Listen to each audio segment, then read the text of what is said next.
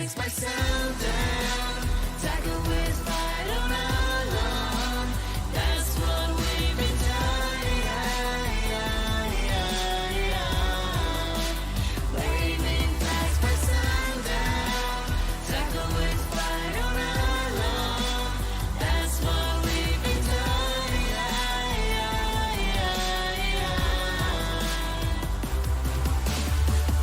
Yeni sezon yeni heyecan bu takımı bu bark inancıda.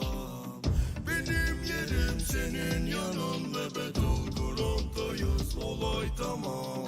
عيوبنا مفضوحة هربت خلعت كسرت في الابواب فريقي جاهز حاضر متمكن من كل شي عقبات رح كون الشخص الوحيد اللي باقي اقوى من هيك مقلع ملك وماشي متربع على عرشي ما انا هيك PUBG واجبتي صفقة تمت في علمي من تاني موسم يا عيني تحفيز وتطوير لاني زعيم عظيم من 4 سنين بلا وحدة لوحدة برسم باسمي للمهرج ودورنا ارض كامل التسحين Satu persatu jatuh, collect another one. Kuasai lapangan, sing ada lawan. Jangan tes, coba les, guess. Langkah gue tembakan masuk, nadi gue SS. Gue bisa tahu musuh kena mental, main pada panik, nyali pada mental. Squad selalu siap, beda jam terbang, raja terakhir, makan ayam bang. Pada camping, modal scoping, banyak setting, lama looting, lupa healing, pakai karbin, gila ranking, gue last king.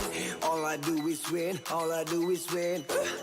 Bendera putih, lo yang kibarin, taking over the game, squad lain gue ratain, biar history winning streak, gue yang jelasin. Wow, bandeira se movendo ao pôr do sol, eu enfrentando a batalha sozinho.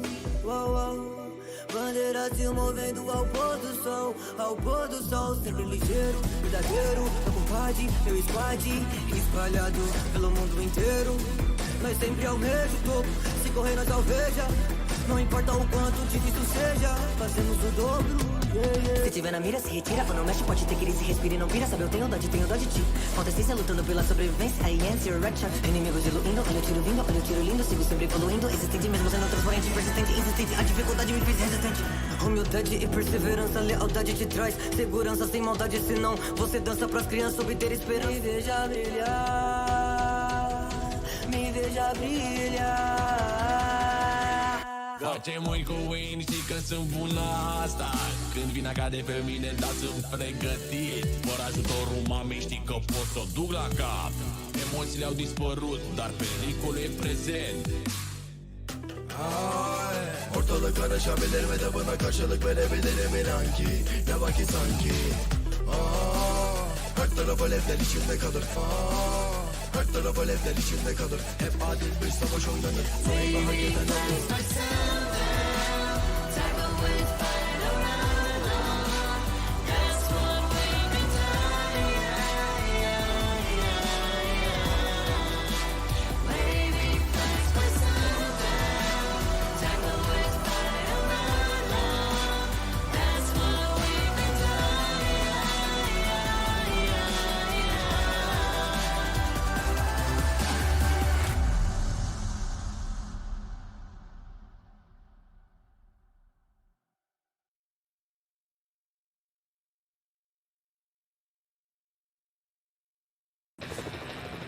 Dear PUBG Mobile players, hello! There are many changes in store for you in PUBG Mobile 2.0.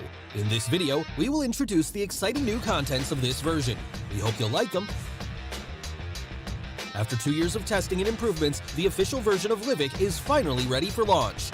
We've kept the fast-paced battles of the test version, and we've taken another look at Midstein, Blomster, the Logistics Center, Iceborg, and other areas, substantially improving their look and fully optimizing their layouts.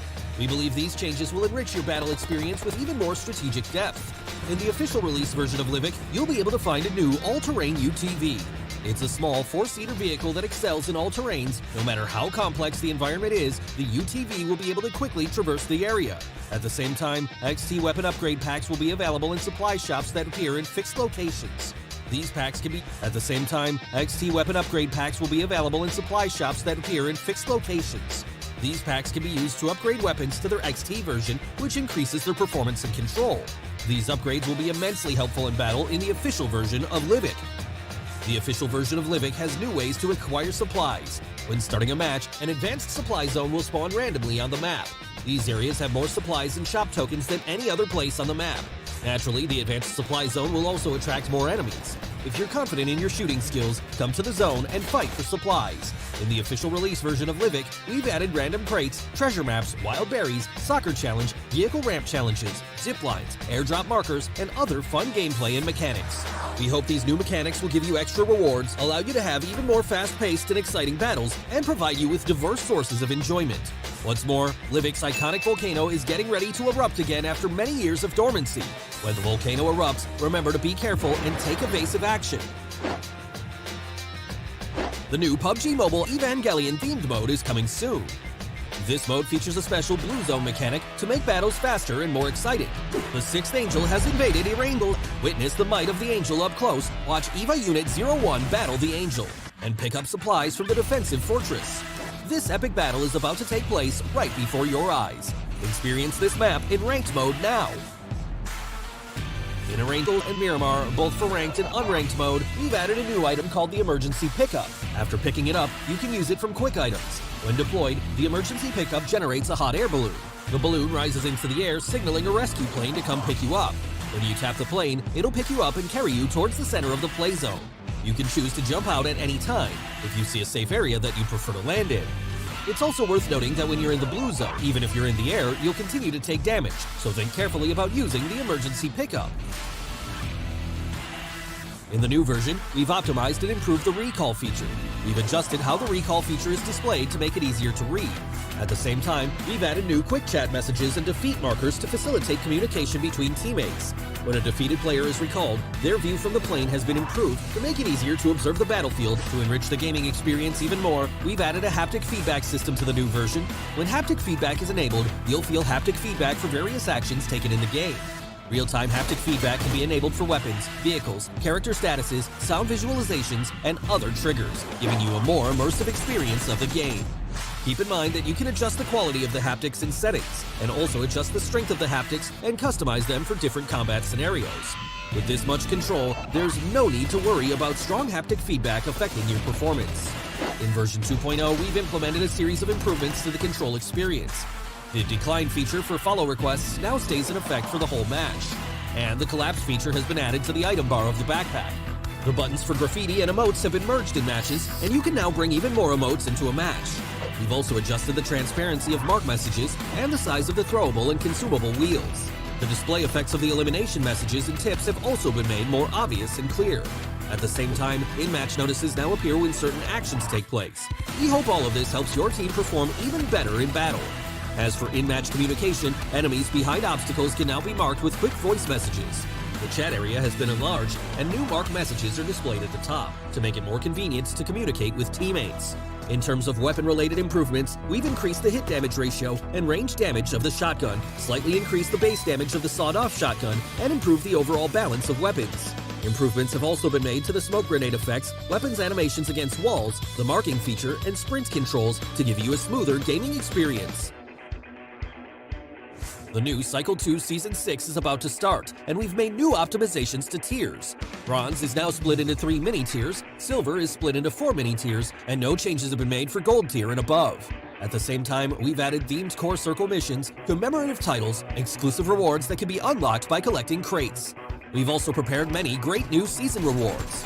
Best wishes for ranking up and winning more rewards in the new season. And don't worry, we haven't forgotten about Cheer Park. In the new version, we've added a mini soccer field and a 4-seat wingman to Cheer Park. Invite your friends to experience it together.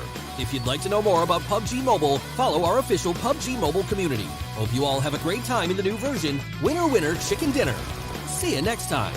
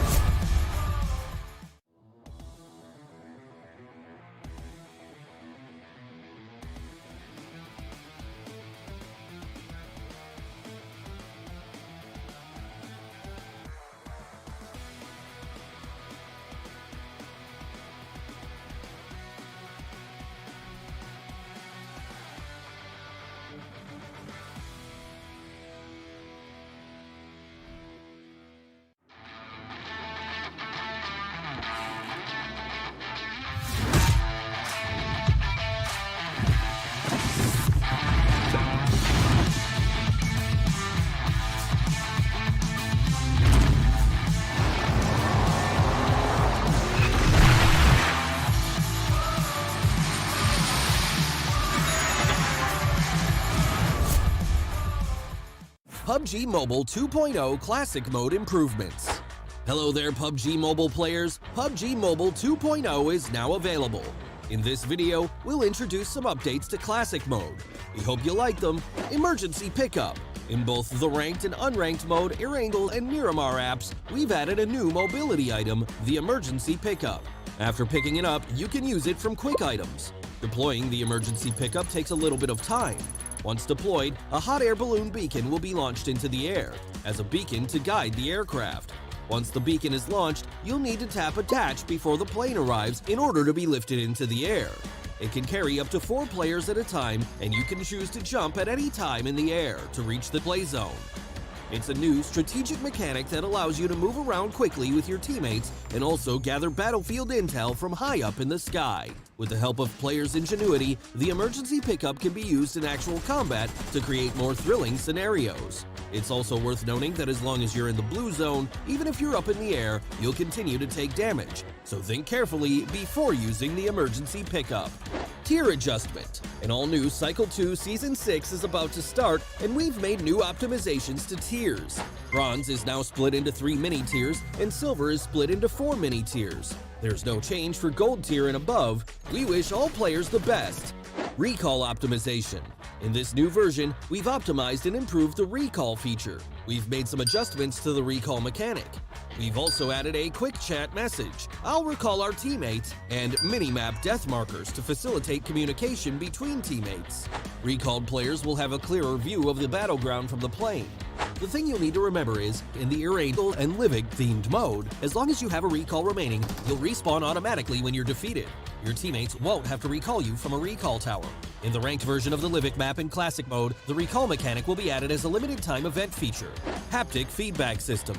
In order to enhance players' immersion in the game, we've added an interactive haptic feedback system to the new version.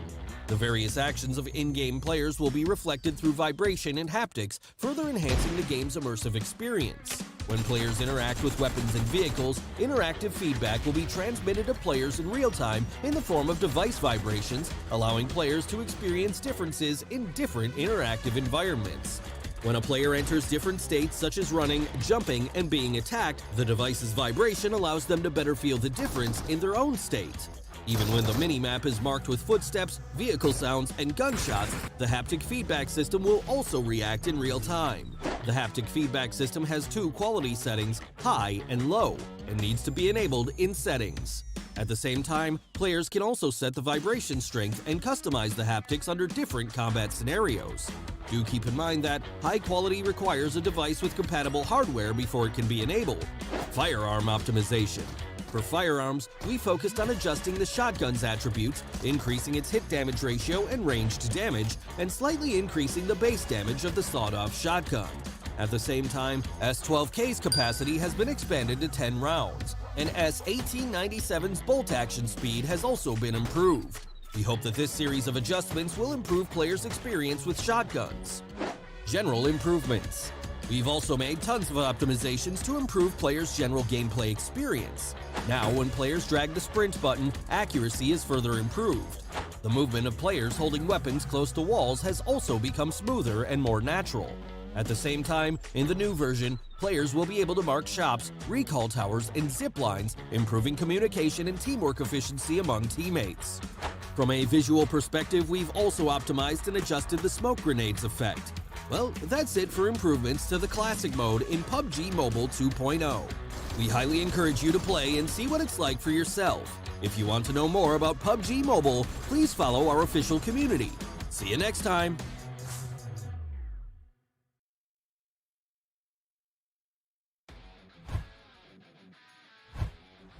In PUBG Mobile, in order to take on the various battleground environments, it's crucial to have a vehicle capable of traversing any terrain.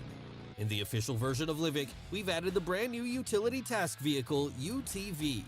So, how does this vehicle perform in the game? Today, let's compare the UTV with Livik's other commonly used all-terrain vehicles, the buggy and monster truck. We're sure to help you decide which vehicle to use.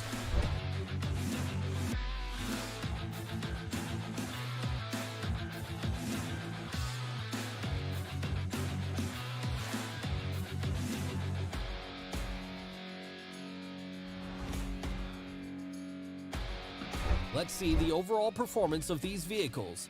The buggy is quite small and compact, which gives it exceptional handling. During intense chases, its agility provides a firm sense of security. The monster truck has a tall chassis with massive tires, enabling it to traverse rugged terrain with ease. The UTV has overall great performance and is very practical. Its spacious interior makes it convenient for large teams, whether it be paved roads or the wilderness. The UTV can smoothly carry your team to any desired destination. The all-new UTV has a fairly compact frame, plenty of passenger space, and excels in all terrain. Whether it's rugged mountainous terrain or narrow streets, or in the middle of an intense firefight, it's a reliable means of transportation. It might just be your ticket to the final circle.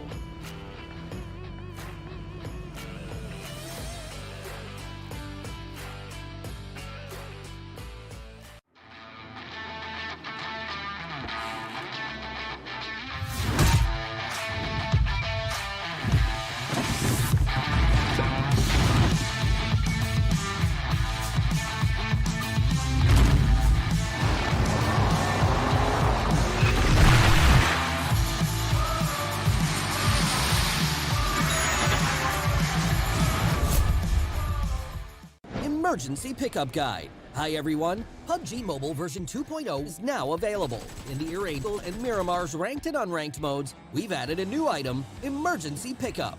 In this video, we'll take a look at the Emergency Pickup to help you get started. The Emergency Pickup is a consumable that can help players get to the play zone quickly. It can carry up to 4 players at a time and can be found at various resource points on the map. After picking it up, you can use it from quick items. Deploying the Emergency Pickup takes a little bit of time. Once deployed, a hot air balloon will be launched into the air as a beacon to guide the aircraft. That's why it needs an unobstructed space, away from buildings, vehicles, and other environmental obstacles. It will take a while for the rescue plane to reach your location, so you and your teammates can approach the pickup while waiting and tap the attach button to connect the beacon, thus making sure that you're ready to fly. When you're on the rescue plane, you can detach and jump out at any time.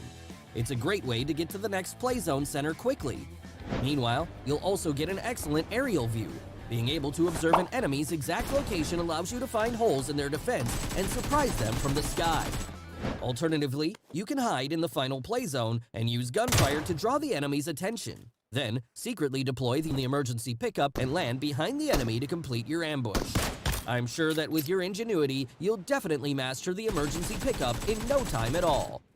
But of course, high returns always come with high risks. The hot air balloon that comes out of the Emergency Pickup will be a very obvious sight on the battleground, so remember to clear the current area first or make sure you're safely concealed before using the Emergency Pickup to move to another location. Otherwise, your location will be easily exposed, and your enemy will have a chance to corner you.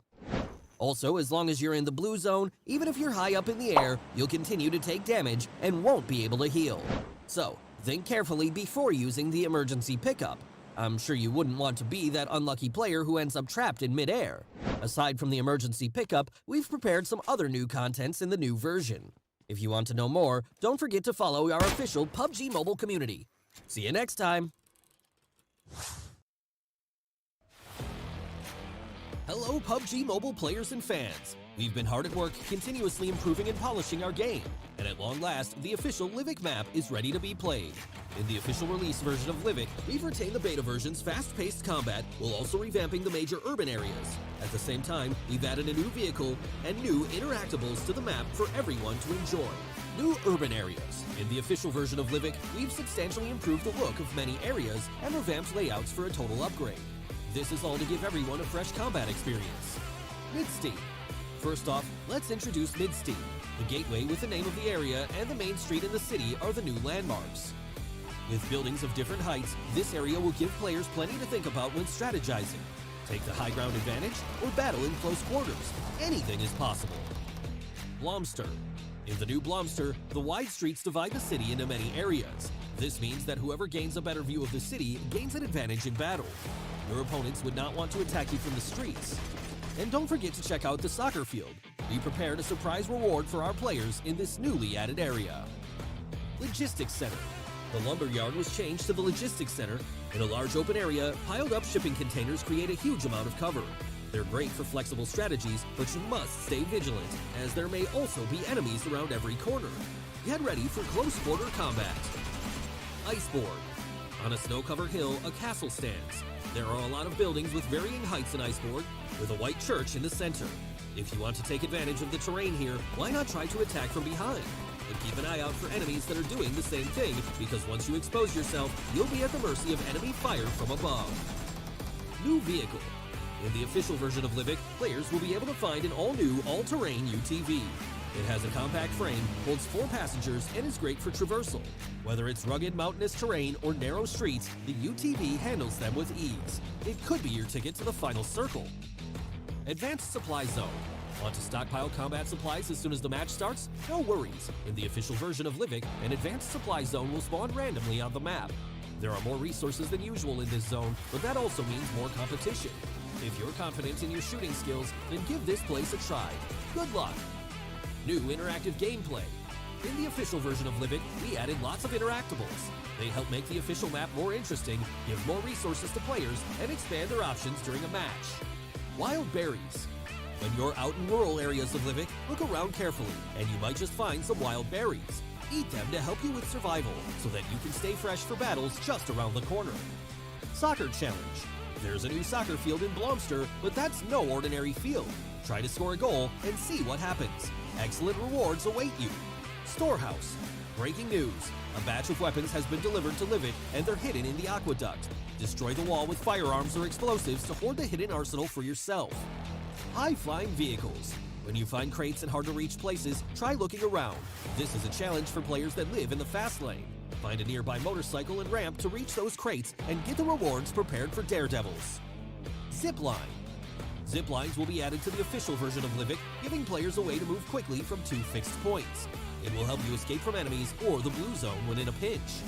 Random supplies and treasure maps. In the official version of Livik, equipment and item crates will spawn randomly, giving you more ways to get items.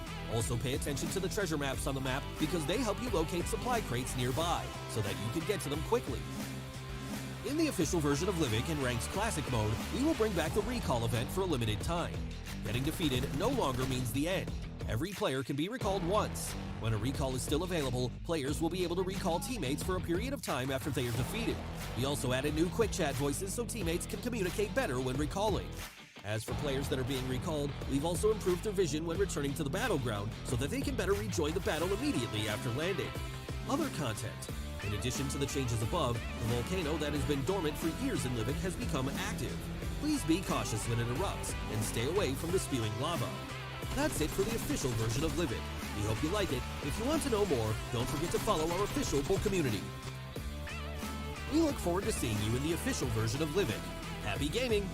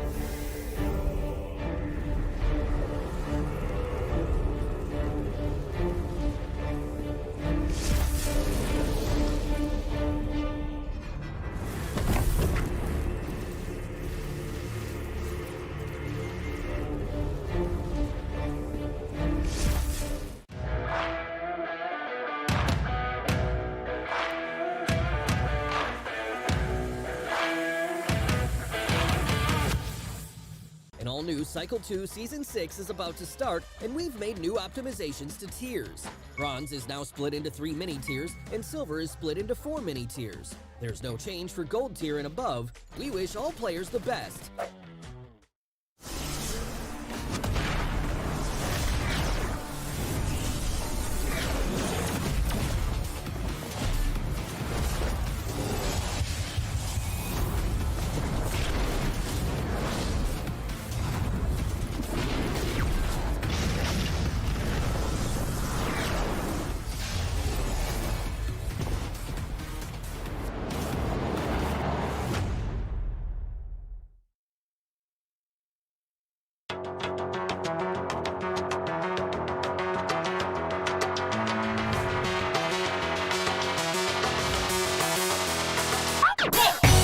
PMPL Mongolia is stepping in.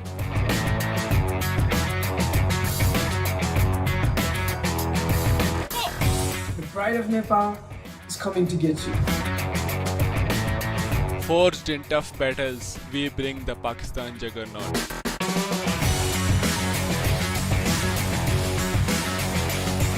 It's time to conquer Southeast Asia.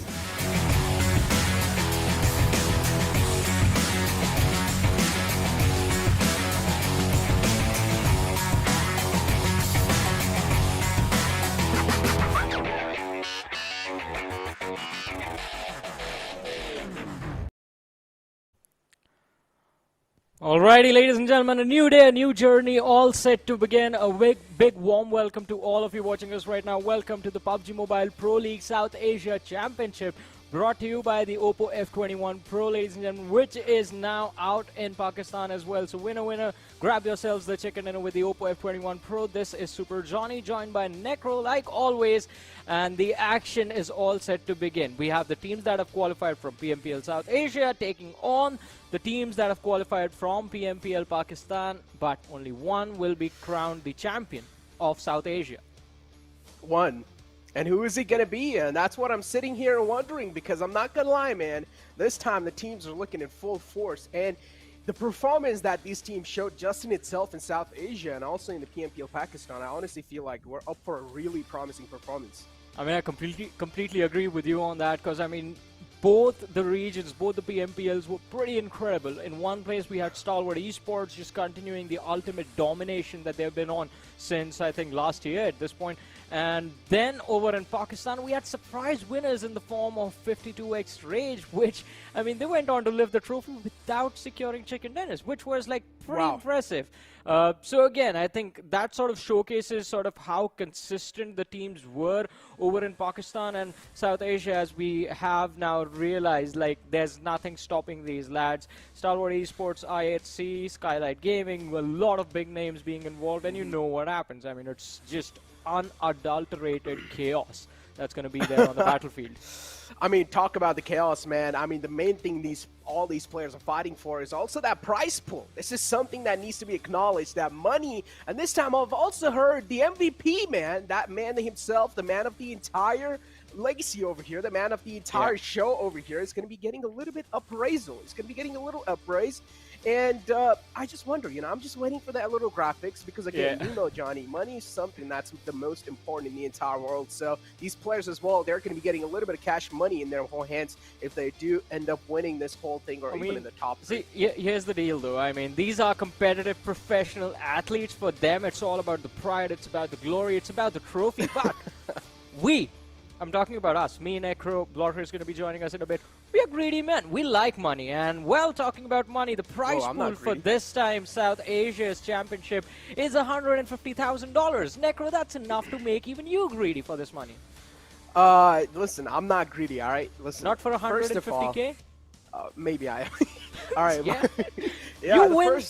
You finish first, you get $40,000. Yeah, that's quite insane. And as I said, the most valuable player of this entire PMPL South Asia Championship will be getting $2,000. Now, if you guys remember, in the PMPL South Asia, the MVP had $1,000 for himself, but this time it's $2,000 for the MVP himself. So that's quite a lot of money to just wrap up all the way in his pockets. And if you're going to be one of those players who's going to be wrapping up with a lot of elimination points, and not just that, it's pretty much, I think so if I'm not wrong, it's the average of all the overall stats that a player has, and that's going to be combined into each other, and then the MVP will be shown in front of us. But yeah, overall, frags are something that really stands out for me in general. But point structure for you guys, it has been the same throughout the entire year, but it's still, if some players are new here, or some people are new here in general, here you go. First place, of course, getting 15 points, which is the chicken dinner. Second place getting 12, third place getting 10, fourth place getting 8, and then fifth, 6, and of course it keeps on descending down until that one elimination, 1 point marker that comes into play, and that's something that's going to catch everyone's eyes. Yeah, I mean, definitely, and it is going to be pretty incredible to see those individuals, those teams, well, kind of revealed in front of us at the end of our journey. But ladies and gentlemen, we're talking about the teams right now. Squad rosters in front of us, and starting things off, one of the best teams from South Asia, Stalwart Esports. Again, always entering all the tournaments that they play as the top contenders to lift the trophy, and this time it still remains the same. But the competition that they're going to face, it's going to be quite intense, because we saw Deadeyes Guys and Train to Kill also sort of find their own form during the PMPL South Asia this time. Yeah, exactly. Especially in the grand finals. I honestly feel like their performance just spoke volumes about themselves. Deadeyes Guys is one of those teams that has always lacked glory for some reason. They always end up in second or third place, and Deadeyes Guys, they just end up in such close quarters as well. So Deadeyes Guys, for them, this has to be a revenge story. This has to be a redemption story. On the other hand, Stalwart Esports, they will need to keep defending the title that they've got themselves in the PMPL SA Championship. And not just that, we cannot really just ignore the fact that there are a couple of more teams coming in from the Pakistan region itself. That means we have teams like TUF joining us, 52X Rage that actually won the entire thing. Then we have TUF, as I said, Salt I8. Then we also have the Grounders, and we also have Regicide and Freestyle. These are the 6 teams that are going to be joining us in the PMPL South Asia Championship. Yeah, but you forgot one name, a name that's going to make the most impact, I feel, this time, and that is I8. And specifically, Crypto. Again, we've heard quite a lot what Crypto has been up to, like the incredible feats he was able to accomplish this time in the PMPL Pakistan. But now it's a new stage, it's a new set of players that he will be facing, and not necessarily new because he went up against them. I mean, he has been facing them in the previous PMPLs as well, but this time the stakes are higher. Yeah. And moving forward with the lineups, I mean, we do have Skylightz Gaming, Esports, DRS, and JyanMaara as well. JyanMaara have been pretty incredible. I mean, we did see a little bit of inconsistency from their side, but as far as securing those placement points are considered, JyanMaara, they do a pretty solid job. Yeah, JyanMaara is one of those teams that actually stepped things up quite a lot in the final moments of the days as well, and JyanMaara has just came out really strong in everyone's hearts as well, because in the actual league play stage, we never thought JyanMaara would be even able to qualify, and then coming inside the grand finals of PMPL South Asia, JyanMaara just throws a huge curveball and end themselves up on the top 5 of the entire PMPL South Asia, and that's quite impressive in itself. Then you also have Phantom Esports coming in this time, Mad Max, Vexy, these players who saw them play in the past as well. They also have a lot of confidence, and not just that, a lot of experience backing them up too. And as I mentioned, Salt I8, this is one of those teams, of course, I am really going to be eyeing out for, because again, I was not the one who was actually looking out for PMPL Pakistan. I was not the one who was actually casting it, so I do want to see what kind of performance or what kind of stats this team's going to be putting on, because I've also heard they've gotten like a couple of upgrades on their side as well, so I do want to see how those upgrades are going to be sticking out for them. I mean, so here's the thing, Necro. I mean, we always knew that I8 is one of the most aggressive teams in South Asia. And I mean, including Mongolia in this as well. I mean, including Nepal, Pakistan, every single South Asian region that was there. I8 was one of the most aggressive teams. And we keep hearing that they've gotten more aggressive now, and I'm scared to watch what they're going to bring to the table. But along with that, we do have the legends returning. Freestyle. Now, this is a name that at one point, I remember it was the year 2020, and Freestyle was the team that put the PUBG Mobile scene of Pakistan on the map on the international stages, and I guess they are here to repeat the history. It is going to be quite incredible to watch these lads, especially Tyrant being a part of Freestyle as well. I mean, it is going to be quite exciting to watch the lad perform and step into the battleground once again. But apart from that, I think, again, it is all just speculation right now. from our end as well. We are just trying to figure out what is going to happen. But hey, it looks like we need some help, right? I mean, we can't do this by ourselves. So, ladies and gentlemen, joining us to help us with our predictions, it is going to be Erangel from Team Freestyle. So, Erangel, welcome to the show. How are you doing, buddy? I'm fine. How are you guys? We're doing fine. We're doing absolutely great. So, Erangel, man, how are you feeling moving inside the South Asia Championship? Actually, honestly, we are feeling very great. We've been trying to pass the Pakistan level from the past 1 year. We tried in the PMCO Spring Split 2021, then we tried in the PMNC, then we fought in the Fall Split. We couldn't make it, but this South Asia Championship, and it feels great. I mean, but in doing that, do you feel some extra pressure on you? I mean, because freestyle is a name that has a legacy behind it. So being a part of a lineup like that with a certain set of legends that are there in the lineup as well, does that put some extra pressure on you, or are you like always like very chill inside the game and you know what you have to do and you're comfortably able to do it? Actually, we have had many roster changes in the past, but I think we are all chill together, and it feels great that we are here, and yeah. I mean, talk about chill moments, right, man? I mean, I'm not gonna lie, you look pretty chill yourself. You look like you're gonna have a great time in general, but let's make things a little bit real here, all right? So freestyle coming inside, what do you think? How your team would be able to perform on a reality check, if you'd like to give it, and what do you think how freestyle will be able to stand up against some of the teams from the South Asia? We have been playing scrims with these teams from the past 2-3 weeks, and we've been reading them a lot, their rotations, their gunfights, the 44 fights, and actually we have been winning a lot of 44 fights with T2K in Minas. That's our drop, and so yeah, we're ready for this time. Well, I mean, Erangel is ready, his team is ready, but now, Erangel, now time for the real talk. I mean, Necro, what he asked was about the game. Now it's time for predictions. So are you ready to predict a team that will be sitting... Well, all right, I'll make it a little bit easy for you. I'll give you the top 3. So team sitting in the top 3 at the end of the day. First of all, my team Freestyle. Then I'm going to go with Stalwart Esports, and then with Deadeyes Guys. And out of these 3, who do you think will be sitting on the first? Are you going to go with Freestyle? Yes, absolutely. That's what I wanted. I want to see some confidence. And of course, we do have a little bit of a challenge for Erangel as well. We are not going to give him free predictions. No, that's for us. Yeah, so, Erangel, if you fail, you have decided to do some push-ups for us. Is that correct? Yes, I'll do it. Definitely. And how many push-ups are we going to get? As many as I can do. Ooh, a max set. That's going to be exciting to watch. Yeah. So now I think you are probably going to be hoping that you guys finish on top, so no workout for you in the evening. Yeah.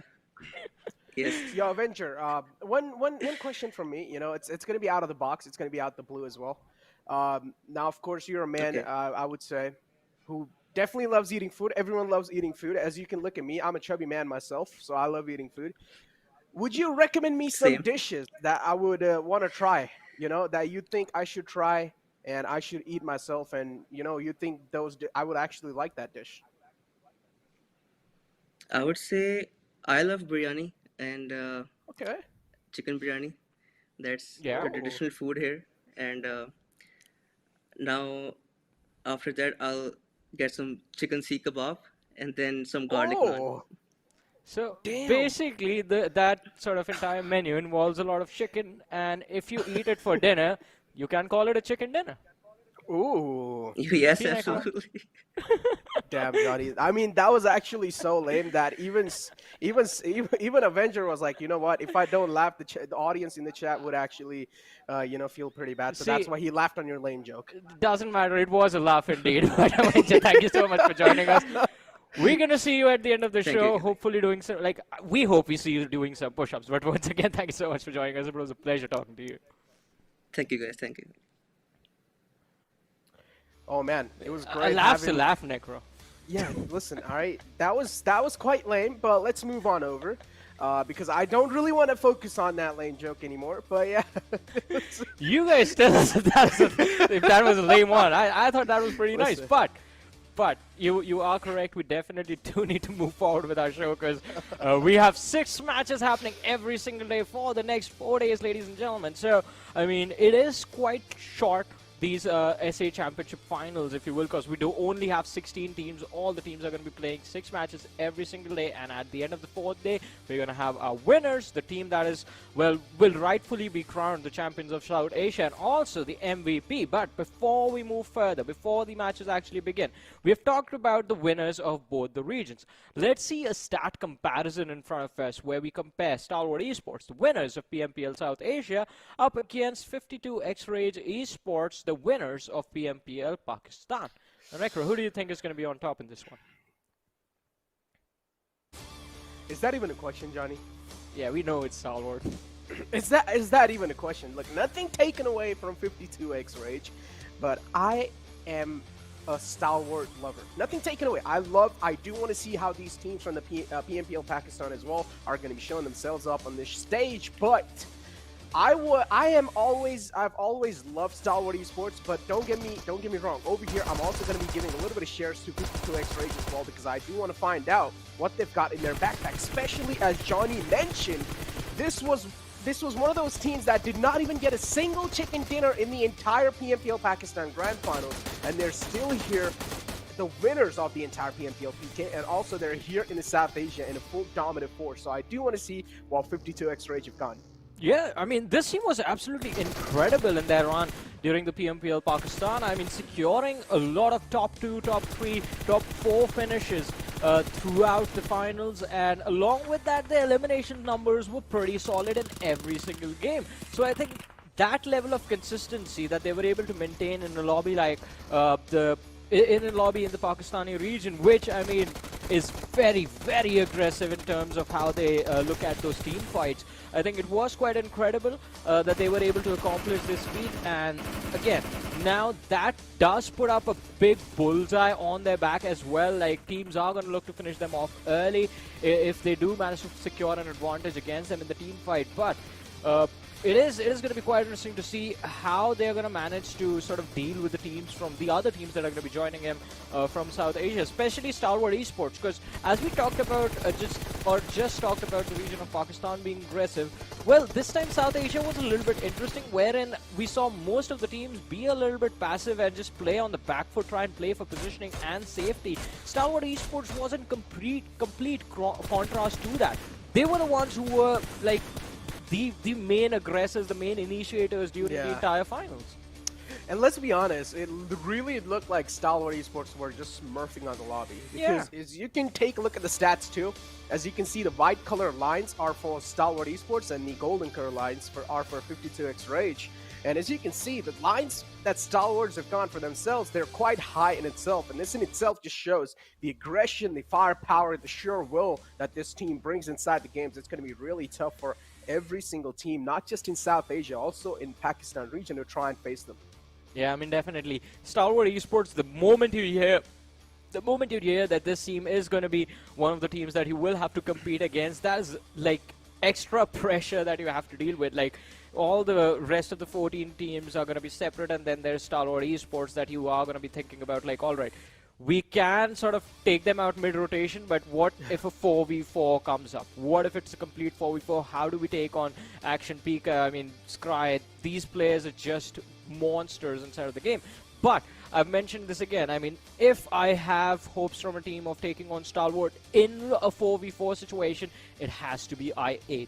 I mean, that team has amazing, phenomenal level of firepower, and again, with the way Crypto and Uzum sort of brought their game to whole different levels, I think it's going to be quite interesting to see. I would love to see 4v4s happen out in the open. I mean, hopefully the first game we do have a Gatka circle, so this is the first time you're going to be like hearing me pray for a Gatka circle, but I want the day to start in an interesting way. No, I want a military-based circle. Come on, man. That's like one of the most interesting circles in the entire game. Because again, you talk about military-based circle, but hold on, right? we have a little bit of rewards for you guys. So we have a viewer goal. If we do reach the mark of 100K watching, and not just 100K, we also have a little bit of milestones below that as well. But 100K is going to be the maximum one. We're going to also give up some nice in-game cosmetics. And why not? You guys would want to have your chance on that, right? So make sure to share the link of the stream on PMPL South Asia. And make sure to share the stream with your friends, family. Even if your parents are just sitting home doing nothing, just be like, hey, open up your phone, just watch this, okay? Just let it run. Just let it run on the side. I mean, I was just going to say open the broadcast on their phone so that we reach the milestone a little bit quicker. And just like, So, as Necro mentioned, there are milestones. So the first one is 50,000, the second one is 70,000, and then there's the 100,000 t-shirt that's going to be there. So that is something that I think it's going to happen throughout the next 4 days. But we did hear Avengers' prediction, and being from Freestyle, he was quite confident about his team. But Necro, now it's our turn. Listen, all right? Listen. Yeah. I'm going to backstab you here, Johnny, okay? Wow. I'm actually going to backstab you here.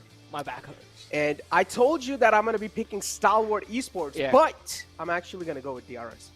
Oh, you're going to be... well, that makes things easier for me. I thought you were going to pick Stalwart and then I would go for I8, but now since Stalwart is I'm left, going for the first I'm going to game, pick Stalwart Esports. First game winner will be DRS. That's what I'm saying. Yeah, Stalwart Esports, they never have a good start. That has been the thing. The first... I mean, they've had a few good starts in a few tournaments, but that was a while ago. I mean, we've always seen them take the first game as an opportunity to sort of try and figure out exactly what the other teams are doing, and then from the second and third game onwards is when we see their true colors. But hey, I'm going to be hopeful. Hopefully this time they start off with a chicken dinner. So, I mean, that's going to be Necro right there.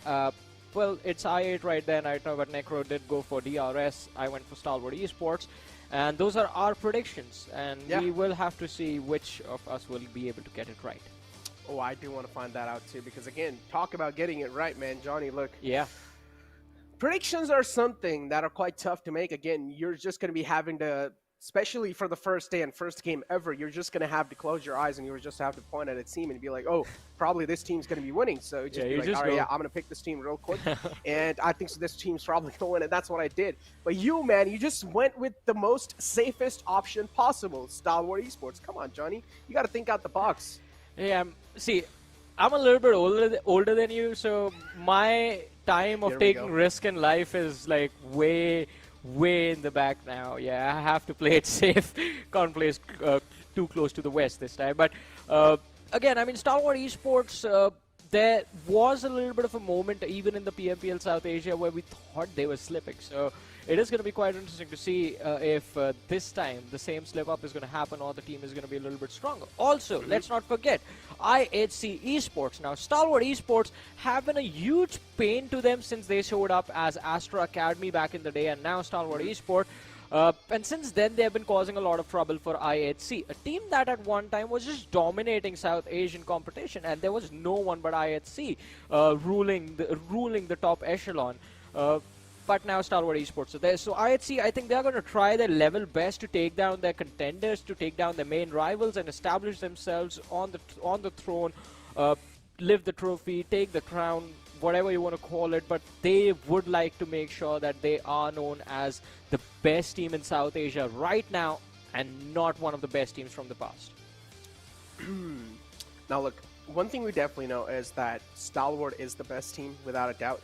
Seal, though, is something that is really going to be kind of like a question mark for me, right? Because they lost my trust when they actually, I mean, they did absolutely phenomenal in the league stage, don't get me wrong, but then coming inside the grand finals, they were not even seen anywhere close to the top 3, right? So Seal is always going to be a question mark for me. I don't exactly know how Seal are going to be performing, but if you ask me the individual talent that this team has, the roster that this team has, indeed a really solid roster, but sometimes we do see them having a little bit of trouble gelling with each other up. But hey, I'm sure as time passes by, they're probably going to be able to get rid of those jitters and move on forward and put on some great performances. But as we talked about the Giants, the Goliath, Stalwart Esports, they're going to be a big threat in the lobby for every single team.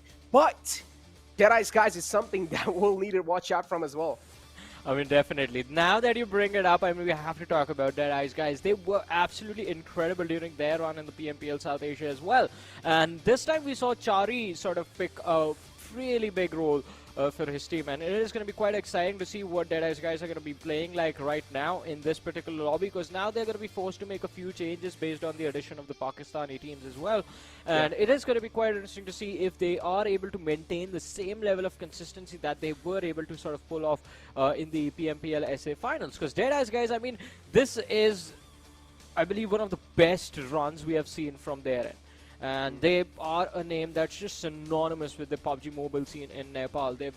They have their own legacy in the Nepali PUBG Mobile scene, and it is going to be quite interesting to see exactly what now the transition is going to look like. Deadeyes Guys, since from being in a point where you know they would qualify, but when it came to the finals, we would see them in the middle of the pack. Now there's an actual possibility for them to just go on lifting trophies one after the other, because the team is just looking very solid.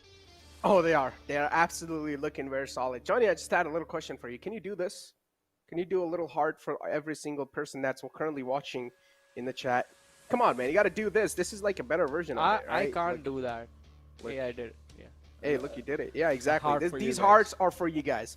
The people that are currently watching in the chats. And again, we also have something to give back to you guys. I'm going to be going over it again. If we do reach those current milestones, the first milestone is going to be starting at 50K live watching. If you guys do get us to 50K, we're also going to be giving away a little bit of in-game cosmetics, but the maximum milestone reach will be 100,000 watching. If we do reach there, we're of course going to be giving some more great in-game cosmetics, which is going to be a great, nice shirt. And along with that, I mean, those are the giveaways that are happening, but just to make things a little bit more fun for our audience, again, for our lovely viewers, you guys can try to predict and, in fact, vote for the teams that you think are going to win, and we're going to talk about that a little bit later in the show when we are actually in the match. So, but to do that, you have to make sure that you're tuned into the PUBG Mobile Esports South Asia's official broadcasting channels, and that is where the whole prediction thing is going to happen. And again, the milestones are going to be important. But I think at this point, Necro, the fans are also going to be waiting for the show to start and see their favorite teams in action. Talk about seeing the favorite teams, man. Well, here we do see the bumper rolling up, and I'm pretty sure soon the game's going to be starting, ladies and gentlemen. So just fasten your seatbelts, because the plane is going to hit the deck soon. As you guys do see the players as well, just getting their game faces on. They're ready. They're locked in and loaded in their devices. We're probably going to be moving on over to the first game of the entire PMPL South Asia Championship, where the plane fly path's going to be starting all the way from the side of Georgia Pole and ending all the way towards Kameshki. Johnny, man, I want to see how this one's going to be ending. Oh yeah, I mean, this is the start that we wanted, because now two of the biggest names are going to be struggling to find their favorite drop spots. I'm talking about Skylightz Esports and Stalwart Esports, who do like to play from the military island. I mean, Skylightz Esports in this sense have been a little bit more adaptable. Stalwart Esports, they are quite stubborn about starting from nowhere up north. So it's going to be quite interesting to see exactly if we have a drop clash happening in the early stage of the game. But Skylightz Esports, as I said, the adaptability factor comes into play, and they are dropping towards northern Georgia Pole City, along with the players from TUF and IHC. IHC, like always, have gone for the Georgia Pole area, but Freestyle, now look at that. They drop towards Gatka. It's going to be quite interesting. Now, it all comes down to where the first circle is going to be. Oh, that's what I want to see too. Imagine like a complete southern circle. It's just going to catch all these teams off guard, because again, the plane fly path is completely all the way from the northern side, and if it's a southern circle, then teams will have to struggle quite a bit. So if I'm not wrong, IIT is one of those teams that likes to go towards the Sosnovka military base, but just because of the plane fly path, they are not going to be able to go towards there, so they will probably have to readjust their drop location, and they will have to just figure things out on the fly. But yeah, it is a military circle, Johnny. My predictions are right. Let's go. Wow! Now this is just going to be incredible. The first game, the flight path is towards the north, and we do have the circle towards the south. It is going to be a fight for the early control. We do have the players of I8 and DRS already moving towards the farm area, but towards Gatka is where there is a very massive cluster of teams. Phantom Esports, they're going to be there. We have our Regicide joined by Freestyle, and then there were another set of players towards the extreme western part of the map. But hey, look at this, Stalwart Esports. They are here. They look pretty happy. But I think it is going to be a little bit of a trouble in paradise, considering the circle is towards the military island, and Stalwart Esports, they will have to, well, travel quite a lot of distance to get there. Did you notice something different? No. look at the favorite gun, M416. Oh, wow. Pika from Stalwart had his favorite gun to AWM. I like this new implementation. So I think so it's pretty much like what these players like to use and what their favorite guns are, but I'm pretty sure the majority has to be M416 without a doubt, because that has been the meta since a really long time now. And moving on over to Deadeyes Guys. Oh, UMP 45, of course. How can we forget the deadly UMP? Oh, yeah. How can we do that? I mean, this weapon has been a nightmare of sorts to everyone in the competitive scene for almost 6 months at this point, and it has just been there. So it's quite interesting to see just other weapons highlighted as favorites for a lot of these players, because you would like rightfully think that in the competitive scene the players would take anything and everything to give them the extra edge, and UMP has been quite prominent doing that. But look at this, Skylightz Gaming. Looks like there can be an early collision between them and DRS, as Skylightz Gaming are going for an early rotation, but DRS did not want to engage, and both the teams headed in the opposite directions. Oh, this is going to be quite interesting because, again, we talked about this, right? Which team's going to be able to be the most proactive and which team's going to be able to actually get the control in their hands first. And look at this. We already do see Freestyle actually getting the first elimination of the entire PMPL South Asia Championship. Ladies and gentlemen, Freestyle are going to get the first blood on their hand, and they're also going to straight up book it down south towards the military base. Now, this is going to be quite interesting because there's going to be quite a lot of teams that'll decide to just camp it out and also get those elimination points for themselves and also stack up with a bit of loot.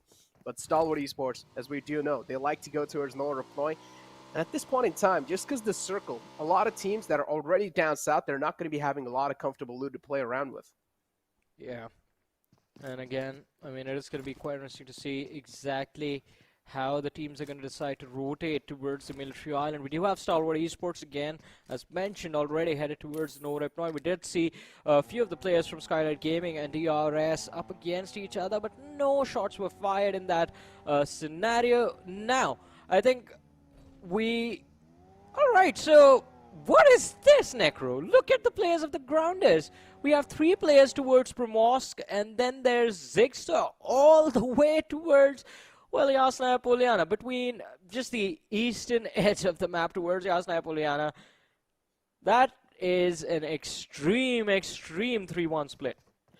And yeah, exactly as we did say, predict who will win this game, and only on PMPL or PUBG Mobile Esports South Asia YouTube channel. You guys will have to predict this. So all you guys need to do is vote space a team tag. For example, TDK.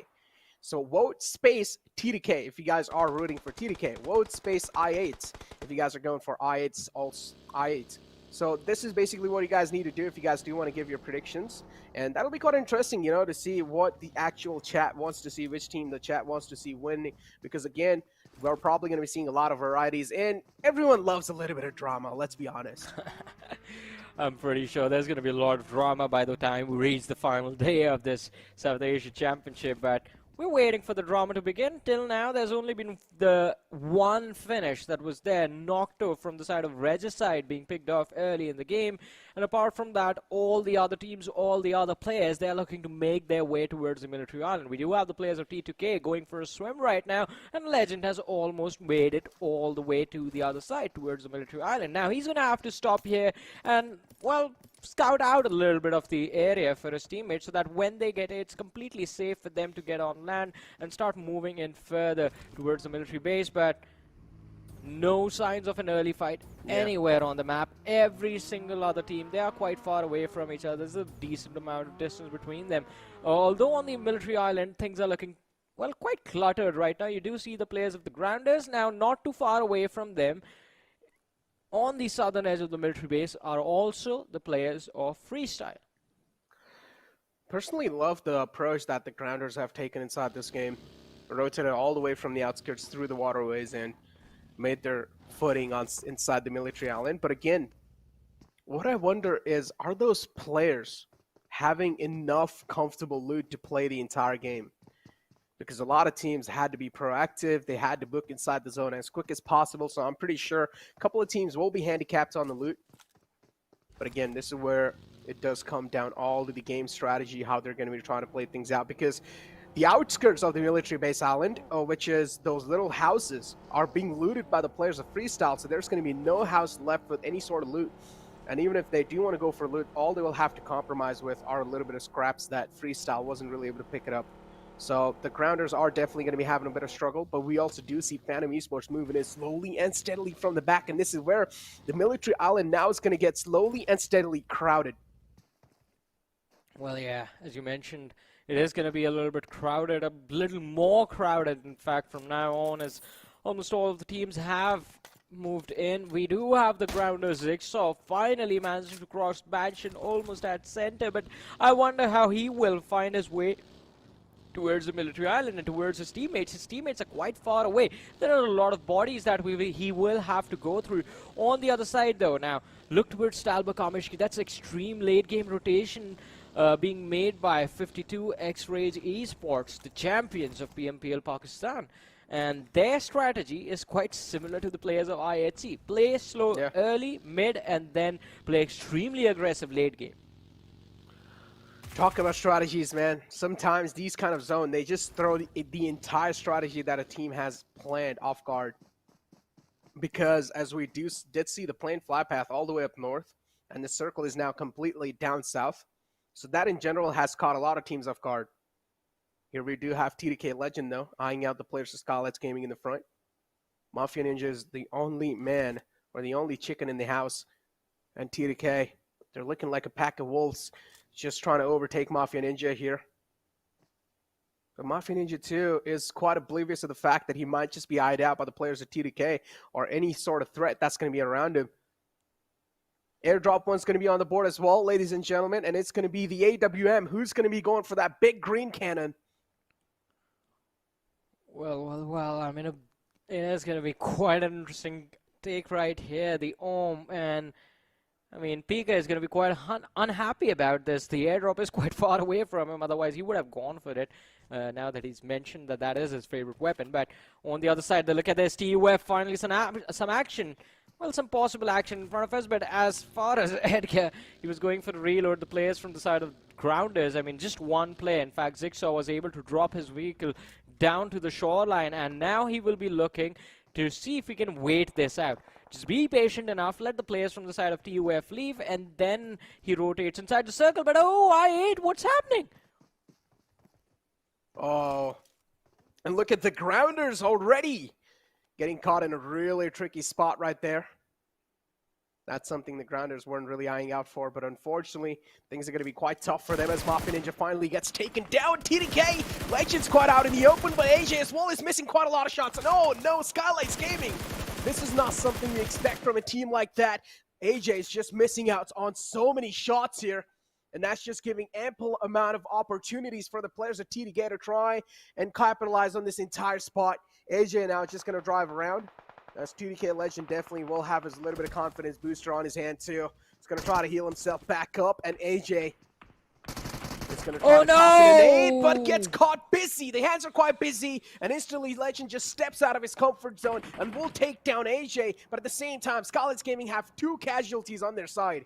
Yeah, the good thing for that play was the fact that Legend was traded out. Otherwise, AJ would have gone down for free, and that was not a good thing for Skylightz Gaming. But now, Jane, he has Nima spotted out in the open with nothing but a rock protect him. And Gyalzin is here. The backup has arrived, but it is complete.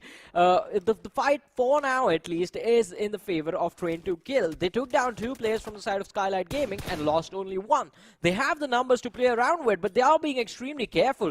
In fact, too cautious at this point. They should have gone for the push on towards Mafia Ninja, taken a gamble of just pinning down Nima with a little bit of suppressing fire, and then made the play from there on out. But giving Gyalzin the breathing space to go for a revive on his teammate now puts the the ball in the court of Skylightz Gaming, and they know how to hit it, and hit it hard indeed. There's the pickup on Jane. Train to Kill, losing 2 players.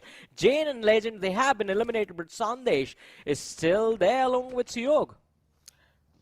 Shifu Sir as well, taken down half HP. And look at this. I8 now against the players of High Voltage. Extreme gets taken out. Not really that great of a news for a team like High Voltage. We'll need to try and capitalize things over here, but If we do take a look at Shifu, sir, he'll finally be confirmed. Deadeyes Guys not really looking that great. As you guys do see, Deadeyes Guys currently have 2 players knocked out, or 2 players being taken out almost. Regicide as well losing out on one of their players. TDK losing out on 2 of the players. But Skylightz Gaming, so far, they're actually looking pretty good. They were stuck in quite a tricky spot, but still they're able to make it out alive.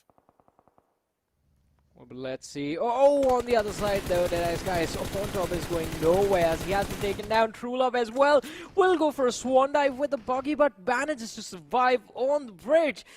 Oh, Leo is going to be quite upset, almost finding the second pickup and, well, pinning down Deadeyes Guys down to the 2-man roster. Now, it is still going to be quite tricky for DE to make it work in the late game stages, but Stalwart Esports, a pretty decent job by them, securing 2 pickups with this bridge camp that they had set up. Now, the crossing is going to be quite open for them. All they have to do is cross over to the other side and make sure they get to the compounds. But the extreme southern shift of the circle is, well, going to be giving a lot of trouble to almost all of the teams on the other side. Regicide in the heat of the action. And we do have Wardrooms on our screens. 1 knock secured. Mad Max, in fact, knocked and finished. But rest of the Phantom squad have arrived. Talk about the squad arriving, though, but this time the circle again is going to be taking another curveball shift. All the way on the bottom right side of the military island, all the teams again are being pushed outside their comfort spots. And this is something the teams will need to try and play around now. As I did mention this, and look at Stalwart Esports having some of the prime spots currently in the zone. But IT against the players of Seal as Demo falls down, one of the starter players for them. But IC will be instantly traded out as well. But unfortunately, this time it's the play zone being quite cruel. And IC wasn't really able to withstand the damage that the play zone inflicted, because already Demo inflicted quite a lot of hurt onto him as Wally now. He does realize he's being overwatched by the players of IT, so IT is not going to let Wally just get out of that tricky spot. Leo, too, realizes maybe it's time for him to take a leave as well. And this is probably the wiser and the most mature option that they have left currently. IT losing out on a player like IC is definitely going to be hurting them quite a lot. Well, but let's see. I mean, they are going to try and go for the push now. IHC stuck in the blue zone. The late rotation giving them more trouble as the circle just keeps moving away and away from them. On the other side, Susan from the side of JyanMaara. Well, quite close to the players of Freestyle right now. Wasi is the man sticking around for a few extra moments, but JyanMaara, they are going for those pickups, and I believe a knock has been secured. Tyrant, he's not knocked out. He's in the water at least for now. Malik, he's trying to see if he can rescue his teammate. Alright, Tyrant was knocked out. Malik going for a revive.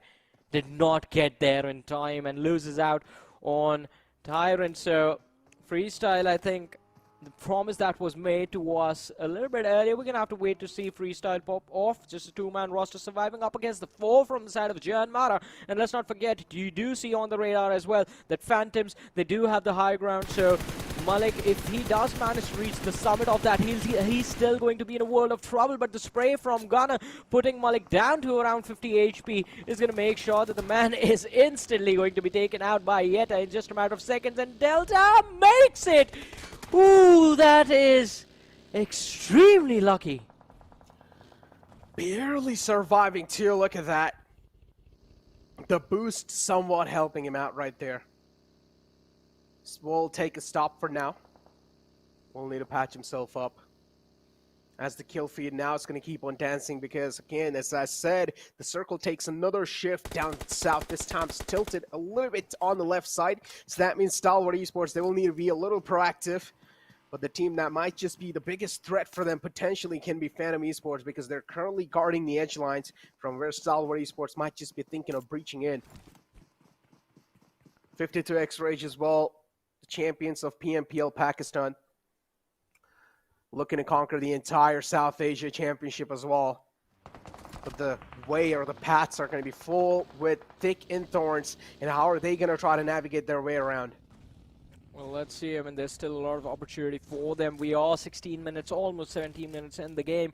43 players alive, 15 squads still remaining. Only one team has been shown the exit so far, and that was the squad of TUF, getting wiped out a few moments earlier. But maybe Skylightz Gaming, they're going to be next as Uzum from the side of I8 does find the knock and the finish from on Nima, and DRS, they have the players of Skylightz Gaming spotted out as well, so they are in a little bit of a sandwich situation, and to get out of this alive in one piece, it's not going to be easy. Indeed, it's not going to be easy. I2, clearly you do see a lot of paranoia on all these teams. Makes a lot of sense too, because the circle has been taking a lot of curveball shifts, and this is something that teams as well will struggle. Look at Reviews barely surviving on a nick of health. I8 now unfortunately getting caught off guard in that open rotation, but they don't have any other choice. Neither wasting a lot of smokes in this early phase of the game would mean quite a lot to them, but they just have no other option left. They will have to utilize all sort of utilities, and that's what they're doing. But Crypto as well finds a nice return knockout on the players of DRS that might just buy some time up for them.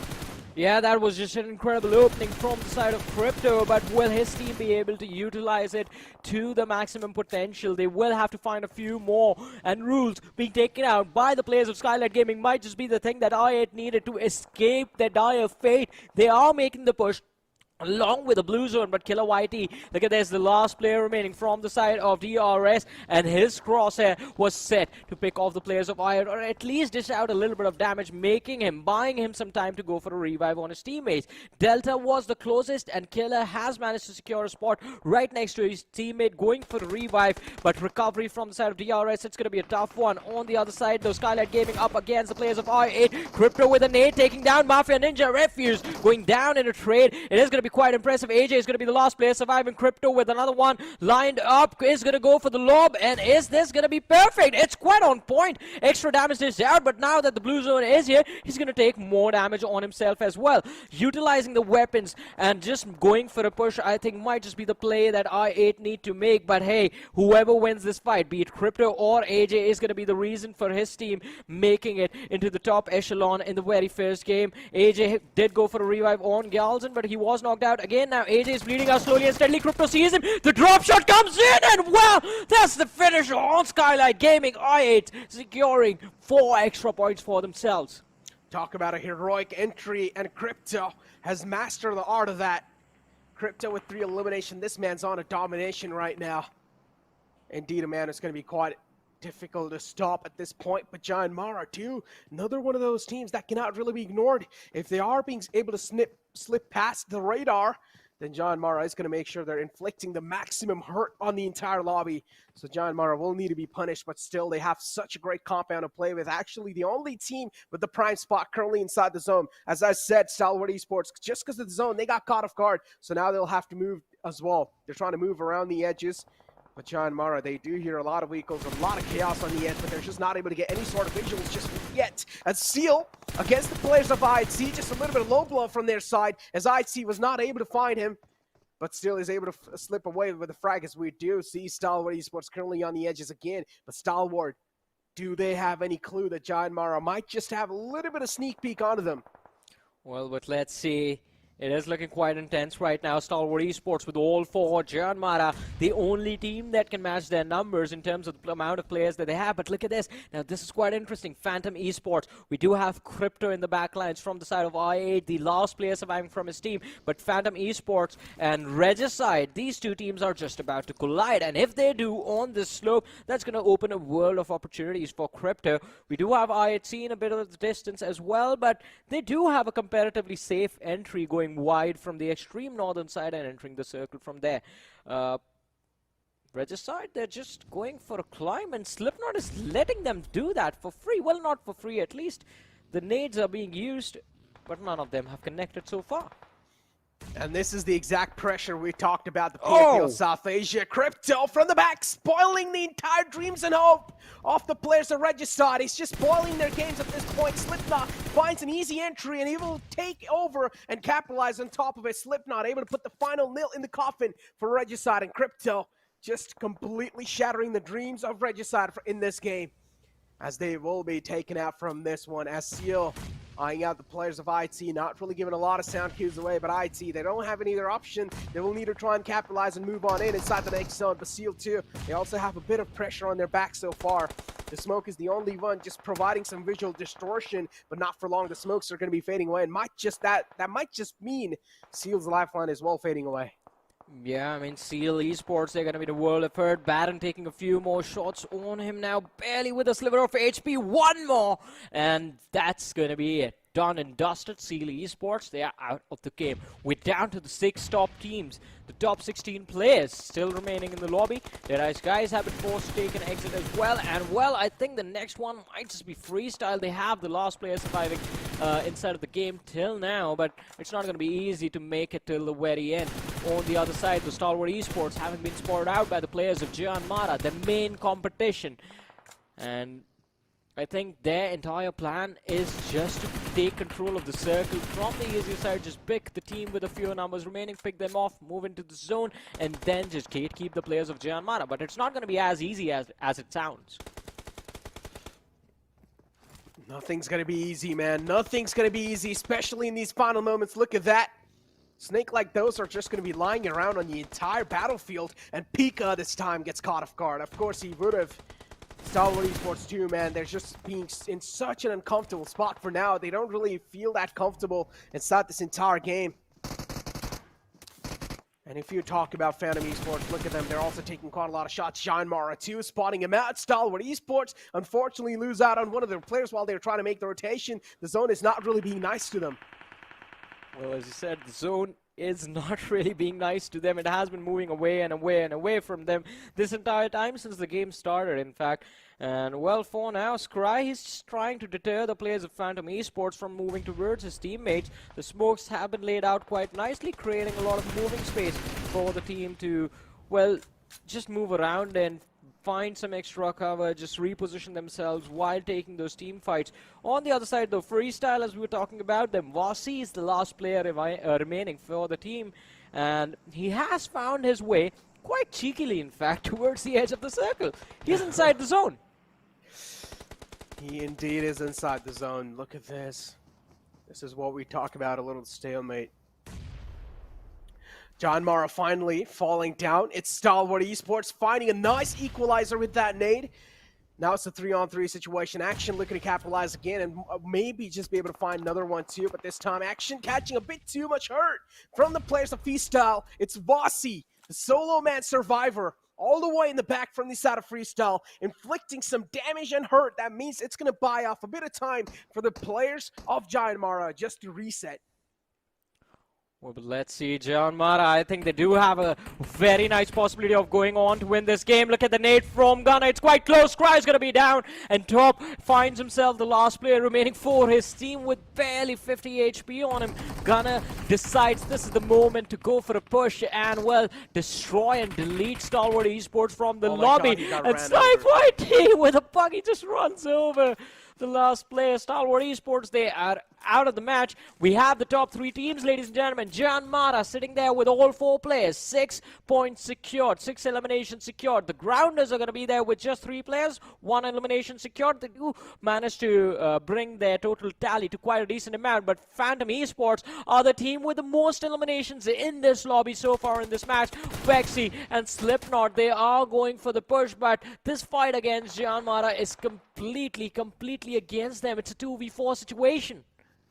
JyanMaara currently is looking in full force. It's going to be really hard for anyone to stop this one, but maybe Phantom has just found a kryptonite as he does take down one of the players. Snipe YT gotten rid of from the lobby, and now Slipknot's position as well is being compromised. But Phantom Esports still, they're just being those nice hunters in the grass. They're not really giving their positions away that easily. Crawling inside the next zone too. All these teams at this point, they've got themselves a little bit of comfort spot inside the zone. A little piece for themselves, but JyanMaara quite spread out wide. I personally do love the spread that JyanMaara has been holding so far, but Slipknot, the nades are crawling in quite close. This one's going to be even closer as Slipknot gets slipped down and gets knocked out, unfortunately. And Slipknot knocked out. This leaves Vexy, the only man alive. A lot of burden on this man's shoulder. Well, definitely there's going to be a massive burden on him, but hey, let's see. I mean, if Slipknot can find the opening, Vexy can definitely use the Grounders as a distraction and then take on the players of JyanMaara. It's a 3 versus 1 versus 2 situation now, since one more player from the side of the grounders has been taken out, and it's up to Sensei and Mr. Black to try and see if they can secure the winner chicken dinner. Well, and then there were 2, ladies and gentlemen. The grounders up against JyanMaara, and that's the finish. That's the game right there. Winner chicken dinner being secured by the players of JyanMaara, the very first game of PMPL South Asia Championship. And well, we did talk about them. They are looking pretty solid, and they deliver in the first game. Exactly. We also touched up on JyanMaara too. This was one of those teams that stepped up on the final moments of the grand finals of the PMPL South Asia, and JyanMaara starting off with full dominating force on the first game of South Asia Championship and getting those 10 elimination points and total points of 25, of course, with the chicken dinner too. JyanMaara talked about a statement, and JyanMaara has just sent a stark message.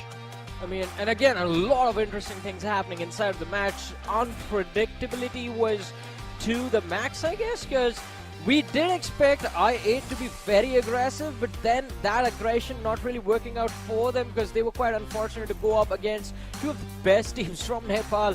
I think was just quite unlucky for the players of I-8. But on the other side, talk about the way I-8C Stalwart Esports had to struggle the entire game. I-8C in particular, the moment they decide, alrighty, we are finally going to start moving towards the military bridges, when the circle starts just moving south and south and south and further away from them, causing more trouble in the later stages. But kudos to the players of JyanMaara. They did a brilliant job using the waterways, water pathway to rotate towards the military island, and then holding their ground quite nicely till the end of the game. Phantom Esports did not expect that level of aggression from Phantom Esports in the very first game, but hey, that was a brilliant run from the team, and I hope they keep the same form going in the rest of the matches. Not just today, but I want to see the same Phantom Esports till the end of the SA Championship. And I'm not gonna lie, I'm not disappointed with the performance that Freestyle showed. Yeah. I'm quite impressed. But hey, Johnny, it does seem like after that nice dominating win by JyanMaara, it's time for us to take a little bit of breather, man, because it has been quite high-octane game. So ladies and gentlemen, don't go anywhere. We'll be right back after this short break.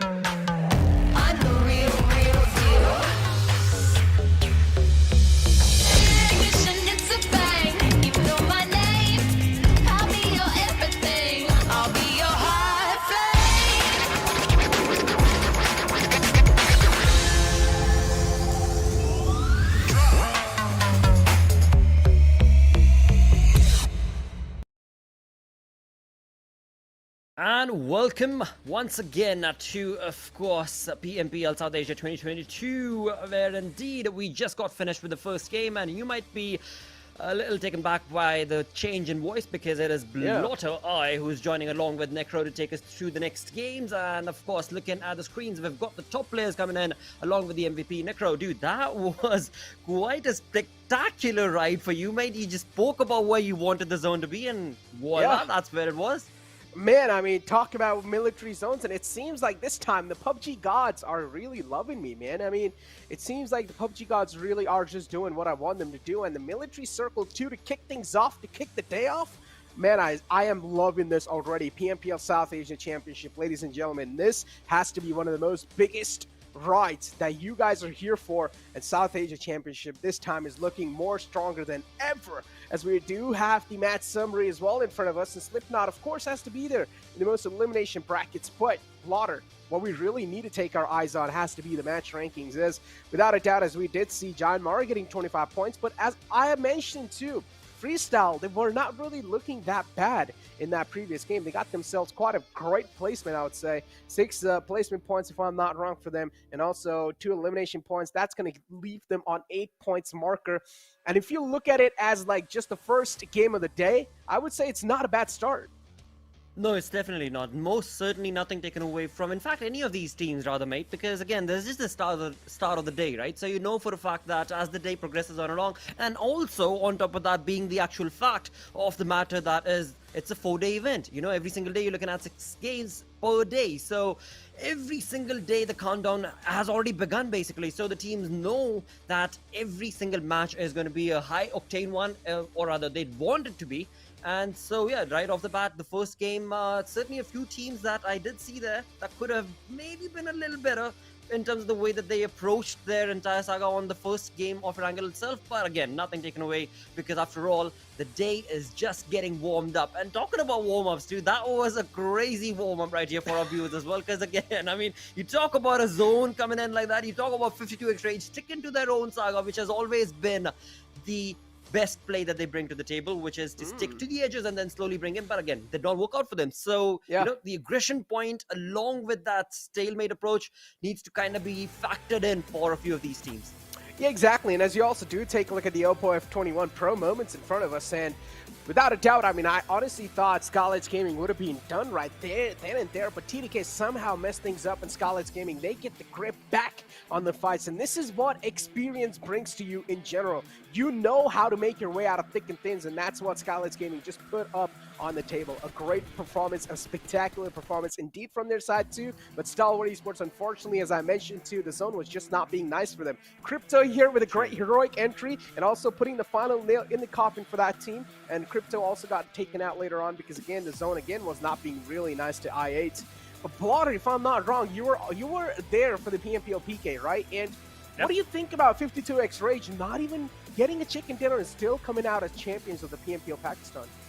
Yo, I just said it, mate. I just said it in a very cryptic sort of a manner, which was basically the way that I've seen 52x Rage play, you know? They try and stick to the edges, they try and stick to the late rotations, and then as they slip in through that Slipknot era, they bring themselves known to the entire lobby with the perfect aggressive stance that they are required to do. But again, I mean, you got to bring in that stalemate level up to a certain degree as well. I mean, you play the stalemate to 60% of the game, that's fine, but then the rest of the 40% of the game, you really need to bring your A game to be able to dominate. And yeah, I mean, it's clearly evident that the teams here, they are not loitering around. I mean, you look at JyanMaara, you look at Phantom. I mean, this was a ludicrous play coming in from Slipknot right there, right? I mean, the team walks away with 9 eliminations, off of which 7 is thanks to Slipknot himself. So a GG play coming in for so many of these teams. Talk about I8 for that matter, right? They walk away with what? I believe 1 or 2 placement point, but have 6 eliminations. So still sticking to their guns is working for them. But in the long run, will it be ideal? That's where I would like to draw the line. But let's see again. I mean, it's just too early to kind of start that sort of a conversation on the stage. That is true. I mean, at this point, it's just the first game, right? And you cannot really make a lot of speculations on that. As I said, the first stage just has to be close your eyes and just point a finger at a team and, okay, probably this team would do good. Because you just have no clue what these teams, what sort of strategies these teams have planned in their pockets, what sort of strategies these teams are going to be keeping just in secret in general in their pockets. But as you do take a look at the entire schedule of the day one, now we're going to be moving on over to the map of Miramar, one of the biggest maps currently in the PUBG Mobile. Blotter, how are you feeling, and what do you think? Are the teams from the Pakistan region, are they going to dominate this, and which team will? Okay, let me take that conversation in 2 folds. First things first, I would like to draw the viewers' attention to what's happening over here on my microphone. And you see this fuzzy little craziness that's going on over here? That's exactly what I'm anticipating on the map of Miramar as well, where indeed, when it comes down to the zone, when it comes down to the rotations, there are going to be certain teams that are going to be looking pretty good.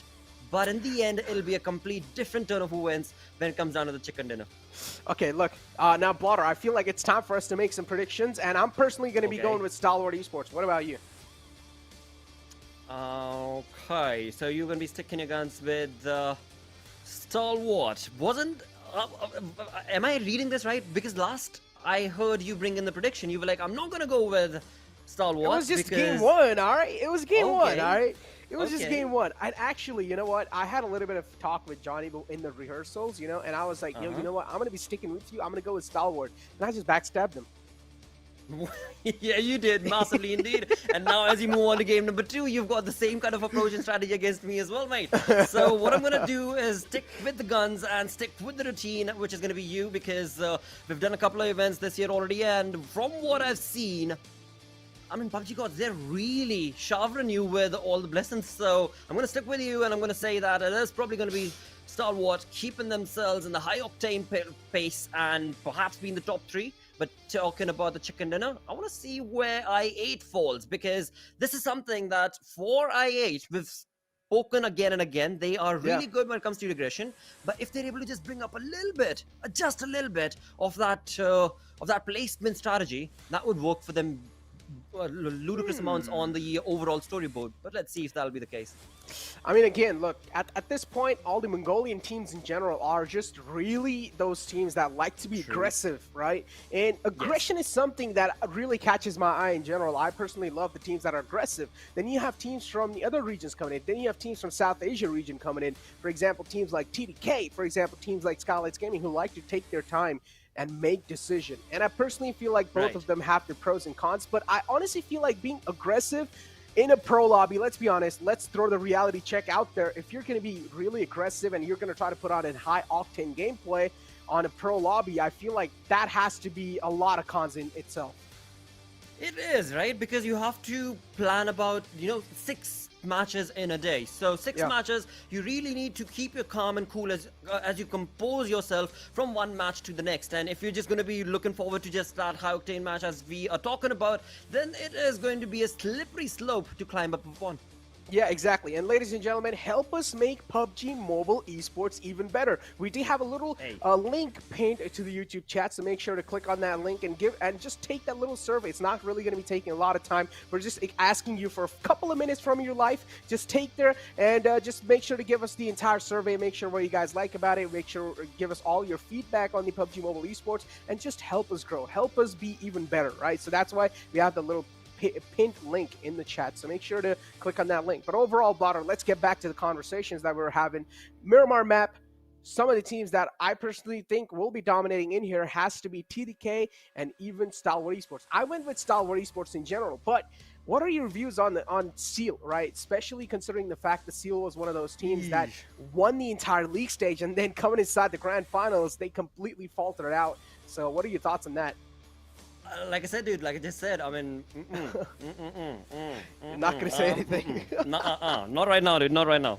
That's just too early. It's just too early right now to even bring up that name or what to anticipate from their game. But overall, one thing is certain for sure, that Seal is definitely going to be looking to perform and bring up their performance for sure, and bring in an A-level gameplay, which of course we've seen them deliver time and time again. But it's only a question about if the lobby is going to be allowing them to do so, if Seal Esports themselves can get out of their heads and get into the battlefield, the battleground, with that sort of an attitude and approach, which the other teams of course have showcased this already, which is easier said than done, yes, but again, looking on to the surveys, as you so perfectly started the conversation with, right? We are also talking about all of these things based on surveys that we've done and looked at for all these teams, and that clearly tells us that, yeah, there is still a lot more that can be expected from the side of Seal Esports.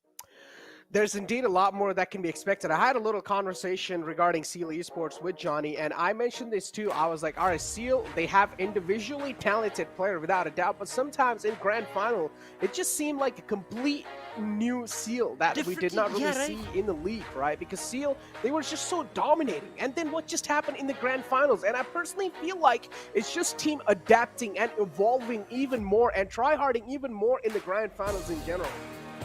True, I guess so, because again, I mean, that's what I was kind of pointing down towards as well, that when it comes to these grand finals, it's just a different approach that we see from the side of CL Esports, and that I kind of bring it down to them just overthinking in situations and perhaps not having that sort of synergistic play, but that again is based on game to game, and per map, it is a different play that can be anticipated. So, fingers crossed, that's all I'm going to say for the side of CL Esports. But moving on along to game number 2 of the day. Looking on the elimination leaders, we are, of course, greeted with Crypto on that second spot. Above him is Slipknot with 7 eliminations, 914 damage. Bonker approach coming in from the dude, and of course from the side of Phantom Esports altogether itself. But moving on through the list, we also do have JyanMaara's player, along with Stalwart, as well as AJ from Skylightz. So that's Skylightz. See, that's another incredible team to bring up in our conversations, as there's just the early few moments of the second game where teams once again are going to be looking on to getting themselves acclimated on this onto their own drop locations, which for now seems Seal and I8 have a little bit of a contestation that could result in a bloody mess. But let's see if that'll be the case. The first blood situation, if that'll be between them or not. Talk about the first blood this time. Quite a centralized zone. Nothing really something that's going to catch these players off guard. And we already do see a couple of shots. And yep, it's Freestyle versus TDK. And Avenger already mentioned this. TDK are going to go up against Freestyle because they have a little drop clash coming in inside Minas Generalis. And this is what we're seeing. Avenger, you better keep up with your words, man, because you said you guys are looking pretty confident moving inside the SA Championship. So I think so. You guys will be able to win this 4-4 because he said they're looking quite confident in their 4-4 fights. And Malik actually is able to find the opening too. Sandesh goes down. Malik in the clotheslines will take out another player of TDK. TDK, they're crumbling apart. And Freestyle, it seems like Avenger was right. Freestyle, they're looking like a whole nother beast.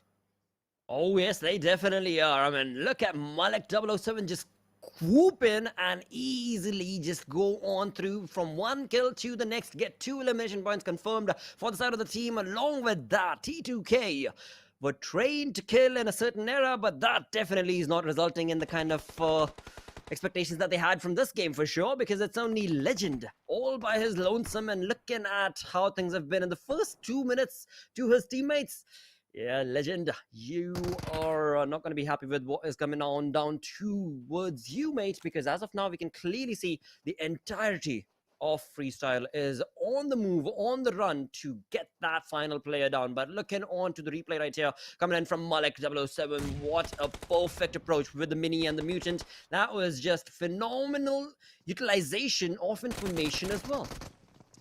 As you did craftfully mention, or as you did nicely mention, phenomenal utilization of the gunplay. And there we go. The final man's just going to get ran over. And there you go. Easy wipe coming in from the side of Freestyle. And Avenger was right. Their 4-on-4 fights are looking absolutely phenomenal. Freestyle easily able to run over on the players of TDK and not even breaking a sweat.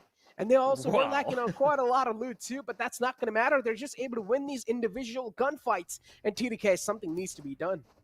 Oh, let me give a little bit of burn to a couple of our viewers right now. As you do see, predict who will win the game. It's easy. It's very easy. All you need to do is join in to the action through PUBG Mobile Esports South Asia page on YouTube. Of course, do not forget to click the red button and the bell icon as well. But alongside that, if you just predicted to vote TDK, you might want to reconsider. Man, I'm not going to lie. Oh, yeah, dude. Yeah, a lot of just adding a little bit of salt on the wounds of the fan base of TDK. But yeah, that's hard, dude. That's really hard to, you know, just have a look at, because it's only 3 minutes of the game itself, right? You jump into the game 3 minutes early in, you already know, as do your opponents, that there will be a clash, and then it all brings it down to, well, who's going to get the better gun, who's going to be able to get the better information, and once that is also sorted, then it all brings down to skill power, which this time around resulted in a different affair, which favored too heavily, in fact, against TDK. Then we have the players of Skylightz Gaming all the way top left. 52x Rage is right next to him. Skylightz Gaming 2 taking things quite slow, and I'm not gonna lie, this has to be a huge sigh of relief, especially for Skylightz Gaming, considering that Savage Esports is not really in here. So Skylightz Gaming, now they can go back to their, or return back to their old drop spots, even in Erangel, if they do want to. But Stalwart Esports currently in front of us, and as we all predicted, or as at least me and Blotter predicted, Stalwart Esports. And one thing I personally love about Stalwart Esports is the way they decide to challenge those 4-on-4 fights. Even if they do like to be aggressive, they aggress with each other. And even if sometimes they're not able to aggress with each other, they will try to create some nice off angles and get a good spread.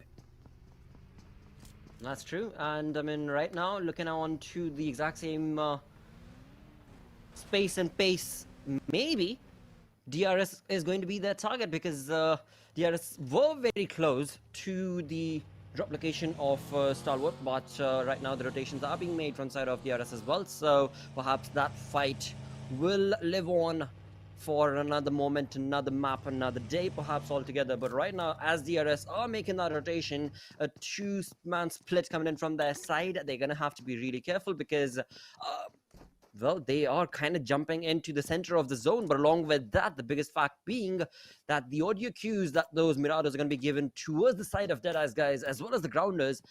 And we've got FS Wasi all along the lines as well. So a lot of information that DRS has given away to their opponents. Now it's all about what those opponents are going to be doing. But looking on to the down south of the map, we do have I8 easily chilling across the southern sides of Los Leones, and then further down south is going to be, of course, Phantom Esports slowly moving into the zone, slowly moving in to the fighting chance. Talk about the fighting stance of the teams. I would personally love to see the approach currently. I mean, we're seeing quite a lot of teams just accumulating in the center, but not really exactly in the center. Some of the teams are in the off center. For example, teams like Freestyle, they're just waiting for the next zone to hit the deck, and as soon as it does, that's when they'll try to just think on the fly and try to come up with a rotation or try to navigate their way in. But if it does take a huge curveball shift, then all these teams will indeed be caught off guard. Instead, or unless if it again centralizes up, then we're probably going to be seeing this sort of a stalemate for a long time. But Thor from the side of TUF, man, this man better strike down the entire map of Miramar with his hammer. He has to. He definitely has to. With the Scarlet in his hand, he has definitely got information against Wadu from Highwall. But again, you know what? Basically bringing the conversation even further down to the side of Team TUF. This is the team that got eliminated first, correct me if I'm wrong, on the first map of Erangel itself, right? So they're going to be that much more looking forward to look at that. The entirety of the lineup of TUF just completely obliterating that vehicle, but sadly still nowhere close to getting that elimination point confirmed. But it seems like Thor, as he so perfectly did predict and mention, would probably be looking forward to get that lightning rod into the faces of his opponents, and he's definitely looking on to get that first point confirmed for himself as well as his team. But of course, we'll come back to that fight and that point if it all that is confirmed for TUF. But right now, as we were mentioning earlier, all the teams are slowly but surely moving in towards the center of the zone, and that is where we've got the first airdrop jumping in to perhaps one of these lucky teams, to perhaps one of these lucky players. But looking at the map, and actually that drop is going to be outside the drop the zone itself, so perhaps a rotating team. But never mind all that, because now it is FS who are not looking good, because wowzers, Malik as well as another teammate of his have been down. And I'm sorry, I was looking on the other screen and completely missed the fight. Oh boy, Regicide though still just peppering down those bullets in the players of Freestyle. One of the players gets caught out in the open, still a little bit exposed on the back, but it's okay. We'll be able to slip back to safety. We'll also toss in a couple of smokes to just give him that assurity of being a safe. But Tyrant 2 is currently just there in the closed lines, and Tyrant now is going to be having a lot of threat on his head. Now is he going to try to get rid of that? Look at him. He just moves out in the open, trying to bob and weave those shots, but killer by T from the side of DRS. This time he's not going to miss those, as Regicide as well. It seems like they've just missed out on that elimination, but it's okay. Regicide so far, they're looking quite good inside the next zone.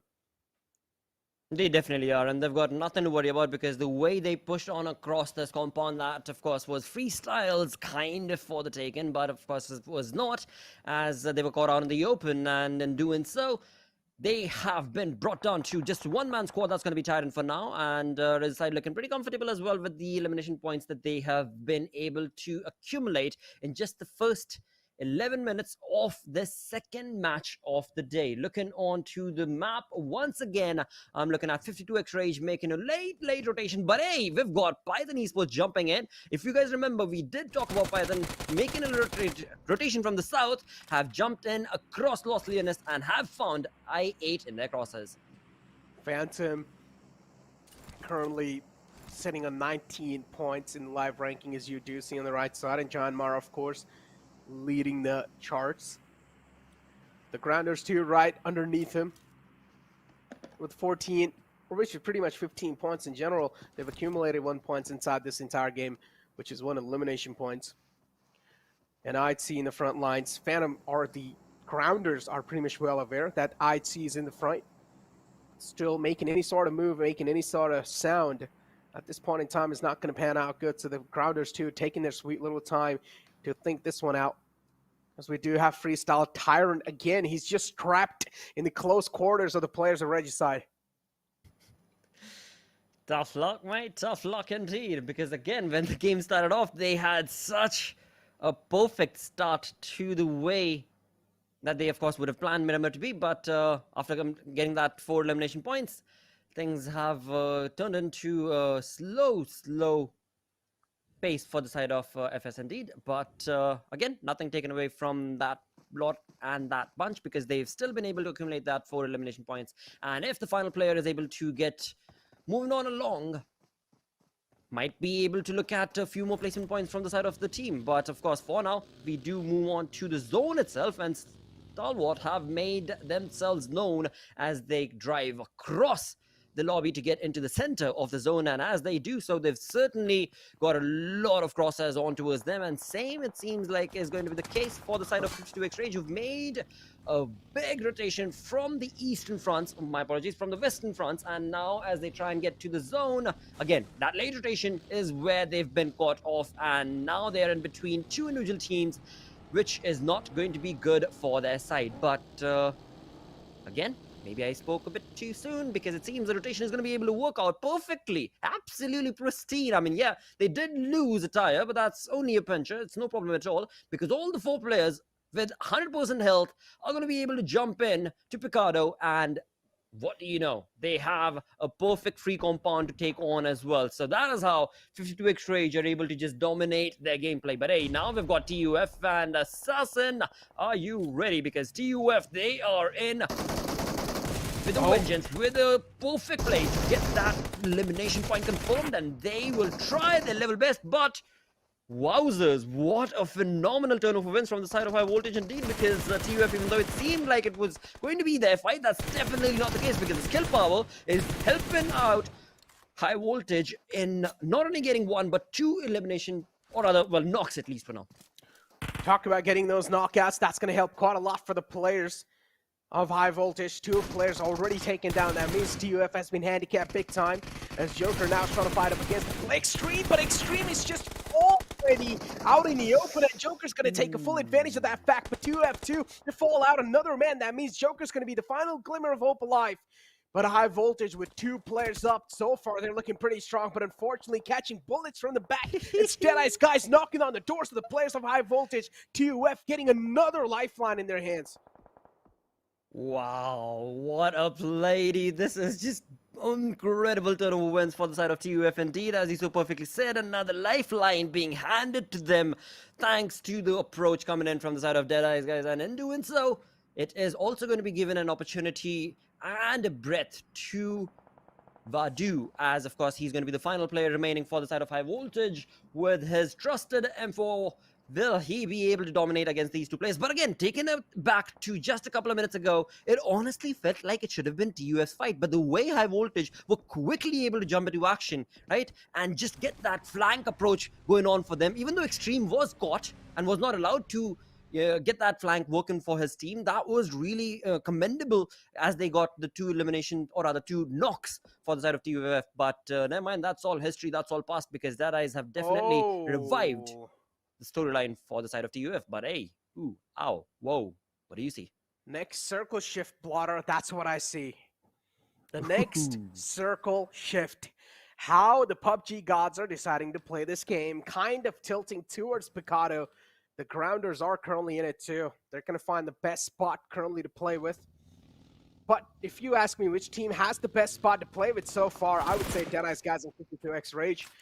Almost in the smack center. Deadeyes Guys do have a great split for themselves, but Deadeyes Guys will need to realize as soon as a lot of teams will start to move on in. Because you do see the majority of the teams currently are outside the zone, and as soon as they do start to move in, the split's not going to work out. You will have to stick together. And as we do see some shots being peppered down as well, a few knockouts flying here and there. But here we do have the players of JyanMaara trying to defend this compound against the players of DRS. Oh, this is not looking good for the side of Snipe YT, but he's definitely used that Molotov to his advantage, and he's got his teammates in the compound to be able to give him that support, but it seems like it's a bit too late for him. Or no, not at all, no problem at all, say Snipe, because of course his teammates slowly but surely have utilized those Molotovs to perfection and still have all of their players surviving. But DRS, now's moment certainly coming in for them. Oh, Seal third-partying this entire fray. DRS getting crippled down. As it's all down to the final man up. Delta barely surviving on a sliver of health. And this has to be the end. Just call it. And there you go. DRS taken out this time quite early on 14th spot. And well, thanks to the players of Seal just all the way on the top, being the Overwatchers who got in that fight. Just taking out or ruling out the players in the front as Phantom Esports this time, just stuck in a little dip, also having all the odds stacked against them. They're crumbling down slowly and steadily. They're falling down like pins. They definitely are, but in all of this, I8 have also been able to utilize this to their advantage, as they were able to knock down not 1 but 2 individual players from these 2 individual teams. And in doing so, well, of course, it is going to be Phantom Esports that definitely get eliminated. But I8 were able to walk away with a couple of shots and a couple of knocks for them side. And again, going back to the compound that we just saw DRS get eliminated from, it is now all in favor of JyanMaara, with all of their 4 players surviving and standing. And as they get themselves set up, they are well equipped and prepped with the information to now take on Seal as well. I mean, look at the ludicrous play coming in from the side of JyanMaara. They jumped in against DRS, and as that fight was going on, they still had their ears pinned down out towards the other side of the entire valley, and they could hear where CD Sports were. And now that's all down to information that has been perfectly utilized from their side, as Seal are in a bit of a tough luck situation, because one side their information has been caught and they are in the open, but of course JyanMaara is not going to push out in the open, will they? Talk about tough luck, man. Regicide are facing that right now. Indeed, quite a lot of tough luck. The wall of death is moving in from the back too, so Regicide, time's running away, time's slipping by from their hands. Not a lot of time to try and capitalize with, as we do have the players of JyanMaara just mowing down the vehicle of Seal Leo. But Leo ejects out of the vehicle in the last moment, so he will just get knocked out, not get blown in smithereens. So that's something Leo will have a huge sigh of relief with. The rest should be back up on his feet as well pretty soon. JyanMaara again just hitting those bodies on the deck. Regicide currently on the receiving end. Jeez, this team, dude, JyanMaara, they are a force to be reckoned with, and with that, Wadu, High Voltage final player, will be eliminated on the 11th spot. So that is going to be the end of that team with that 10 teams remaining. And look at JyanMaara, they're still not done as they push on from one fight to the next, one team on to the other.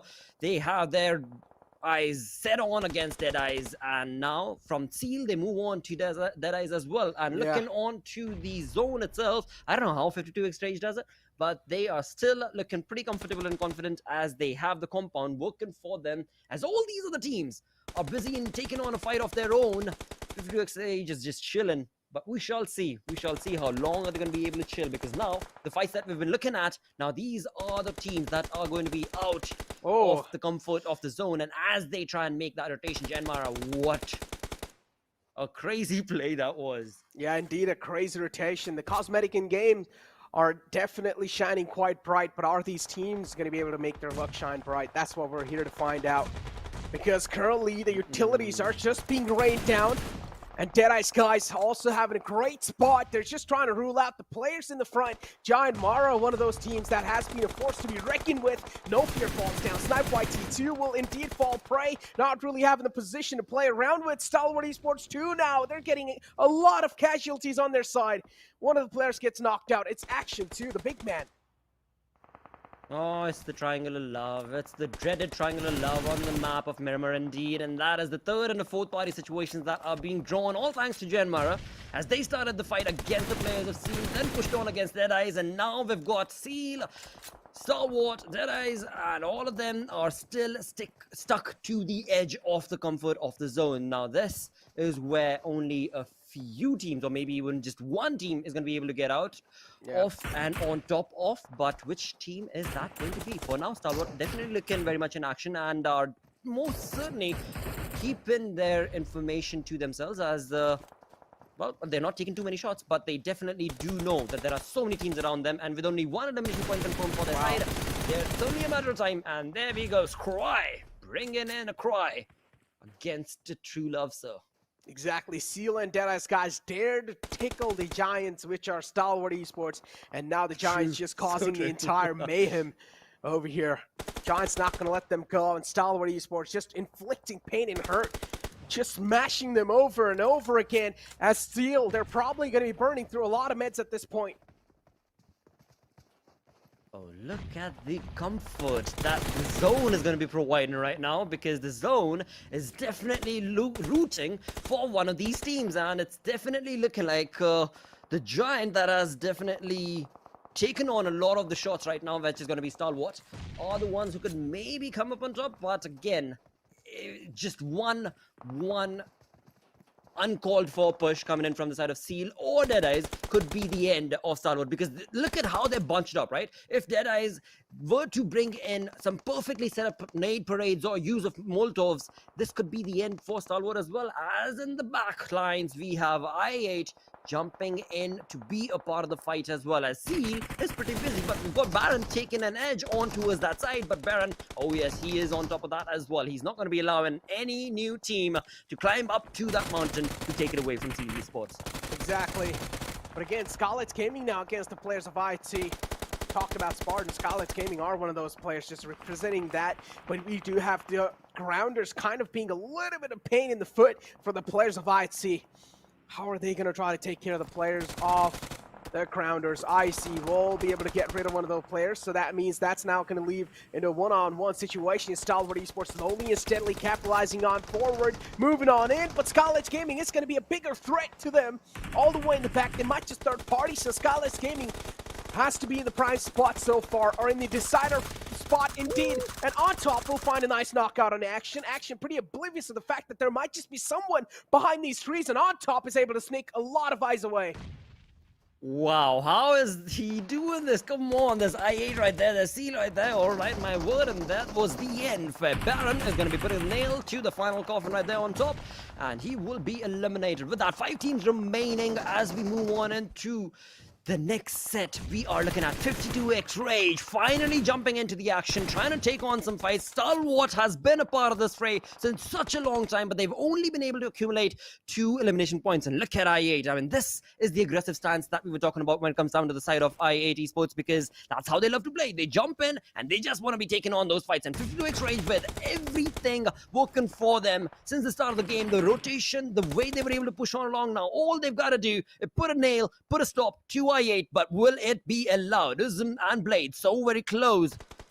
One good nade could be the end. But it seems like once again 52X Rage, they're oblivious to the fact, as they have their eyes set to another set of team altogether. And it seems like the Giants might just crumble. The Giants are on their knees, but I8 over here. A great nade from the side of 52x Rage, proven by Raday, the champions of the PMPL Pakistan. Also able to take out one of the greatest teams in the Pakistan region. I8 now, they're crumbling down. 2 players knocked out. Big time handicap. Rage just rubbing the salt on their wounds. I8 to last 2 players, the last 2 glimmers of hope, the last 2 pillars for that team. GG indeed, as we move on through to the final few moments of this game with 4 players, or rather my apologies, 4 teams remaining. See you, dude, you have to commend the way this team has approached this final moment of the fight, because they have stuck together for such a long time, and now they're divided, now they're separated, now they're evil-eyed. Conversion is going to be to get this game confirmed for them, to get this elimination confirmed for them, but it's not going to be easy because you still do have I8's players. You've got Crypto, you've got Reviews, who are still going to be pushing on to get as many points for themselves. Crypto, you know for a fact, is always going to try to be in the limelight when it comes down to the kill leaders, but hey, not that easy, not that quick, because 52x Rage is going to be taking that limelight away from that team. In doing so, 3 teams are certainly here. Skylightz Gaming, slowly but surely, they've come up through the ranks, of course, and now they want to be able to utilize that slow, low-key snail approach towards their advantage and get this game. But will Seal be allowing them to do so? Talk about a slow... Tough. Talk about a slow and low-key approach, man. At this point so far, I mean, Seal, they're looking pretty dominant. Skylightz Gaming too, all 4 players up, and they also have a great spread. But look at Demo! He's able to slip so many eyes away inside the car. No one expected this man to just sit that comfy in the car. And Baron already finds the opening in the Demo. And Demo's able to show the Demo of his fear as well, as 2 players from the side of Skylightz Gaming go down. Gelson as well will follow it up. What's going on? It's a little link that if one man gets taken down, the chain reaction will just hit the deck. And Seal, they're just running over in the entire lobby. 52x Rage's wall fall down, and Seal this time proving themselves up and not even surprised about the win. Seal, oh boy, this is the face of a champion right there. Not even surprised about winning a game. Exactly, they were like, yeah, this was easy, this was done and dusted. 17 eliminations is what I'm walking away with. Yeah, I could have done better is what Seal Esports is thinking right now, because again, I mean, that way, the way that they were just getting themselves known in that final moments of the zone itself, and even before that also, right? They were being hammered on down from the side of Stalwart as well as Deadeyes and so many others, but they stuck true to their core. They stuck close to themselves, and as soon as they saw the numbers going down from 5 teams to 4 teams to 3 teams, they were like, all right, man, this is the moment, this is it, this is what we've been waiting for. And then they just went all guns blazing out in the open, and yeah, I mean, just a phenomenal turn of events coming in from the side of the team, and a very well deserved chicken dinner for series put outside. The knock that Baron found, it opened up a gate of opportunities for Demo to just start and shine bright in that moment, because we know Demo was one of the elimination leaders in the entire PMPL of South Asia. So Demo, we know what this man is capable of. The solo kills, the fragging power this man has in itself. He's like a little bomb. If you do underestimate this man, he will just explode into a lot of eliminations and blow the enemy teams into smithereens. But hey, Blotter, after that high action gameplay, seems like it's time for us to catch a little break. So that's what we're going to do. We'll be right back after this short break.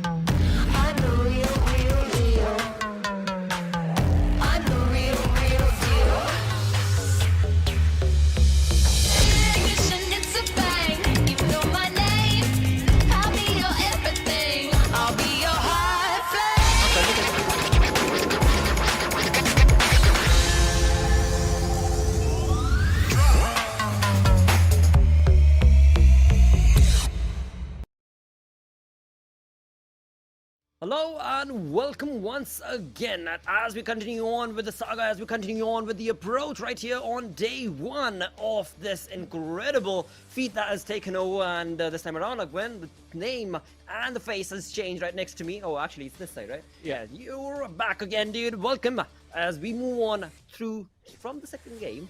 That was just sensational, dude. Again, nobody anticipated the way the team of Stalwart Esports came together to get that chicken dinner. But again, you were in the green room. Yeah. What were you thinking when it came down to those final moments of the game? So I completely agree with you on the fact that no one expected Stalwart Esports to walk away with the win, because even I wasn't expecting that to happen.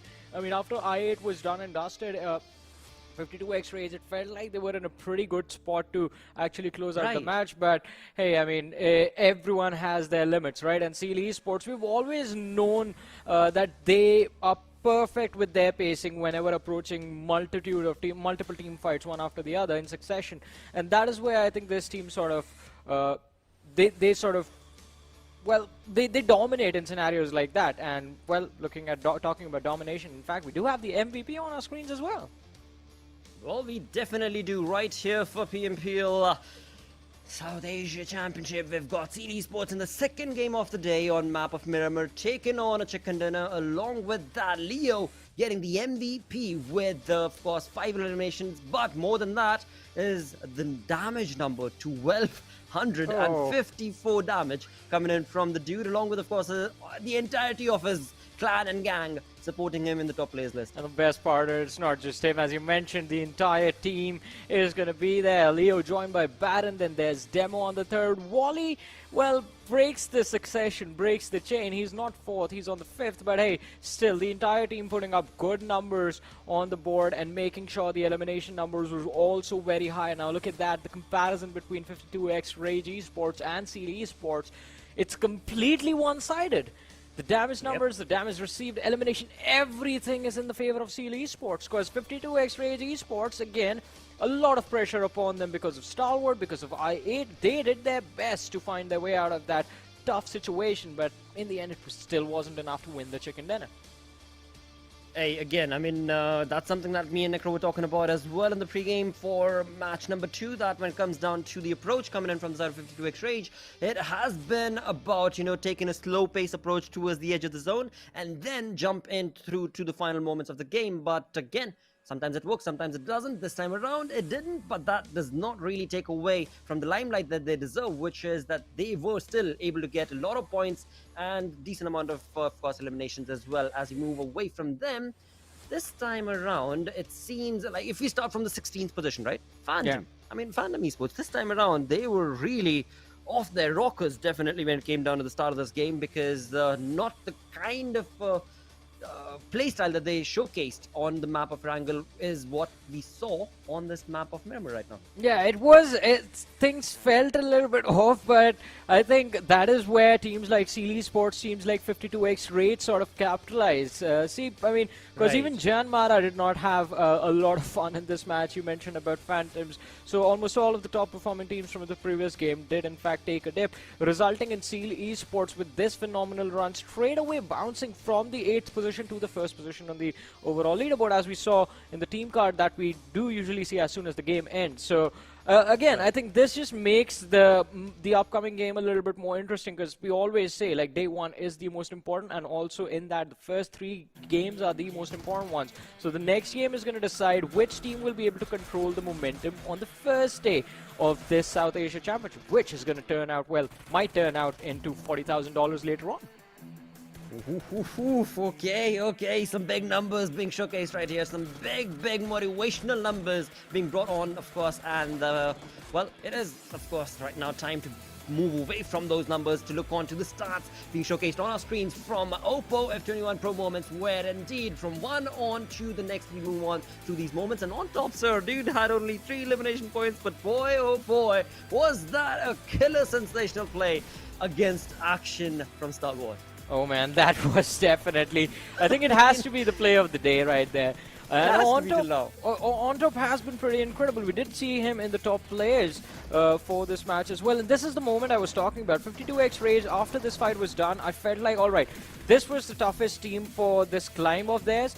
And after they were done to deal with Stalwart Esports, you just had to time the assault perfectly. But as Necro also mentioned, as soon as the game ended, this man was the game changer. Baron from that flank, I think they weren't really able to predict it. See, even they are wondering, like, all right, we did win the chicken dinner. We did have a pretty phenomenal game, but that final fight was way too chaotic for them to be able to secure it like it was nothing. Hey, nothing taken away from CL Esports indeed, as we were speculating. I mean, me and Necro were speculating as to what to predict from CL Esports. What exactly is going to happen? What is going on? And, this is what is happening with them. It's very clearly evident now that there's nothing stopping that team. And the way they've steamrolled and roller coasted across this map of Miramar, as you look on to the upcoming game on the map of course, Erangel, maybe things are going to be same, maybe things are going to be different. Because if we try and create a storyline right here, we're talking about the way the team is going to be looking on to every single day, right? You cannot have a full-on, all-out aggressive stance throughout all the 6 games. You're going to have to slowly pace yourself across. And that's the reason why we're looking at, the first game on Erangel, there was different names that brought on themselves to the first top 5. As we move on through to the next game, a different set of teams have come up on top. But in all of this, one very crucial fact to bring up is going to be the consistency. Now, that consistency is something that I really want to see if it is going to be helping and favoring out somebody like 52X Rage, because I mean, they did phenomenally well in the PMPL Pakistan region as well as now they're doing. And so I just want to see if that does favor on for them, because I don't know how they do it. I just don't know how they do it, but they're just always there at the perfect spot. They're able to read the zones. They're able to read the team's rotations. And that is the X factor that helps out 52X Rage be that consistent. But again, I've spoken too much. We'll see what the third game has to bring for them and the entire lobby, actually. And since you are talking about 52X Rays and you did talk about pacing a little bit earlier as well, I completely agree with that. I think definitely you need to switch up your pace and sort of in terms of when you want to be aggressive, when you want to run towards those gunshots going off in the distance and try and pick up a few extra points in terms of the eliminations, it has to change map to map. On Miramar, you can never be comfortably aggressive even during the mid stage of the map. On Erangel, since the area is a little bit, the way the terrain is designed, you will have definitely a lot of cover available to take those fights, but not the same scenario on Miramar. Although, on Sanhok, the tables are flipped. The more paranoid you're going to be, the better the game is going to work out for you. But Sanhok is going to happen a little bit later in the day. It is going to be match number 4. The next map that is going to be there, as we did see on the schedule, it is going to be Erangel. So once again, back to the OG grounds. And this is a pretty big curveball, I guess, for the teams and for us as well. Because we always expect Erangel, Miramar, Sanhok. Not this time. It's Erangel, Miramar, Erangel first. Indeed it is, and for that it is time to bring up that question that everybody dreads, who's on the desk, who's on the stage, which is, dude, what are you predicting, mate? What are you predicting? Because again, I mean, talking about the way Necro and his predictions have been working, I don't know what exactly has he been feeding to the PUBG gods, but something's going on in there, dude. I really wanted to keep a close eye, a keen eye on him, because something's going on between him and the PUBG gods, as he was so close to predicting CL Esports getting the chicken, and boy, did they, with 17 eliminations. So Necro has been forced to take the Ocean coaching classes for almost a year now, and I guess they are finally paying off since his prediction for the circles and the teams are looking pretty solid. I think Ocean might just be raising his own nemesis slowly and steadily in terms of that prediction game of his. But hey, it's our turn. It's our turn. So for this game, I think I'm gonna go with I8, because even in the previous Erangel, they did pretty solid, and it was just the fact that they were a little bit late, so the blue zone gave them trouble. Plus DRS and Skylightz Gaming together, they are not two easy teams to beat separately. Plus taking them or taking on them together, it's a whole different game that you're trying to play. So that was sort of quite unfortunate for them, but I feel their chances are looking pretty solid. All right. So you've got I8 selected and set up for your prediction. I'm going to be choosing a Nepali team. I want to be choosing either Deadeyes or DRS. Which one do you think we should go for? Eeny, meeny, miny, mo? Deadeyes Guys. I think in the previous game, Deadeyes Guys, they were fan favorites. They were. They really were. And therefore, I'm going to go with DRS this time around. But we'll see. We'll see if that'll be the case and that will be the end result or not. Right now, it's time to jump right off into match number 3 of the day. It is, of course, Erangel that we're going to be looking on towards, as these teams have really brought on a phenomenal turn of events as of now. Before we jump into the game, I want to kind of take us back to when you and Necro started the day off, right? You were talking to Avenger and he had predicted something. Where do you think is that taking us through to? Oh, I think I think that might happen, but it's early in the day, right? If Freestyle can go on to secure a chicken dinner right now, then it's definitely going to be a very, very good possibility that we might see Freestyle sitting on the first position. But if this game does not go their way, then there's going to be a lot of pressure on the next 3 games that are going to happen. So this has to be the decider for them. And again, even in the previous Erangel, we noticed that there was a very big cluster of teams dropping towards the western part of the map. That might cause a few extra troubles for them, but hey, every single game is different. This time we have the circle towards Gatka, so there's definitely well, we won't be able to witness a lot of early aggression. That was what I was about to say, but hey, I don't even complete my sentence and there are drop clashes happening. We have JyanMaara Snipe just avoiding Nima from the side of Skylightz Gaming in the middle of absolutely nowhere. And on the other side, talking about the middle of nowhere, which is like where Vasi from the side of Freestyle has gone. Now, Vasi was the man who was major responsible for all the placement points that Freestyle got in Game 1. Can he make it happen again, especially going for a 3-1 split with his team? Ooh, exactly, dude, because that's what I was looking at as well. Last time it was the Grounders who actually had that really spectacular split coming in, which was, again, like another Olympic level altogether for the side. But GG play because they were able to still get themselves together and move on across with a steady pace in the first game. But this time around, it is coming in from the side of FS. But along with all of that, moving on to the screen and the action that's taken place, we've got I8, which, of course, loves to go down to the military base.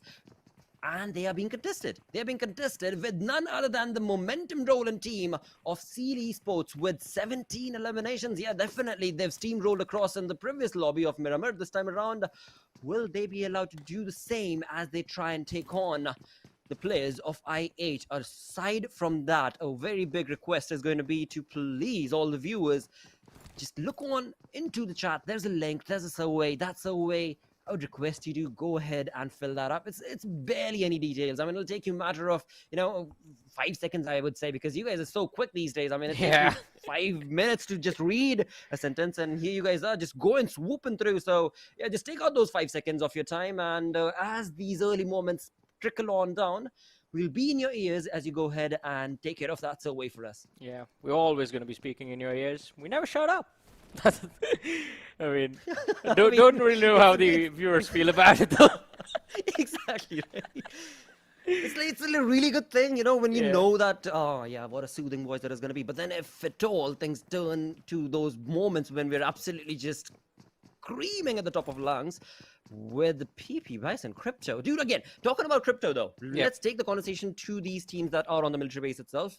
Crypto, last game as well as previous game, every single opportunity the dude gets, he really has taken on this role to be the most kill hungry perhaps from the entirety of the lot. And not only that, but from the entire Pakistan region altogether, he always does get himself, I think he takes it personally that he has to be a part of that kill leaders. What do you think? I really want to ask him this. I completely agree with you. I think that is sort of the pressure that's forced upon him as well, because even though it feels like I8, they try their level best to make sure they're playing together as a team and not getting taken out one by one, they just fall into those situations. It's like they can't avoid it. It's a curse that's upon them, and it's not going away anytime soon. And Crypto always seems to be, since he is supposed to be the support for his team, the player staying in the back lines. He finds himself the last player surviving for his team majority of the times, which results in him just going Super Saiyan and destroying anyone who steps in front of him. Because it's a moment of desperation at that point.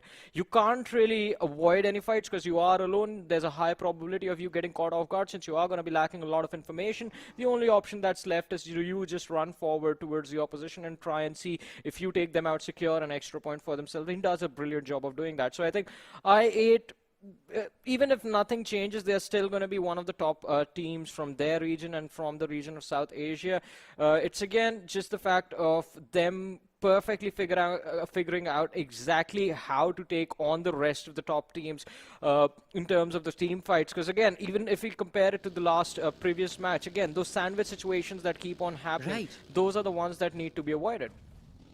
So true, so very true indeed, and that is something that I8, as you so perfectly mentioned, do somehow find themselves again and again. And this time around, it seems that the early contestation that was being predicted between I8 and Seal is not going to be taking place, as Seal Esports have decided they're going to be moving away from the military base. And looking on the map, it seems they are wanting to get into the water. They're wanting to cool down a little bit with the steamrolling start that they had in the previous game, and maybe get in towards the more comfortable side of the zone per se, as are the other teams as well. But in all of that, one name always sticks out, and that's going to be the late rotating side of 52X Rage, as they have already found the edges of the blue zone, and they're sticking comfortably in that role, and slowly they'll trickle down away from that northeastern front, and we'll see what the pace is going to be for them. But I'm just keeping this in the viewer's mind that, hey, just remember 52X Rage was there, right?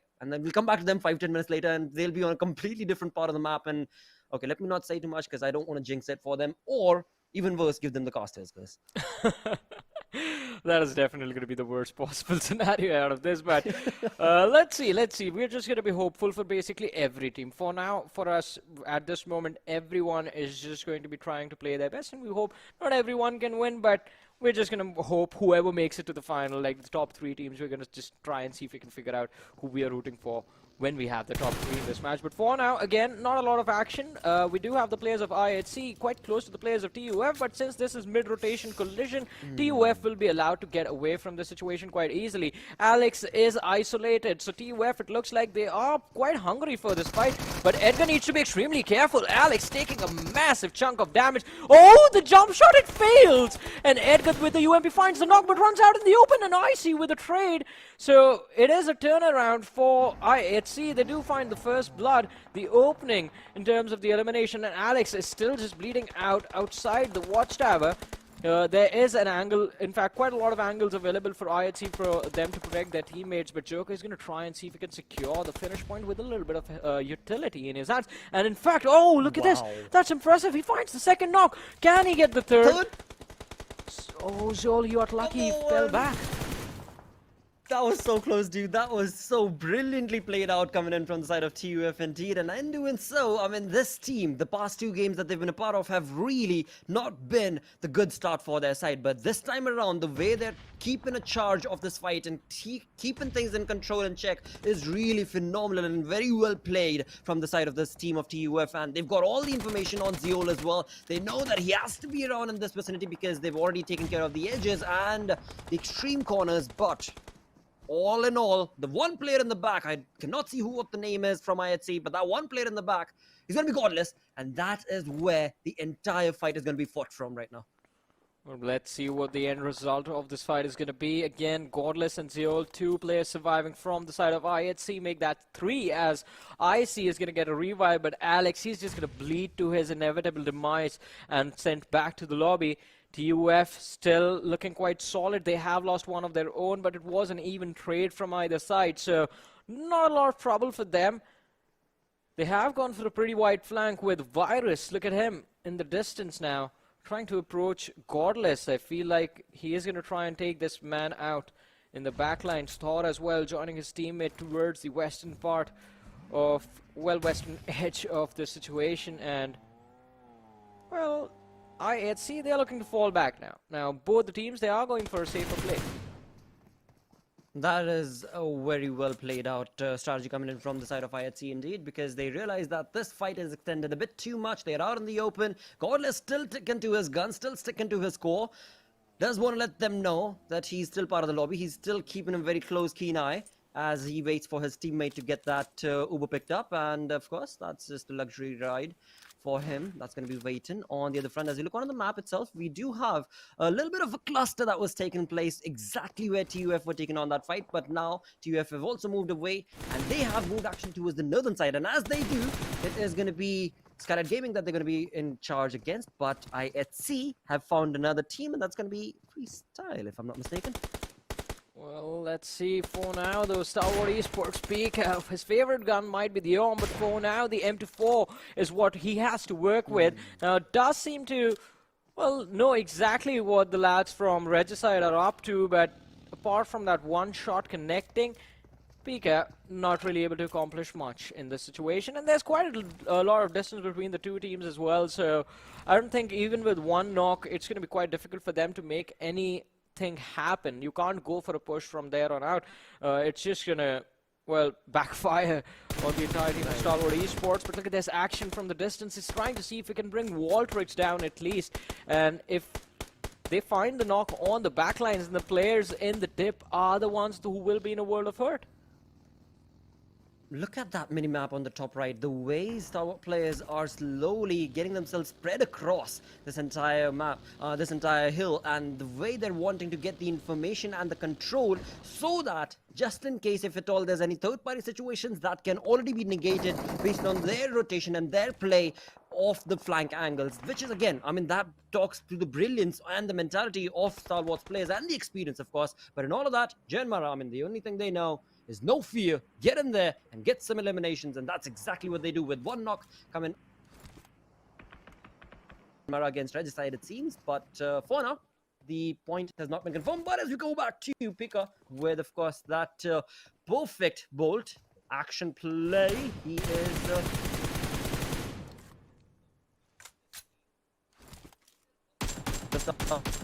at elimination point. Well, but let's see. No fear. Again, with the DP in his hands. Oh, this is going to be perfect for him. A little bit of extra damage on Waltrix, but the finish is going to be missed out upon. And Waltrix does go behind the rock and will be getting a revive in a few short moments. But look at the shift of the circle. It's towards the western edge of the previous one. And that is just going to cause a lot of chaos for almost all of the teams that were cluttered up towards the Pochinki side. JyanMaara being one of them, who will have to abandon their safe haven of the city and move west out in the open towards the Gutka fields. Well, TUF, they are looking pretty solid for now. But Skylightz Gaming moving towards them. That's not good news. That's definitely not good news. And coming in from the rear is going to be, of course, T2K as well, apparently against Skylightz, if at all they plan on stopping there. But in all of that, I mean, T2K, they've actually got a two-man split coming in. So Jane from the side of T2K is actually pretty much in the center with the green dot, and two of his players, his teammates, are right behind Skylightz Gaming's approach. But for now, in all of this, it is going to be the compound right now in front of our screens that is going to be in favor of Vexy, all by his lonesome. And his teammates, of course, are hopefully going to be around in the vicinity from the side of Phantom Esports. But as of now, he's just letting his teammates know, or not teammates, sorry, his opponents know that this compound is taken, mate. This is not vacant. This is not going to be allowed for your approach, dear misters. Please stay away. And again... So moving away from dear misters to sirs, we've got Deadeyes Guys, as 16 teams are still, of course, part of this lobby. 14 minutes into the game, they're out in the open. They've got a fanned out approach actually, and they're taking, or rather trying to keep and take on information against the players of Sealy Sports. But for now, it seems like none's the wiser. Or maybe I'm wrong. Maybe they already have some information. We'll come back to that as soon as they start taking some shots. Yeah, I mean, not a lot of action in the game up until now. As Blotter mentioned, all 16 teams still present, 61 players still surviving. Only a few teams have lost, well, 2 teams have lost their individuals. IHC down 1 and TUF losing out on one of their players as well. It's going to be, well, not too difficult for these teams to at least make it to the mid-game stages. It's the late-game situation where they will be in a world of trouble. And Sealy Esports on the other side, I wonder what Sealy Esports is going to be up to in the later stages of the match. Because look at that. The winners of the previous game in this match with just 3 players, and Blade taking fall damage, getting knocked out in the open. Wally going for the shots in the distance, but the render, it's done. He just moves a few inches back and he won't even render now.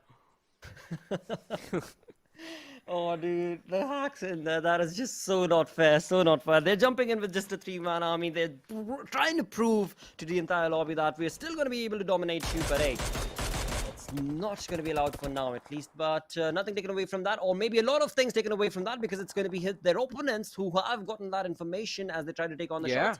And in doing so, Wally has been knocked out in the open. His teammate is around to give that revival, but where did that knock come from is what I want to see. Was it Deadeyes? Was it some I think he just fell. I think he just fell. What? He just fell and got knocked out, yeah. Oh, the gods of PUBG. Oh, the irony. Oh, the revolt. Just the vehicle moving too quickly. And this is what happens. I mean, so I believe it was a genuine mistake, because I8, they were going for a late rotation, and maybe they just felt the pressure from the players of Stalwart Esports taking shots towards them, and Blade, he wanted to react, pressed the exit button by mistake, got out when the vehicle was going a little too quick, fell down, and was just finished off because his teammates weren't able to recover. But on the other side, well, hey, if they did not want to lose their teammate, the players from I8, they're here for revenge now. And Stalwart Esports, I think, are going to be on the wrong side of the receiving end, as Leo goes for a nade lob towards Refuse, but the blue zone is, well, slowly and steadily chipping away at his HP bar. And every single sliver, every single pixel of HP, we know how important it can be. But Review's out in the open, it's going to be spotted out, and Leo finding the opening. Oh, Demo is the one who finds the opening. I8, they are just way too focused on just moving forward, and again getting sandwiched. Stalwart Esports is going to chime in, Skylightz Gaming from the distance as well, and then there's Seal Esports right next to them. I8 not looking too good right now. I wish I could say they were on Cloud 8, but it seems that is not going to be the case and take, because they are long gone, far away from the entire approach that I anticipated for them, actually, for this game. But it's alright. This is day number 1, it's just game number 3. But looking on to the way, Stalwart were able to actually make their presence felt and get them a little bit of the damage graph working for their side. Was really phenomenally played, but of course that did not result in any elimination points for the side of Stalwart as well. On the other front, I8's Crypto still making a mark before the team goes down, getting on high voltages players, and IHC right in front of our screens, of course, as I see bringing down the players of Deadeyes, and it seems DRS as well as Deadeyes, the two teams that I predicted, are not having a good game. Well, definitely. Our predictions, well, they are ending the teams. Well, they're putting the teams in not a really good position right now. But let's see. IC was knocked out as he went for a charge on the players of Deadeyes Guys, and Zul going for the pickup with a UMP now has to go for a revive on his teammate Alex, as we did see him getting picked up a few moments earlier by the players of TF, did result in the players of IHC just being left with a 3-man roster. But hey, there's the first squad wipe of the match. And it is going to be high voltage being forced to take an exit early in this matchup by the players of Stalwart Esports. So now this is when the real fun begins in the Gutka circles. This is the extreme late game stages, and since we had a lot of teams till now, majority of them are going to be wiped out. But hey, I did not expect Skylightz Gaming to take an early fall in this one. They have been eliminated on the 15th position. I was just about to point that out. As soon as the camera panned and you were about to say, oh, this is where the fun's going to begin, Skylightz Gaming's final player just burns down. Yeah. But again, moving away from that fight to the next, we've got TUF's players trying to take on T2K in action. But TUF, they again have had a rocky start as we look onto the map itself. They've got this fight taking place on the northern edges of the zone. And look at where 52X Rage is, mates. Oh, how do they do it? Well, let's see. How do they do it? Oh man, I mean, it is quite incredible, the predictions right there. But let's see, T2K against the players of TUF. Joker, he's completely prone down behind this rock and finally gets up, but it's not 1-2 players against him. And in fact, make that 3, takes down 1. Again, quite nicely positioning himself to avoid these 2 players at the same time and isolating the fight. But that is going to be enough. Finally, Joker steps out in the open and is going to be knocked out by Seog. Virus still hiding behind the bush while the players of T2K go for a revive. And it is going to be complete. It's a TUF in a world of trouble yet again, as Virus is going to be spotted out and finished off in the same spray. Legend, just being an absolute legend, comes back alive, but this time I have to say Seog was the man who saved the day for his team. He definitely did, but on the other front, TUF definitely not having a good start to the day, mate. I mean, the 3 games that they have been a part of have really not worked for them. On the other front, Deadeyes Guys, it is going to be Chari, who is still taking a lot of blues damage. Does not want to go down without a fight. Does definitely want to take on his opponents and bring in the damage as well as some eliminations. But all of that resulted in null, as FS was still able to get themselves away from that tricky situation. As we can see in the minimap, that one small little dot in the brown and the blue is not looking too good and happy. But Stalwart is again not looking too good or too happy, it seems like, when it comes down to this fight right next to the Grounders, as 4-man army of the Grounders, Black and Jigsaw in one compound and Sensei and Shoptar on the other, have taken on the nade parades to the face of Stalwart. But that definitely is not going to be enough, because Cry is going to be able to get that revival done. And again, I mean, this was the moment for the Grounders to be able to push, and if not nothing else, make some push. If not push, then some Molotovs on action, but nothing worked out for them, and they just stood stud ground, and in doing so, they've kind of lost that lead and edge. But let's see, it's still a 4v3 situation, so it's still out in the open.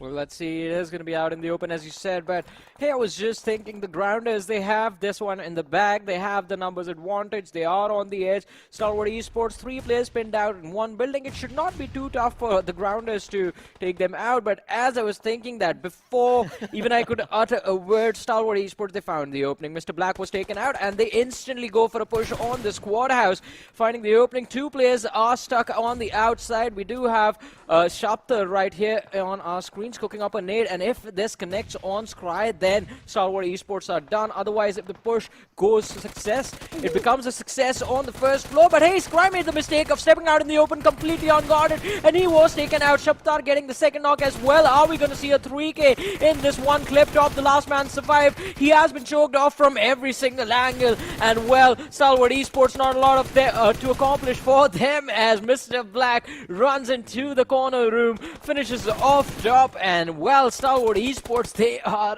out of this match. And it's not just them, I8 have been eliminated as well. We are finally down to the top 6 teams, 22 players still surviving, and look at that 52x race. We have talked about their consistency. Well, amongst the top performing teams from the previous few matches, they are the only ones that remain. There is no competition for them, and if they go on to win the chicken dinner, they are going to be sitting on the first position of the overall leaderboard. Okay, that is true, but don't be keeping your fingers crossed for that, because my player, DRS Gaming's Killer Whitey, is still there. All, of course, will be based on what his teammate is going to be able to do. For now, it is, of course, Killer Whitey bringing in a lot of amazing sprays and getting that elimination point for his side, but do not forget and fret that FS is also around the corner. 16 still part of this entire lobby, and in all of that, DRS have been able to accumulate, correction, not 7 but 9 defeats confirmed for the side, as they try and take on the few remaining names. And all of this, DRS, they're looking good. Thank you, Johnny, for allowing me to choose that. Well, let's see what the final standing for DRS is going to look like. They are looking quite solid till now. All 4 players remaining, 9 eliminations secured by the entire team. Rules, he was quite low up until he healed up all the HP that was missing from the HP. But on the other side, Freestyle in a world of hurt, as Ram has been taken down. So 3 players remaining, as T2K are trying to go for a push, but this is going to be quite irritating for them, because Phantom Esports, I believe, they have a clear line of fire available to take down the players of T2K, and as soon as T2K go up that slope, then even Freestyle is going to be able to hurt them, and also from the distance, 52x Rage as well. So they have to be extremely careful with how they approach this fight. The good thing for them is they are inside the circle, so they can wait it out and wait for the next one to see how they want to approach the next situation or the next circle.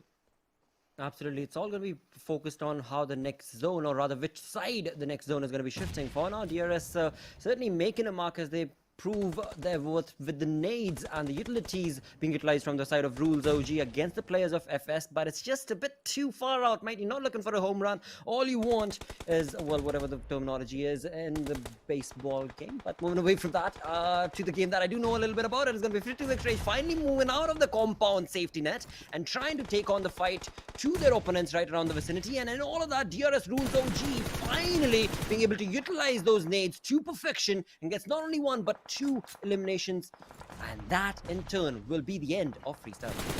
Yeah, well, Freestyle, they're going to be out, but that means we are down to the top 4 from this match. 13 players still remaining, and well, Phantom Esports, They are looking quite solid. 2 players still alive. DRS still present with all their 4 players. And look at that wonderful nade being lobbed towards Sanhok. It's going to be quite close, but not close enough to dish out any damage upon him. He does manage to avoid getting taken out with the utility. But in the back lines, Jane, his position has been compromised with the smoke in the middle of nowhere, just giving away his hiding spot. But that is not going to deter the players of T2K to do what they're trained to do, and that is get those kills. As we did see Sanhok in the elimination feed, just securing an extra point for his team, and 52x raids. They're not looking too solid as they have lost one of their players as well. Well knocked out, in fact not finished off, but on the other side DRS finally going for the first 2 knocks secured. Just one last player remaining from the side of T2K, and it is going to be an important squad wipe for DRS because look at that, 13 eliminations already. If they manage to wipe out all 3 players, the number jumps up to 16, and that is going to give DRS a massive jump in terms of the overall rankings. Well, it definitely is, but will it be allowed? Because we still have 52x Rage right around the vicinity, who are actually playing it a bit too safe with the small little valley and the dip that's working for their side. On the other front, I mean, Phantom, of course, they just had 2-man army that has been brought down to a 1-man squad. Is not going to be able to do much but survive as long as he possibly can. And it is all down to DRS and their play that they're making right now against the side of this team. And 52x Rage is going to be their next team to take on. 15 eliminations already confirmed, 15 defeats, 15 points already confirmed without a chicken dinner for the side of DRS is already looking phenomenal and ludicrous on this match number 3 of the day, but it is still not yet done. With 3 teams remaining, DRS absolutely going to look on to get that chicken, but not before 52x Rage can say something in that, and that's going to be faster with his perfectly set up nade against Rules OG, but I spoke too soon as Molotov comes in to just completely pin it down. 52x Rage's players, but my apologies, DRS's players, and 52x Rage. Now it is theirs for this game for the taking.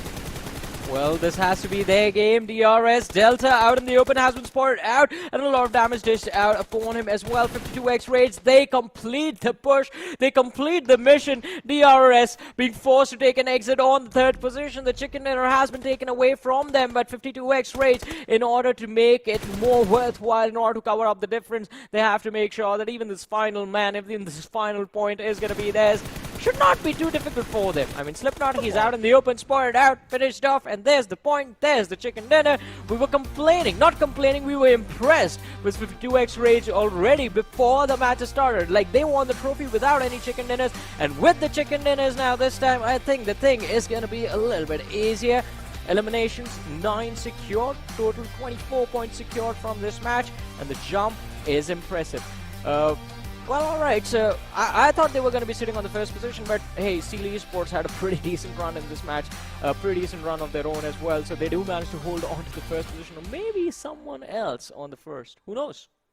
Not me, definitely. Again, that will be the storyboard confirming that for us, but looking on to the way this game was played from the side of DRS, ludicrous amount of defeat points is what they got, but of course 52x Rage just sticking to what they know best, which is knowing how to read the zone, knowing how to make those rotations work for them, and that again, I mean, just worked out perfectly for their side, as we did see them walk away with the chicken dinner along with the 9 defeat points. I mean, it's just honestly, I was raging. I was honestly raging as to how are they able to do this, mate. I looked at them during the PMPL Pakistan region as well as I was casting them, and I was like, all right, wow, gee, amazing, dude. How do you guys do it? I really want to know. But now, I know for a fact that they've got a strategy. I know for a fact that they are just so phenomenally good. I mean, it seems like Ocean and Necro really have a competition now. I mean, yeah, in terms of zone predictions, sure. I mean, the IGL has been impressive throughout the day. And I think this is something that's just going to keep the other teams on their toes. Because, I mean, especially the teams from South Asia. Because everyone was prepared to take on I-8, but no one thought about this new team coming into the action. So it's going to be quite interesting to see what the standings are going to look like later on in the day. Well, before we jump in towards that, it's time to take on a short little break. We'll be right back. Stick around.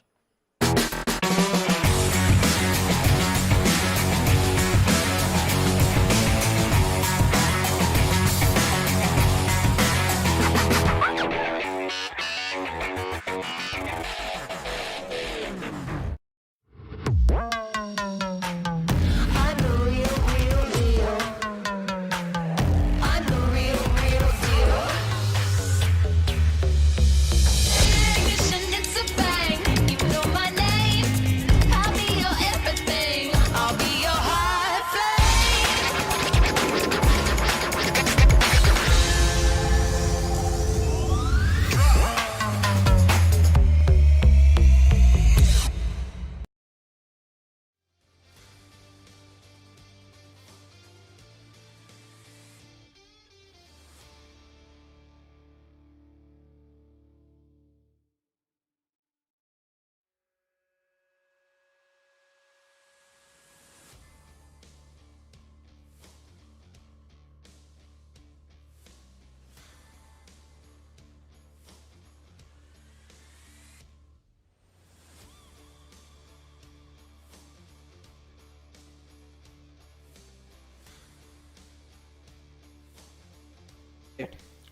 Johnny, look, all I'm going to say is back to the roots, man. I went and I chose DRS at the start of the entire PMPL South Asia Championship because I know, man, coming inside this one, I feel like DRS has to be one of those teams that have a really huge caliber to try and prove something on these grounds right here, on these battlegrounds, and they're doing a great job so far. But then you have a team like 52X Rage coming in with an absolute phenomenal performance. And one thing I really like that you mentioned, everyone was looking out for I8, but then you have a team like 52X Rage coming in and just surprising and astonishing all of us. Yeah, I mean, definitely it was quite exciting to watch them in action. And again, DRS, as you mentioned, back to the roots, back to the OG days when we saw DRS sort of just be absolutely phenomenal. And I think they never left. But on the other side, Phantom Esports also had a pretty decent run. We do have Slipknot from the side of Phantom Esports in terms of the highest assists, but the man was doing a pretty solid job surviving and securing those placement points for his team as well. Especially just making sure that he kept his head down while DRS and 52X Rage were colliding up against each other. But in terms of the points, ladies and gentlemen, DRS is the team that, well, was able to walk away with a maximum number of points because of those 15 eliminations. Just one extra elimination in the hands of 52X Rage, and things would have been a little bit different. But hey, 24 points from the game, including the chicken dinner, not too shabby. In fact, that's a good finish for the team. On the other side, though, Stalwart Esports, I8, Skylightz Gaming, look at that on the 16th position. We'll talk about on the 16th position, man. What's going on with Skylightz Gaming? Now, this is where I'll ask you a real question, Johnny. Skylightz Gaming in the back, you know, if you remember PMPL Season 3, where they were one of the most reckoning or one of the most dominating force in the entire PMPL, and now moving inside this PMPL South Asia Championship, the downfall has really been seen. And this is something that none of us expected. I do understand I might just be a little early, but considering what I saw in PMPL South Asia as well, that just happened a couple of days ago, I personally feel like Skylightz Gaming, do you think they're kind of washed up now? Nah, definitely not. I mean, I wouldn't use that word, because these players, I mean, are the reason that, I mean, there was a big driving force in terms of the skill level in the PUBG Mobile scene in Nepal, and they have definitely proved themselves time and time again. So, and again, so to be fair, it's very difficult to stay on the top when the competition is like this. When you have Stalwart Esports, IHC, I8, you have 52X Rage, you have DRS, all of these teams just chasing you, just trying to pull you down. It is quite difficult to stay on top, and well, we have seen a dip in performance in the players of IHC. Now I guess it's the turn for Skylightz Gaming. But hey, if there is definitely going to be a dip, what separates the best players from the rest is the fact that they know how to recover. They know how to regain that old form, and that is what we want to see from Skylightz Gaming.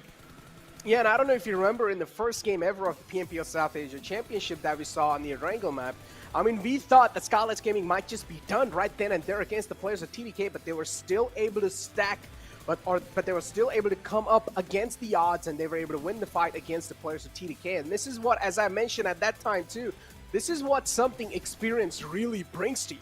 And if you do have a lot of experience in your back, you might just know how to get out of each and every single tricky situations. Yeah, there might be some points where you do make some mistakes, and that might just cost you the entire game. And Skylightz Gaming, so far, they're not really able to find that fine-tuning. I mean, definitely, as you, that's the perfect way to put it, I guess. They have to find the fine-tuning. They have to find the sweet spot that is going to work for them in this particular lobby. And with 3 games down, I think the next 3 games, they have to, one way or the other, they have to figure it out. Otherwise, starting tomorrow, I mean, it's just going to be a lot of pressure for them to deal with. If you are sitting anywhere outside the top 8, then you can pretty much just see the dreams of lifting the trophy fading away in the distance, unless you manage to get a few chicken dinners on day number 2 and bring yourselves back in a contention position.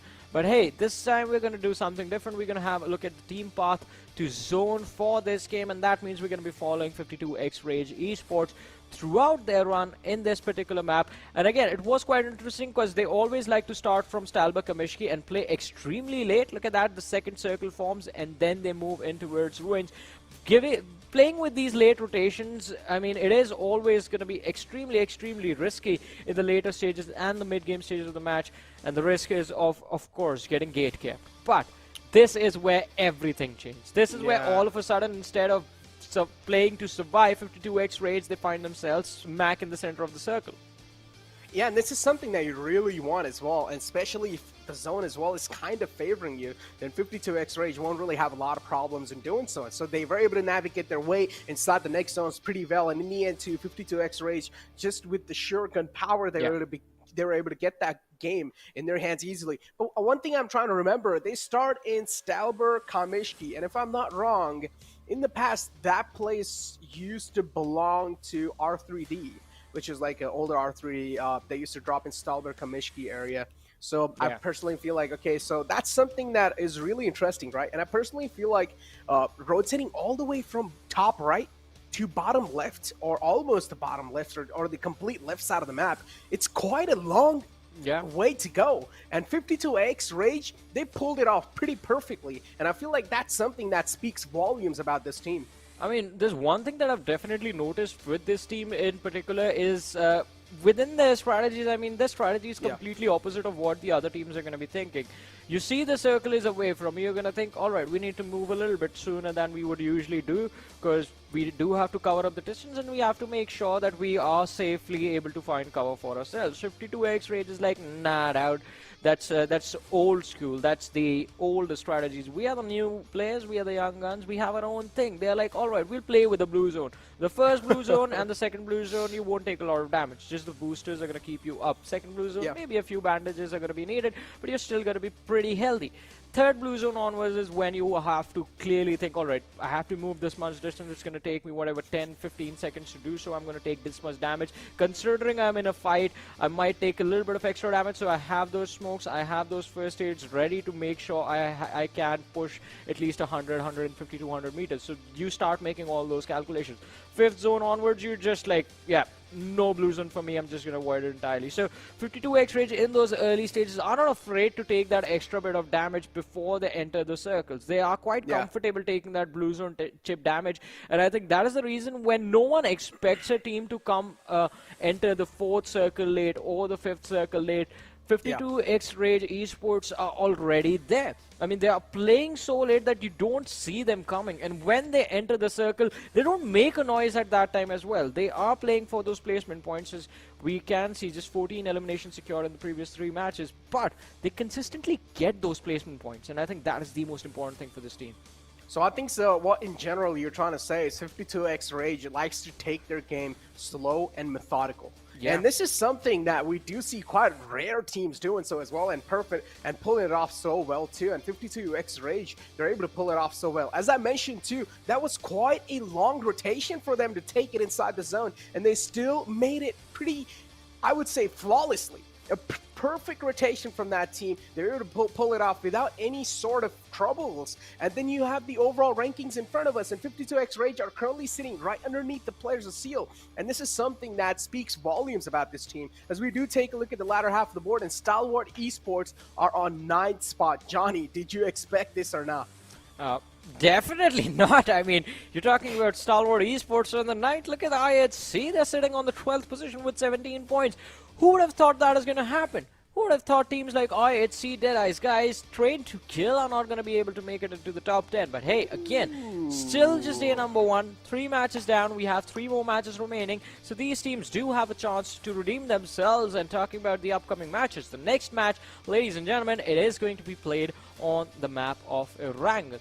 And talking about, Sanhok, Erangel just happened. We have Sanhok happening next, and after that we're going to have Erangel. And this time since Ocean is not here and we don't have anyone to just make the rhymes, make the poems for us, just start quoting Justin Timberlake lyrics to us, we switched up the rotation. This time the days are going to end on Miramar, or different maps. Today is going to end on Miramar. Today's going to end on Miramar, yeah. So it's quite interesting, right? Something that we're throwing a huge curveball. But Johnny, it's time for prediction. It's time for the real stuff now. All right? If the prediction's wrong, Johnny, what punishment do you want? Okay, we don't do punishment. Punishments are for our guests. Okay, look, we have to do something for the viewers, all right, if the predictions do go wrong. But I'm going to go with Stalwart Esports. What about you? Stalwart Esports, alrighty. I'll just pick at random. I'm going to go with Regicide in this one. I want to make things interesting. Okay, so Johnny's doing something out the box. So ladies and gentlemen, Johnny picking Regis side, and I'm going to go with Stalwart Esports. And of course, chat, if you guys also do want to vote for a team, or if you guys do want to predict a team, make sure to go to PUBG Mobile Esports South Asia YouTube page, and make sure to type vote space your team tag that you guys are rooting out for in this game, and you guys will be able to vote for that team in general. Yep. So even for you guys, we have a nice prediction stuff going on. But ladies and gentlemen, without any further ado, we're probably going to be heading inside the game soon, Johnny. Yeah, that's what I was about to say. I mean, the match is all set to begin, and we're going to be jumping into the game. But along with that, you guys are casting those votes, and since you are going to be already on the PUBG Mobile Esports South Asia's YouTube channel, hit that like button, make sure you subscribe to that as well, so that you do not miss any action from PUBG Mobile Esports South Asia in the future, because the tournaments happen throughout the year. We do have this PMPL South Asia Champion happening now, then there's the Invitational, then there's the next season, and then there's the World Championship. We don't stop. It's all throughout the year. But talking about not stopping, we do have the trajectory of the plane in front of us, and this time it's going to be completely leaning to the northern side of the map. So hardly anyone goes to the southern part of Sanhok as well. I mean, Nakham, Shami, you rarely get to see those clusters form in those locations. So I don't think, also considering this is Sanhok, pretty small map, not a lot of the teams are going to be in a troublesome situation. But although I do want to see what is going to be the situation at Light towards Bootcamp and Final, and those two seem to be the most preferred spots in this particular map. Exactly. As we do have the entire plane flight path in front of us, and as you guys do see, already starting off all the way from the right side and all the way ending towards the left side, as we do have the players of JyanMaara and 52X Rage in front of us. And here we do see Rage as well. They're quite raging in general, as one of the players from the side of JyanMaara has been knocked out. No fear. This leaves the players of JyanMaara in quite a state of discomfort. Well, let's see. As you said, JyanMaara, they are going to be in a state of discomfort, but 52X Rage, we know they don't like to take these early fights, so they are straight away just backing off completely. Look at that, falling back slowly and steadily. And JyanMaara on the other side also, well, mutually do not want nothing from this early game aggression. We do see TUF Joker in the distance. He's going to be completely ignored for now, since he just goes off beyond the render distance for us as well.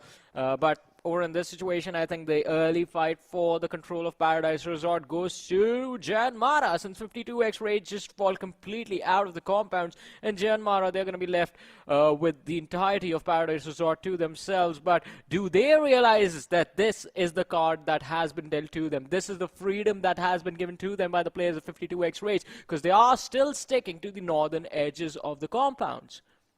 Talking about sticking to the northern edges of the compounds, JyanMaara, as you did mention, they do have the majority of the control of the entire Paradise Resort. High voltage, of course, all the way on the top left island. They're looking quite good so far. Do want to find out how things are going to be looking like, because we do know Sanhok, which means higher pace indeed, and quite a lot of actions without a doubt. Well, but let's see. Prabeen on our screens right now. And high voltage again, another one of those surprises that we are expecting to pop off at any given time in this tournament, and it's going to be quite interesting. But on the other side, TUF, oh no!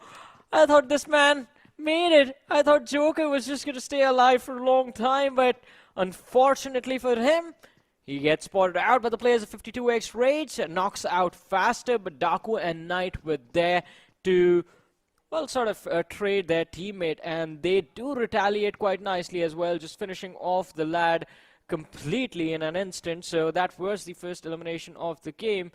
In fact, the second elimination of the game, my apologies, since 52X Rage have also been reduced to a 3-man roster. Talk about getting reduced to a 3-man roster. Stalwart Esports having the entire bootcamp control. Of course, one of the most dominating spots in the entire Sanhok map. And Stalwart Esports, without a doubt, they have the full control of it too. So another team that is a force to be reckoned with, as we do have Regicide as well on top of the mountain. And that's the team that you went with, Johnny. And I do want to find out how things are going to be looking like for that team, because again, moving inside this one, there's going to be quite a lot of threat even lingering on top of their heads. Well, let's see. For now, JyanMaara, I mean, they do have one chicken dinner to their name already, and in this particular match, they're going to be looking to secure another one. Paradise Resort, the control was handed over to them quite easily, but will they be able to take control of other important positions in this match moving further? But look at this, Skylightz Gaming, Nima getting caught off guard. Edgar from the side of TUF, he has his location spotted out completely, goes for a nade lob, but fails to hit the marker, fails to secure the knock. And well, Nima, that's just brilliant. One nade after the other, and slowly and steadily he's just falling back. But look at TUF2, slowly and steadily just making sure they're pushing away the players of Skylightz Gaming, tossing in a lot of utilities too. Skylightz Gaming, though, Nima realizes he's all by himself in the lion's den, so maybe he would want to back out this time. So tosses in some smokes to block the vision of Edgar, and Edgar as well is not going to be able to find any sort of visual cues right now on the players of Skylightz Gaming, so a free way out for Nima. He will be out of harm's way as TUF. They cannot really do much here. Edgar, too, he does exactly know what's going on. He found out that the player has escaped successfully. Skylightz Gaming, the rotation's being spotted, too, by Edgar, but not any connections found just yet. Let's see. Still a lot of silence in Sanhok, which usually is not the case, but we do have a central circle this time. And that makes things a little bit easier for almost everyone involved in this matchup. Well, almost everyone, because few of the teams have in fact blundered up as soon as the game started, lost a few key players, and now they're just left in damage control mode in this match. But on the other side, we do know Stalwart Esports towards that bootcamp position do in fact turn out to be a pretty big threat for everyone else, and this time the team closest to them, it's going to be 52X Rage, kind of sideways between Stalwart Esports, JyanMaara and Phantom Esports also closing in from the distance. But look at this, DRS all the way towards Shami, and with that late rotation, I think things are just going to look quite good for them up until the mid-game stages when there's going to be a massive cluster towards the center. Talk about a massive cluster. This time to zone 2, just centering on up on the right side island, so nothing really out of the box or out the blue, so the teams are going to be quite comfortable inside the zone as well. So we do have the grounders too, all the way moving in from the left side, top left island, trying to just not cross anyone's eye just yet. And Sanhok map too, that means the heal strat as well, the met strat comes into play. So if any of these teams are feeling not that confident on the map of Sanhok, they can always try and loot as many places as possible and go for the met strat. I mean, definitely the heal battle situation towards the end stage of the game is going to be an actual possibility and a viable strategy for a lot of these teams. And again, no matter what you say, I mean, you have to do what it takes to win, even if that means just sitting in a corner, spamming heals after heals, first aid after first aid in the final few moments of the game. But for now, at least, there's going to be a few fights breaking out. We do have Deadeyes Guys against the players of Seal Esports, and Demo is going to be the man taken out of the picture already. So that leaves 3 players from the side of Seal Esports left to just hide in those shacks and try and take this fight against the players of Deadeyes Guys, who are out in the open on this mountain slope. Talk about out in the open in the mountain slope. Deadeyes Guys, they're not going to have any problem holding this position. On the other hand, you have Seal on the lower ground. Deadeyes Guys, as I mentioned, one of the bigger threats in the lobby without a doubt. And then you have the entire region of Pakistan moving on over inside the SA Championship too. Teams like Freestyle doing pretty good. 52X Rage indeed has been impressing us. I do want to see, though, what IDs have got in their backpacks too, because IDs so far, they're currently sitting in 7th spot in the overall rankings, which is indeed not really a bad spot to be in, but still, I expect a team like I8 to be in top 3. I mean, definitely. All of us expected I8 to just put up a wonderful performance, but hey, maybe this is going to be a slow start for them. Yeah. There's still a journey left ahead of them, and it's going to be quite interesting to see exactly where they end up in the very end, but for now, yeah, definitely off to a slow start. And look at that, the rickshaw. Nice little family. Yep. You actually call it the rickshaw. Yep. That's what we call it over here. That's what we call it, ladies and gentlemen, the rickshaw. But yeah, that's something that just reminded me of some family moments, you know, some nice family moments when you do go outside, you know, with your family. It's fun times. Well. I mean, a lot of memories for a lot of people in that vehicle. IRL, I'm talking about. In the game, not so much. Yeah. Not a lot of teams like to use that vehicle because, again, does not really have that much of a pace into it, so it's really easy for the players to spray him down. So not a lot of players do prefer that, unless if they do want to really make a crucial rotation. But currently we do have the circle centering on up, so we're probably not going to be expecting a lot of fights happening in this zone.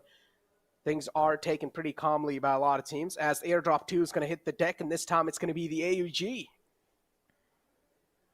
Well, let's see which individual from this entire lobby will be wielding that weapon. I think it's going to be quite decent, at least in this particular map, where you don't have to worry about taking a fight off in the distance and everyone's going to be up close and personal. But on the other side, TUF up against the players of Skylightz Gaming with the I-8 crawling in the back line. This is going to make the situation towards this barn area quite intense and quite chaotic, in fact, because Freestyle is moving up north as well now. Then we have Stalwart Esports who are going to be moving up north as well. And then DRS towards Camp Charlie playing extremely slow on Sanhok, which I find quite interesting. I like the split that the players of Stalwart Esports have. A nice 3-1 split. Pika is all the way in the front lines, but I'm going to hold on to my words. As they're spraying down the vehicle of the players of Freestyle. And Vossi is now trying to move back to safety. Unfortunately, Mullik's being knocked out in the open, so they will have to let Mullik go. But Freestyle still not really out of harm's way just yet. A great position for the players of I, just foiling the dreams of the players of Freestyle in this game. Well, let's see Freestyle, as you mentioned. I mean, the points are definitely going to be quite important for them, but let's see Uzim. It looks like he has been surrounded, his team in the back, and that is just going to be a perfect position for them to provide some support. But Freestyle split is, well, it might just work out for them. Tyrant does not stop at all, just keeps on driving and further and further away from the players of I-8. Reviews trying to move towards him as quickly as possible. Tyrant, in fact, you cheeky man, just living the life, zooms away from trouble. Talk about zooming away from trouble. So far, nothing really much happening. The player of TDK will be confirmed too. It's Legend, actually. One of the big pillars, or one of the key pillars inside the team, is already being taken out. Big threat neutralized in the lobby. And TDK is one of those teams that really like to take their time in the overall rankings. We've seen TDK at the starting days. TDK, they like to measure. They like to just wait. They like to study. And then in the later days, that's when TDK starts going ham. So the slow pace, TDK is truly the masters of that, and they've so far mastered it, and they've also shown a little bit of demos of that in the PMPL South Asia. But I do want to see how things are going to be looking like in here, though, especially if you do know teams like 52X Rage are playing this one. 52X Rage absolutely putting on a phenomenal performance so far, coming inside from the Pakistan region. Indeed has impressed all of us. Well, definitely, and well, the team, no matter how impressive, everyone has a flaw, and 52X Rage, I think these teams are trying to figure out exactly what the flaw is with them. But for now, Freestyle in the World of Hurt, as Wasi has been taken out. Sandesh takes a lot of damage in the trade, but falls back instantly. Siog off in the flank, in the front lines, in fact, is looking to see if he can finish off the entire team right now here, and, well, make the later stage of the lobby a little bit more cleaner. But Aram, he's hiding behind that rock, just completely patient. Tyrant right in front of him. They have avoided one team so far. I-8, they were able to dodge, but trying to kill, they are just blocking their way. And I think the decision that was made from the side of Freestyle was to take control of these compounds, but they weren't really expecting any challenge. Oh, Leo! He had the DBS in his hand, switches over to the M4, finds the knock on Rules, who just ran out of this house completely unaware. And Leo, that was a very ballsy play, because he was standing right in front of the door, not moving even an inch. He was literally just standing still out in the open. Oh, look at the nade from Wall. He's going to find the mark. Delta goes down as well. Seal. Talk about just pointing at the wounds, and Seal is doing so. Oh boy, who is going to heal the wounds now that have already been inflicted on the players of DRS?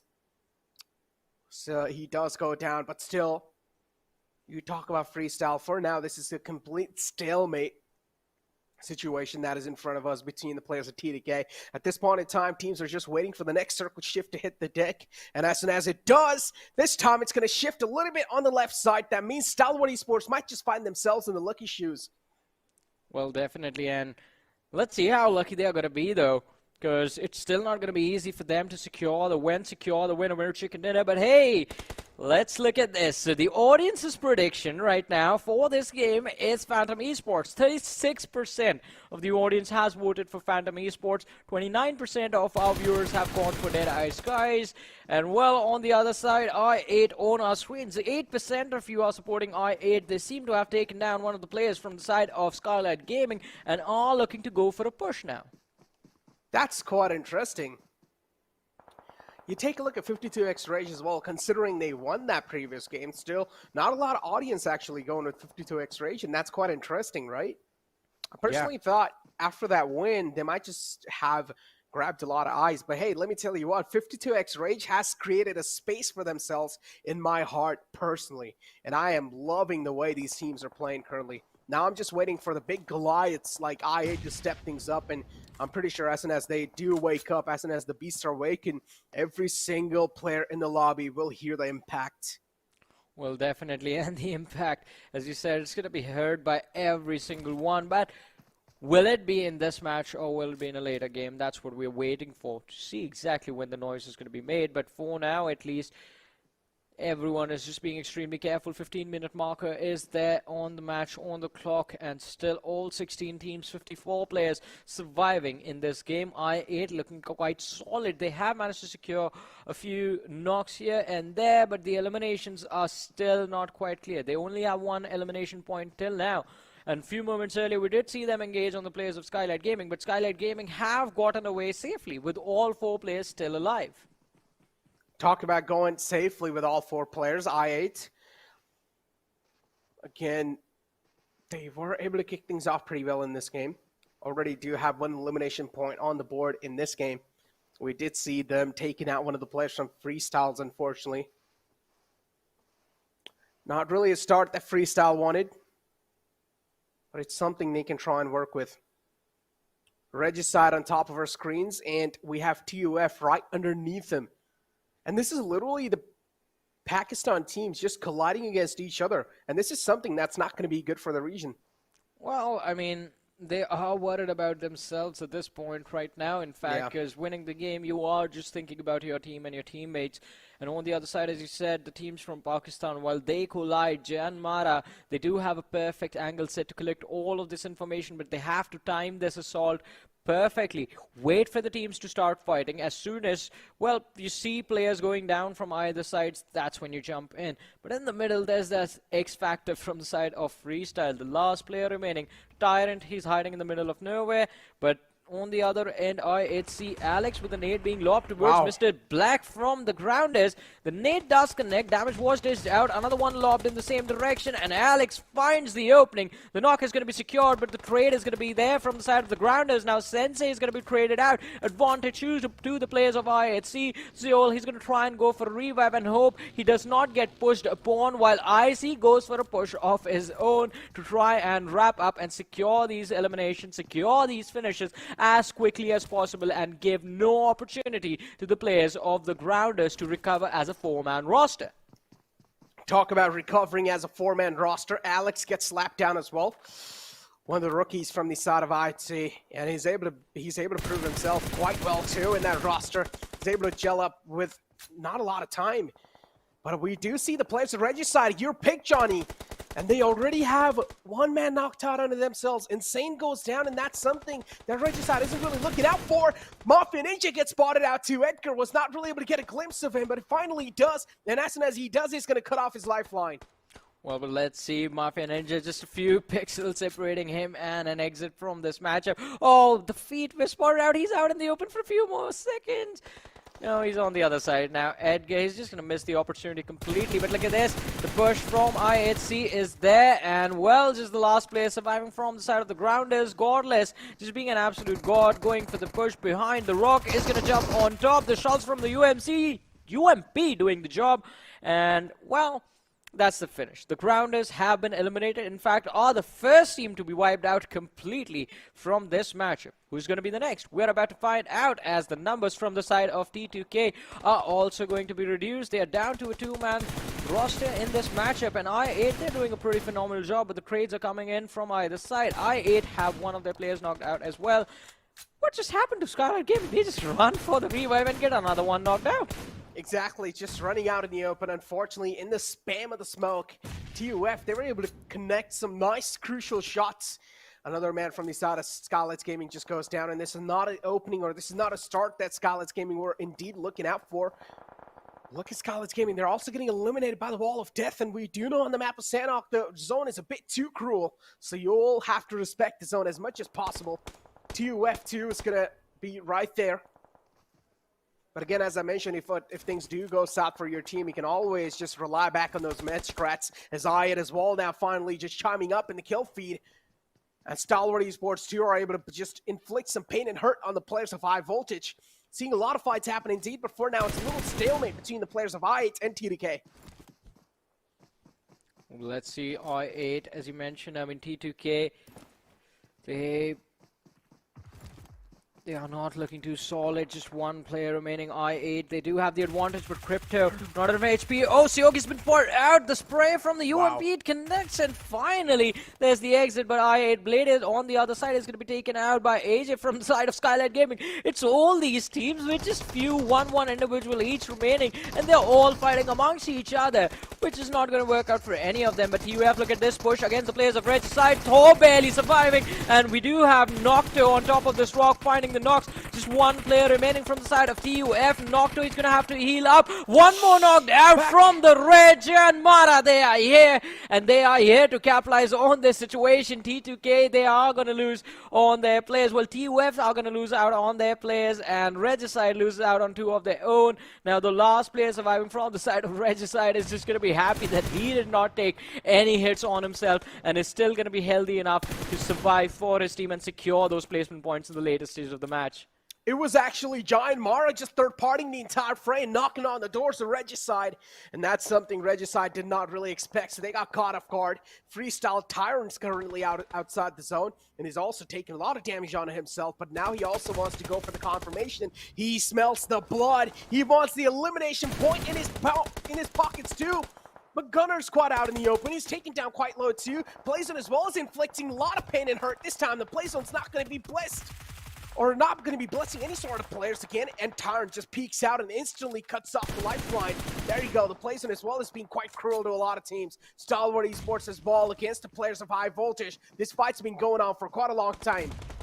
Well, yeah, it's quite extended and it's still going on, but on the other side, Stalwart Esports just slowly and steadily moving towards the edge of the circle might cause a world of hurt on the players of High Voltage in the later stages of the game. Well, in fact, the blue zone is pushing forward. Phantom Esports, they are getting taken care of slowly and steadily, but Stalwart Esports now, this is quite interesting. They're trying to fight two teams at the same time, and it's not going to be easy for them. They have to take care of Phantom Esports and High Voltage, and while doing so, they have also got to get themselves towards the northern edge of the circle. But hey, look at this. Either it's two teams or one. Stalwart Esports, they're not going to back off, just finishing off Phantom Esports with a little help from the blue zone, and well taking care of the players of High Voltage. Wadu G is going to be the last player surviving against the entirety of Stalwart Esports, and well top, he knows where Wadu is hiding. Wadu tries to step out and run away, but not being allowed to do so by top.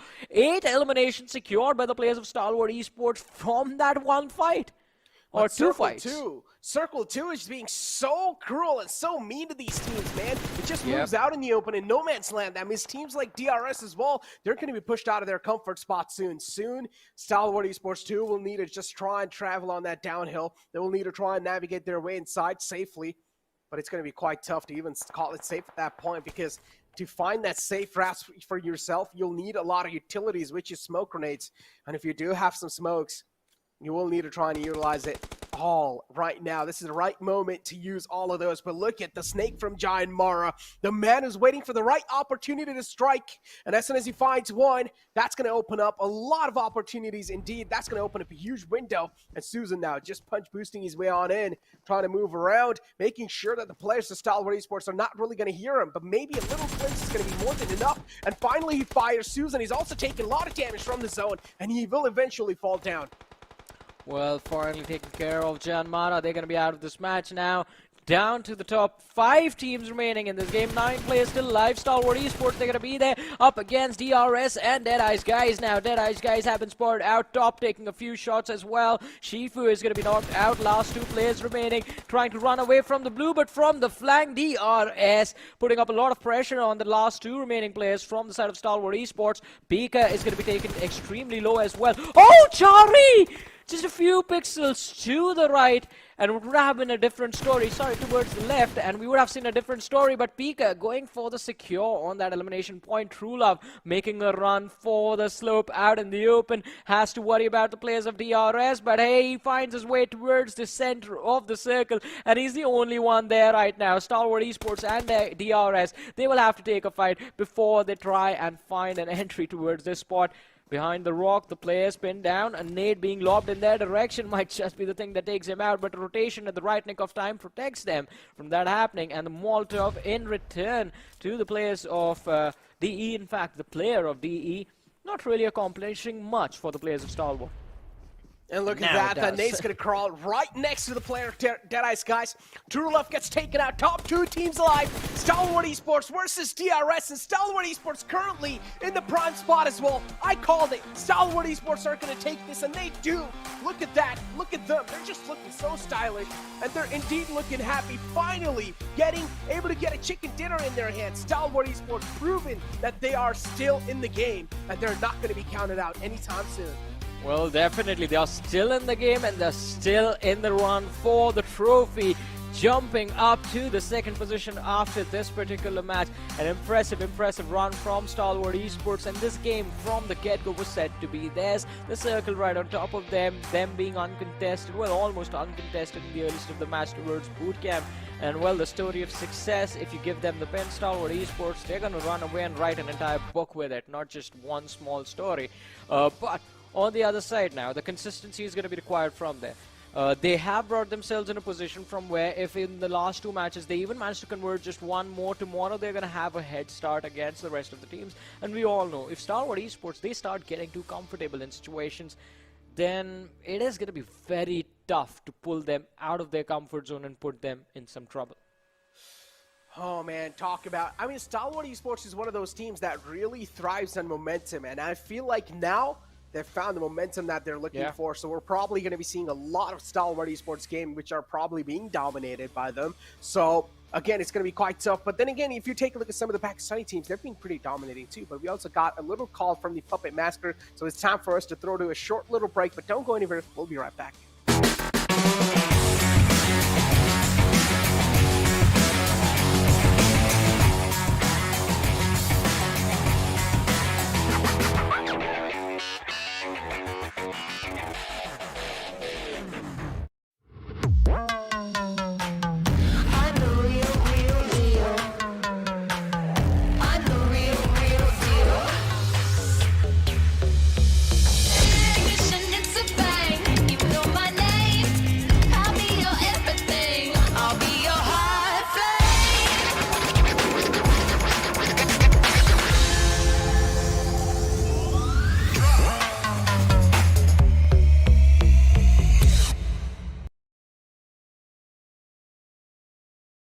Well, hello and welcome back once again right here at PUBG Mobile Pro League South Asia. Seasons and sagas are continuing on, and indeed, when it comes to the first ever map of Sanhok for the day, that was just obliteration being showcased right there. What do you think, Necro? I mean, the game actually extended for far more than I anticipated because it was a Sanhok map. It was supposed to be a quick done and dusted sort of a situation, but it resulted in stretching out quite a bit. But indeed, in the end, it resulted in exactly what you predicted, which is Stalwart getting that chicken dinner. Exactly. I mean, Stalwart Esports, I'm not going to lie, they really needed that chicken dinner too, and they finally are able to show themselves up. And as I mentioned with Johnny as well on the desk here, which he was a while ago, I said this, Stalwart Esports is one of those teams that really thrives on momentum. And as soon as you give that momentum to a team like Stalwart Esports, they're just going to start to dominate the entire field too. But then you have some of the teams from Pakistan region coming in as well. 52X Rage, they've been looking phenomenal. They've been dominating the entire battleground with consistency. And now I want to see how things are going to be looking like overall for South Asians in general. But the MVP of the previous game. This time it's going to be Pika from the side of Stalwart Esports with 4 knockouts and 6 eliminations and 777 damage with survival time of 24-16.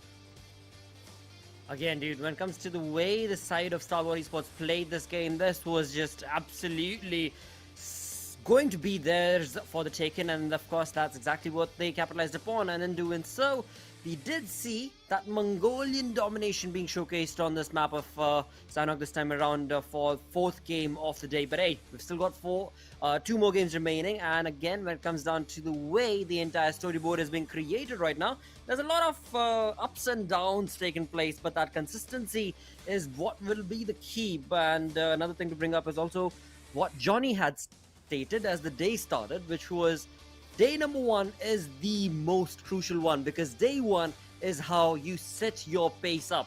And if at all I'm to go with the predictions being coming in from the side of the chat, right? You notice that, dude. It was Phantom Esports all the way through with the chat absolutely one-sided in certain sense of the way. But sadly, that's not really being showcased from Phantom Esports this time. Exactly, and day 1, as you said, it's time for the teams to just set the pace for the entire of these SA Championship, right? And if the teams are not really able to do that great in day 1, and if the teams are currently in the latter half of the board after the day 1, they're indeed going to be having a lot of pressure as the game keeps on passing by, as the time keeps on moving, and as the day keeps on passing by. So, of course, day 1, if you're going to be having a nice safety cushion to play around with for the upcoming days, you're, of course, going to be one of those teams that's going to be living tension-free, and you will have enough amount of time to do the research as well, and you won't be second-guessing. Exactly. You will be confident, of course, and in general, this is where we really talk about the overconfident approach stepping in from a lot of teams, right? Sometimes they can be overconfident, sometimes they can get ahead themselves, and they can just start making some rookie mistakes, and that's what we've seen happen a lot of times in the past. But for now, ladies and gentlemen, let's move on over to the Oppo F21 Pro moments, and let's find out how things really kicked off in the previous game. Well, if at all there's one thing to state, talking about consistency, talking about teams doing good and not, and what, one team that has stood out in me eyes since the start of the day has been TUF, dude. And for the wrong reasons, of course. Because TUF, they've just not been able to make that mark. They've just not been able to hold steady in terms of the way they're taking on fights, in terms of the way they're pushing on along from one to the next. But again, I mean, this moment right here, this has to be the second best clip of the day. Exactly. And TDK2, unfortunately, we're just catching a lot of bullets. IT as well against the players at the ground. Or this nade right here from the rookie himself. Man, Alex was able to just shut him down like that. And then IT, unfortunately, caught a little bit too many bullets. And yeah, IC got taken out too, but IT in the end, just sheer will and fragging power, they were able to just overcome all sort of obstacles, and they were able to win that fight right there. Regicide was a pick of Johnny, but unfortunately, they got dismantled pretty early on too. Well, pick or no pick, in the end, it is all going to be dictated by who will be the top. Who will be at the top at the end of the day. And looking on to what the prediction is coming in from the side of the chat, based on what the leaderboard is being showcased in the lobby, it is two ways affair. But hey, again, I mean, 2 games, still a lot of opportunities, still a lot of chance available for the teams to be able to make a big comeback and completely change the storyline for themselves. As of now, as you push on through to the damage graph itself, I mean, Jesus. 2,034 damage coming in from the side of Stalwart Esports with 12 elimination points, and then from that, as you look on through the entire skyscraper list of the damage graph, you've got T2K on that 15th position, but with 1,170 damage. Oh boy, I mean, Stalwart Esports, of course, this in itself, as we mentioned, or as we were mentioning over and over again, how Stalwart Esports is one of those teams that likes to be aggressive, that likes to keep the pedal to the metal, and Sanhok is a perfect map for a team like Stalwart Esports to also be proactive and also think on the fly quickly. In Stalwart Esports, they like aggression in general, so they are able to put up some insane numbers on the board. 2,034 damage, and then 12 elimination points in general just wrapped up. And now let's move on over to the overall rankings of the entire game right there. And we have Seal, of course, leading the chart. Stalwart Esports this time, though, stealing the spot away from 52X Rage. And now in the third game, Rage are going to be quite jealous. Yeesh. Okay. This is quite a storyboard being created right here. After the 4 games that have been played, as we get ready for the 5th one right around the corner, there's still a lot of ups and downs that can still be taking place on this storyboard. But along with all of that, as we move on through to the second page, now you get a clear picture of certain teams that are really not having a good day. I mean, as you guys were talking about, being Sanhok, I was actually thinking, if I were asked the prediction, I would actually go with T2K, because T2K have been really phenomenal on Sanhok long back in the day, and this time around, again, it's not only just T2K, it's TUF, High Voltage. They're just not able to make a mark. I mean, forget all of them. Look at IHC Esports right there with 4 games played, 17 eliminations, only 7 placement points. But again, you're talking about Godless and the likes right there in the team that's sitting on the 11th position. So yeah, day number 1 is turning into quite an uphill battle right here for these teams.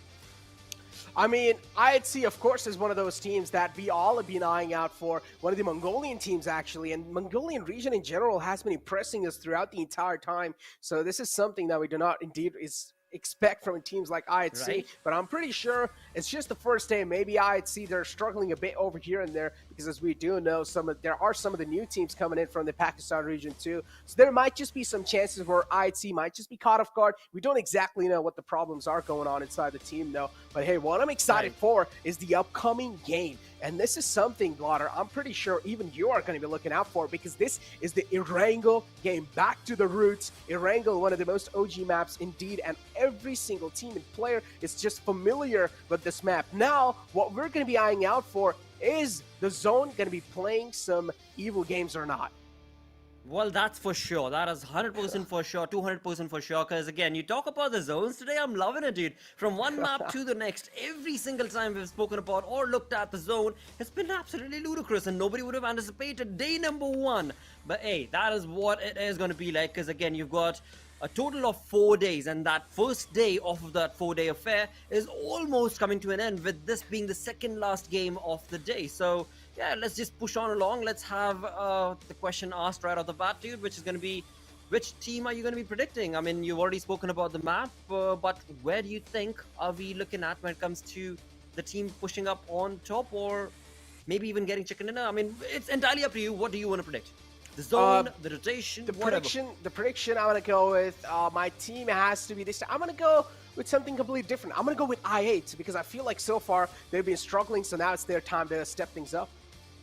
All right, indeed. And that is something that could very well be anticipated, because of the way that they've been playing. It is looking like they might just be able to take that cake. But I want to see, really want to see the side of DRS get that. I mean, they got so close. They got so close to that chicken, but were not able to get it because 52X Rage got the better half. So maybe this time around will be the lucky charm. We shall see if the real soldiers are going to be able to stand true and tall as we get ready and prepped. So are the pilots and the players of this game. Game number 5 of the day. And we are jumping in with all of these incredibly skilled, talented, as well as, of course, determined players who are ready to prove their worth. And in all of that, in fact, now I'm thinking about it, dude, I should have actually picked up a team that was sitting at the bottom half of the leaderboard, because I do really want to see a comeback as the day number 1 comes to an end, you know? I mean, you've got T2K, you've got High Voltage, you've got some really well-known names who should be able to capitalize on opportunities. I mean, even Godless for that matter. I mean, he's not even part of the kill leaders list, so... But never mind. I mean, it's all set in stone. It's all done. So let's see what DRS does. I mean, I'm not going to lie, though. As I said, I8 currently, they're on the 8th spot. And I8, I'm pretty sure they're one of those teams that has some of the highest caliber inside the entire lobby. So I'm just waiting for I8. I'm just waiting for the beast to be awakened. But now, if you ask me about T2K, now, TDK is one of those teams that really likes to take their game slow and methodical. And TDK, in general, we've seen this a lot in the past, too. TDK, they usually tend to step things up in the final moments of the tournament.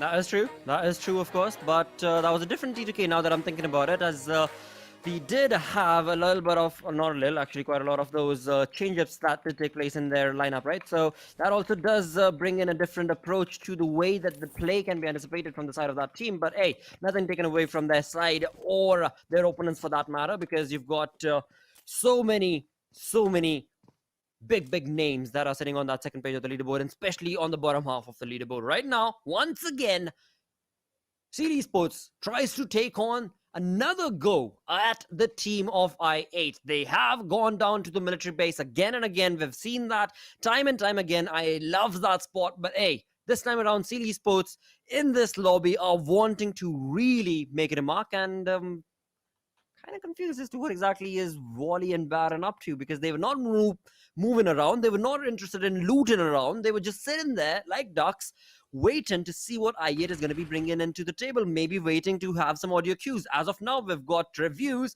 pretty much equipped and set along with his... That was close, but Leo was just a little too quick to get away from that. So it seems like, yes, they are determined. Seal Esports last time around, they actually went away because the zone moved away from them, and it did not stick around on the military base. This time around, it seems like Seal Esports is determined to take on I8 Esports right here off the bat and let I8 know. Because again, that's a really good question to bring up. I mean, I8 Esports, everybody knows whatever lobby, whatever region they're playing up against, everybody knows they're going to go down to the military base. Why does nobody take on I8? Well, here you have Seal Esports giving you that answer. Exactly. I8 and Seal just clashing against each other, and I8 this time just inflicting some pain on the players of Seal. I8 as well, though, they're taking their sweet little time. I personally feel like Seal, they've been pushed out of their comfort spot. Seal, they don't really have a lot of loot to play off of with. I8, on the other hand, some of the players already have gotten their hands on the M4. That's going to be really problematic if you think about it for the players of Seal. Look at Baron just leaning on this side, trying to find any sort of glimpse of the players. But I8 too, they're just being so disciplined. Ooh, this is the time we need viewers to chime in along. This is the time we need viewers acting and bringing in their votes. Just vote in right now. With this, you already have a clue as to which team is going to be the one walking away. What? Do you think Seal Esports will get this fight, or do you think I8 are going to be the ones who will be able to chime in along and get this entire lobby knowing that, you know what, military base is theirs, nobody touches I8 on the military base? But it seems like right now, if that first knock is anything of an opening, Seal Esports is looking really good, looking very comfortable in taking down the entirety of I8 with crypto down. I mean, that's, yeah, come on, viewers, start voting. Vote space team tag. That's all you got to do in the chat. Come on, man. Don't let it be a caster curse, I8. You will need to try and defend it. I went with you guys, I8. Oh boy, come on. I know you guys have got this. A 3-on-4 situation. I do realize one of the most instrumental men in your team has already been taken out, but still, I do believe I8 is one of those teams that is a force to be reckoned with. And I'm just waiting for the base to be awakened. Reviews as well is catching a lot of bullets. Look at the players of Seal just marching on over like a pack of soldiers, moving on in. Seal, man, they're just looking so confident in this fight as soon as they were able to find the opening. I8 indeed, now they're going to start to shake quite a lot. Well, Blade out in the open in the back, just holding on that flank angle on the other side for the side of Seal Esports. They did push on along, like you so perfectly mentioned, with some really synergistic plays, and in doing so, they've got their angles flanked, and one by one, players of I8 go down. Reviews, the only player standing, but not for long, because Seal Esports, with all 4 players still standing, yep, there was a little bit of damage taken on from their side, but nothing shaking them away from that position. That was just perfectly played from the side of Seal Esports indeed. And I8, well, they have been crushed to the dust with all 4 players eliminated. Means the entirety of the team of I8 is gone. And this is just in the first 5 minutes of the second last game of the day. Wow. What a flawless execution from the side of Seal. Yep, and I'm really sorry. I'm really sorry. I mean, oh boy, I didn't mean to do this, but what a shot from Wally too. Oh my God, talk about a pinpoint precision shot and talk about eagle eye. I mean, this man has just proved up on all the marks. He's just ticked all the boxes at this point. The Seal too, just making these off angles, playing this so well. Wally all the way on the top, just no one expected this man to be there. And Seal, they just executed that so perfectly. Talk about a perfection play. And Seal, It's like they're well familiar with that military base island.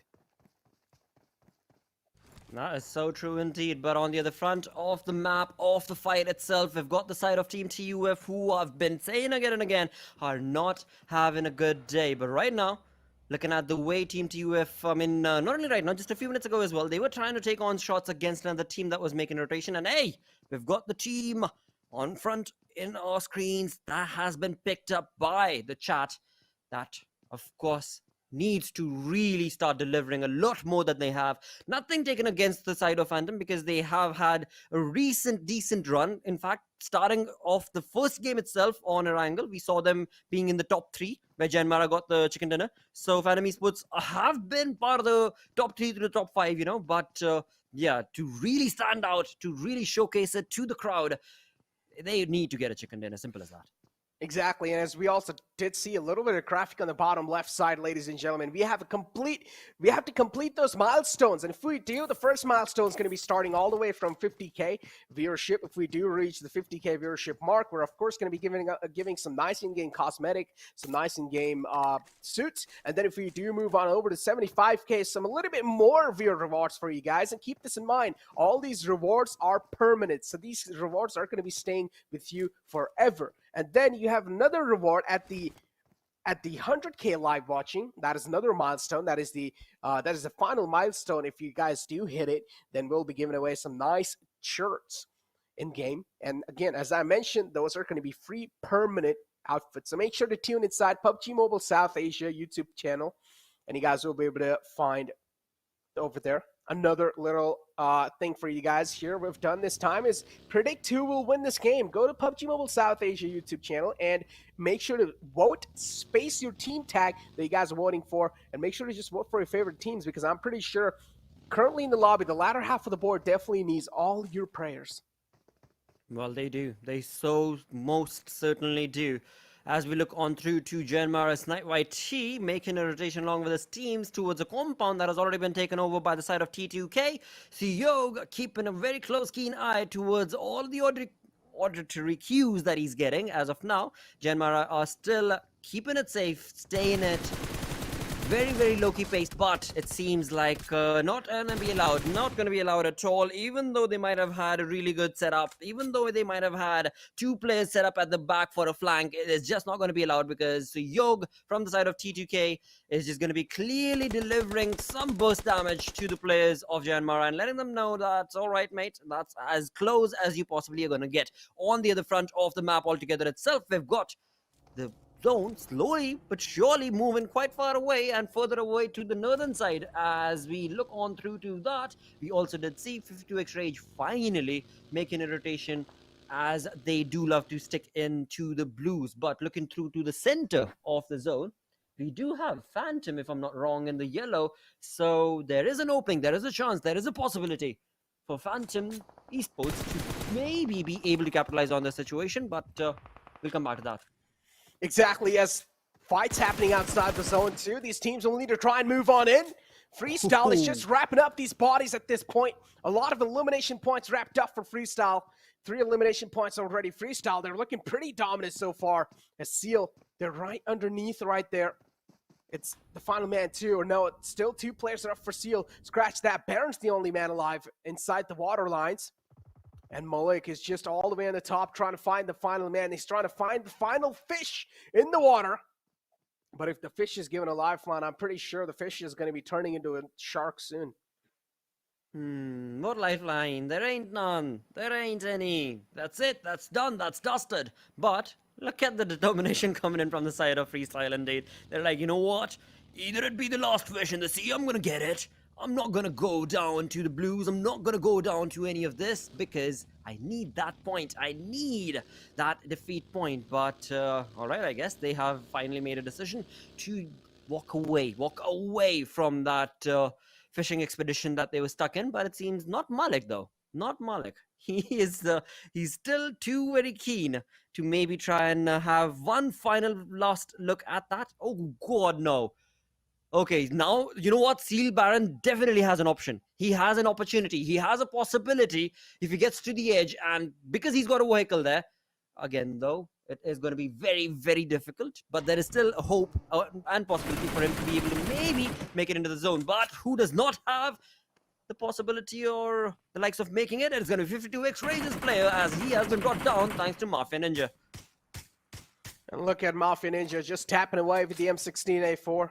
Easy. Suppressed 2. Wow. 52x Rage, unfortunately, already having a casualty on their side. Indeed, not a good news for them. Circle as well, just tilting a bit up north. Do you want to find out where the next circle shift's going to be looking like? Because I already like the circle, the way it's setting up the entire pace of the game.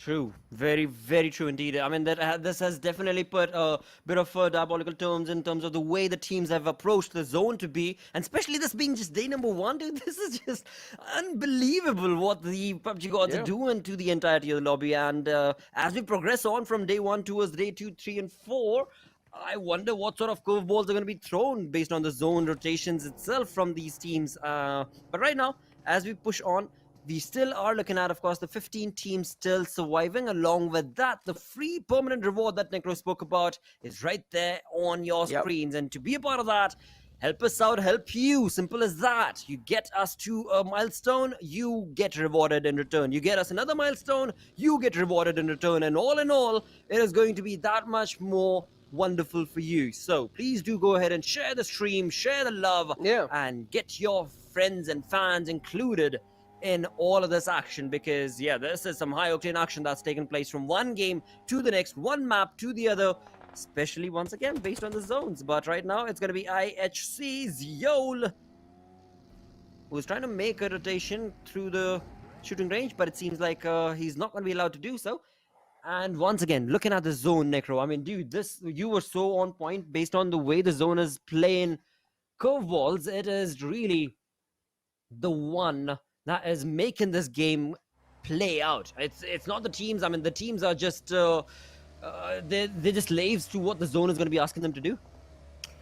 I've seen this type of similar circle in the past too, and if I'm not wrong, the zone has to shift on the right side, kind of towards the players of Skylightz Gaming and Stalwart Esports. This has to shift on the right side. If it doesn't, if it does shift on the left side, that means there's not going to be a lot of cover to play around with. Teams, again, will be pushed out of their comfort zone. But my prediction is that this zone will shift on the right side, but we'll only be able to find out as the time progresses by, or as the time passes by, as we do see the next circle in front of us, and we do see there's a decent amount of teams still stuck outside the zone. At this point in time, the zone's going to be starting to get filled up with a lot of teams, and the zone's not going to have enough place for all the teams to contain. So that means we're probably going to be seeing a lot of bodies hit the deck as well. As Rage, they finally just crash against the compound with the players of TDK in it, and TDK, now it's their time to try and defend this compound without a doubt against the players of 52x Rage. Suyok steps out, unfortunately messes up that nade as well. 52x Rage, they're able to find one of the players of TDK. Now it's all down to Suyok. It is all down to Suyok indeed. He's been trying to use those perfectly set up nade situations for himself, but it's just not going to do it, mate. He's all by his lonesome, and Knight will take on that Rage in action in the UMP against the face of that player of T2K, Suyok, and of course that is going to be his demise. And in doing so, now it's all down to T2K. Jane, what exactly is he going to be able to do? And Sandesh, where are you at, mate? Sandesh, far away, locked up, away onto the top of that hill, is looking on to give a little bit of that cover fire, but the 3-man army coming in from the side of 52x Rage, dude, they have really pincered down the positioning. And what? Oh, Jane! Wow, Jane, that was spectacular sight coming in as he was able to just spot small little pixel, and that in turn has turned this into an equal fight. What happened? Exactly, Jane. We've seen this man set up for some nice, glorious moments in the past as well. But the problem here this time is going to be Jane does not have any sort of helmets to work with. One bullet in the head will seal the deal. Jane, though, as well, is quite hurt, so he does not really have the HP working for him. But a nice trade from the side of Rage will take down Jane. TDK, they're getting dismantled. Rage as well. Final man up. Zen is going to be the last hope alive. But TDK too, they're able to get the fallen man back up. Suyok and Sundays, the two just damaging men on the side of TDK. These two men are on a mission to take down the entire squad of Rage. But Rage too, they're still quite hurt. They're definitely hurt, but they're not yet broken. There's still a 3-man army, and they're standing on tall and true. But will that be enough? Oh, Okay, probably not going to be allowed because T2K, Sandesh and Jane, they are on a rampage. They are absolutely evenly sorting this out against the players of 52 Rex.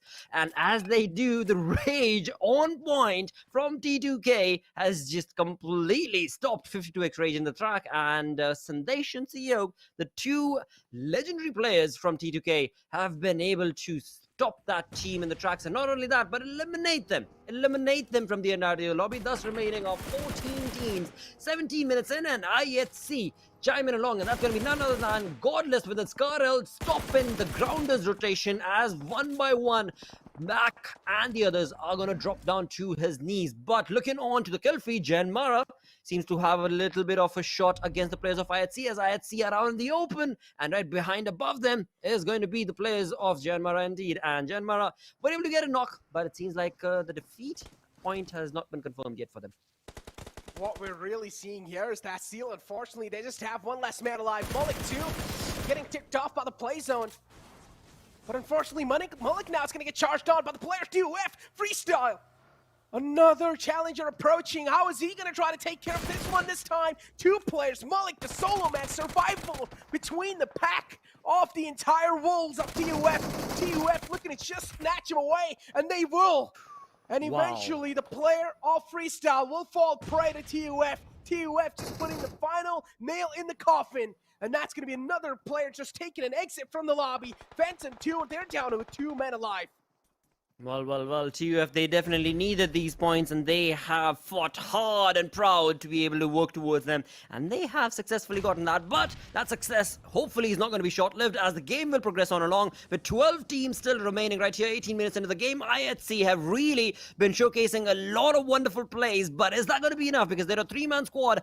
Oh, my correction, a 4-man squad, because it seems like Godless is going to be jumping up to IC to give that revival. Right above, again, is the same exact situation that we were at, right next to the shooting range, where right above them is going to be JyanMaara, and right in front of them is going to be Regicide, where Voltrox is trying his level best to get a keen spot on against the players of IHC. But yeah, it's easier said than done. And of course, with that, we can see Raz also extending himself quite a lot further. As he does so, what he does not realize is right behind him is going to be High Voltage, and High Voltage are only waiting for that small little sneak peek coming in from the side of River. And as soon as I do that, High Voltage are definitely going to be jumping into that fight with the third party as well. But for now, it is all TUF in the kill feed again and again and again as they jump in to take on a lot of those fighters. And finally, the side have found the opening that they were waiting for. The opening indeed has been found. JyanMaara's ball all the way on the top, but unfortunately this time, Regicide. One man taken out from the side of JyanMaara. Look at DRS2 now against the players of TUF. They were able to just wipe out the entire existence of Freestyle, but this time wiping out a team like DRS, this is going to be competition leveled up for them. And this is going to be quite tough to get rid of a team like DRS, but they're quite in the edge of the zone too. They still need to make it inside the zone as well, so this is something that we'll need to be trying to capitalize on. I'd seen the front lines of our Regicide, and this time, Vaz is going to toss a nade on in. Might just crawl quite close to IC, but still IHC. One man has already been taken out. IC as well is being knocked out. That means IHC, they're handicapped big time. Big time indeed, dude, because again, I mean, you have to commend the approach coming in from the side of Regicide, as they've been stuck to that crosshair point for such a long time. They knew where IHC were, they knew that they could very well take that team down, and now they have delivered to the promise they made to themselves. And JyanMaara were nowhere to be seen, because I thought JyanMaara would chime in along with that King of the Hill advantage working in their favor, but that's not going to be the case. On the other front, High Voltage taking on shots against Skylightz Gaming. Again, High Voltage, the position that they were on, that was so looking good for them, but they have not been able to capitalize that as we push on from one fight to the next. This is all and slot coming in from these teams, as DRS Gaming's Rules OGs just on the sidelines as Stalwart and Deadeyes Guys just have a blast against each other. It's an absolute pandemonium. It was, dude. Yeah, it's an absolute pandemonium. Still 29 players and 9 teams alive. Skylightz Gaming just peppering down the shots in the front. But unfortunately, Nima gets taken out in the exchange or in the trade of bullets. Stalwart Esports as well. They're short 2 men, and a nice tracking coming in from the side of Gelson. A great spray to hit the deck, and that's when High Voltage, one of the players, will fall down. Assassin is going to find himself a nice safe way out of that one. But for how long is he going to be safe? Seal finally taking an exit from this game in 9th spot. High Voltage will instantly follow it up too. Well, this is not looking good for High Voltage, that's for sure. Day number 1 has not worked in their favor. The approach that they have into these fights and these zones are just not working for them. On the other front, DRS bringing in a killer mentality against the players of TUF, who have finally started to get a decent play and a decent turn to the day for themselves, but it's not going to be allowed thanks to Scarrel in control of Killer YT. With 2 defeat points already confirmed to him, he is looking on to convert that number to a heck of a lot more. Along with that, he's got his information and eyesight set all across the board, as right behind them, well, they've got nothing to worry about because it's a blue zone. So DRS looking pretty comfortable in this fight. They indeed are looking pretty comfortable as Boss gets knocked out. Regicide, this is something they were not looking for. Oh, the nade was just so close. Could have crawled in a little bit more closer, and that could have been a successful knockout. Another nade tossed on in, gonna chip a bit more damage. TUF though, now against the players of DRF. TUF did realize DRS was the one putting them under a lot of pressure, but this time TUF, it's their time to inflict the pressure back on. Well. We've got 24 players survive and 7 teams remaining, 22 minutes into the game, and Nima from Skylightz Gaming, along with that nade parade, is bringing in quite a massive turn of events against the players of Regicide, where 3 players in fact, my correction, has already been knocked, and that one final player from Regicide was almost able, Voltrix was almost able to hold on the push coming in from the side of Skylightz Gaming, but again, the numbers advantage just working against him. Voltrix not able to stand true for his team, and of course will be eliminated. Thus we've got 16s, but TUF, Edgar, Joker, Virus, they're still here. They're still somehow battling it like a snail, but they're still there, sticking around, wanting to get as many points as they possibly can as the other teams try and battle it out. We've got DRS making a lot of noise, we've got Stalwart making a lot of noise, along with JyanMaara. And look at Action just mowing down the fields in the front. The open grounds. And Action so far isn't really able to find any sort of connections to UF here. Right there, Skylightz Gaming as well. They'll find a nice knockout on the players of JyanMaara. No fear goes down. And Stalwart, look at them! Just mowing down the fields, just peppering those shots down, blowing the vehicles up. Talk about a pandemonium, and this is it, a mayhem. It certainly is a mayhem indeed, and right here we've got JyanMaara's 3-player sniper gunner along with their teammate Suzanne, who's out in the back, but will it be enough? Because again, if you look, Gunner definitely has the information. He knows exactly where Skylightz Gaming are, but he's still holding it steady. He's got the information, but he does not want to retaliate right now. He's keeping it close to him and his teammates, but it's only a matter of seconds before they're going to have to retaliate, because if not, some team is going to be throwing a Molotov or a nade parade against them, and that would be the end of that fight. And it seems like it's actually the counter that is going to be taking place from the side of JyanMaara indeed, as they will be the one showcasing Molotov action. Nice knockout from Nima there. Talk about precise spray, talk about precision. And Nima just displaying it on our screens. But now this time, it's time for the players of Stalwart Esports to try and just gatekeep some of the teams that are currently outside. If Stalwart Esports do want to have a chance to win this game, they will have to gatekeep a strong team like Skylightz Gaming and even JyanMaara, because so far, they have been a force to be reckoned with. Well, this is not going to be an easy one, but one thing for sure is the fact that Stalwart, they have been stuck into a corner, and that corner, even though has nothing to worry about from their backs, the front lines is absolutely an onslaught against them, and that is where this third-party situation, JyanMaara and Skylightz taking on each other, could be the advantage that they were waiting for. But right now, again, it is anybody's game for the taking, because we still have 5 teams remaining. Still have got 5 teams remaining. JyanMaara, unfortunately, Gunner goes down. Considering the fact that JyanMaara still need to book it inside the next zone, and Stalwart Esports, they won't really have a lot of struggles doing so. The zone's right next to them. It's their neighbor. This time, the zone's not going to be that mean to them, but unfortunately, Action stepping out way too much out of his comfort zone, and he will be taken out this time. Stepping out of your comfort zone without any sort of info is not really a good thing. Action gets taken out. That means Stalwart Esports, they will now be a little bit shaken by that. but still Scry closes on in. We'll try to get the rest back up on the fallen man, but the nade parade is coming in too. Skylightz Gaming against the players of JyanMaara, and JyanMaara will shut him down. What a nice retaliation fire, but also at the same time, Stalwart Esports helping out the players of JyanMaara.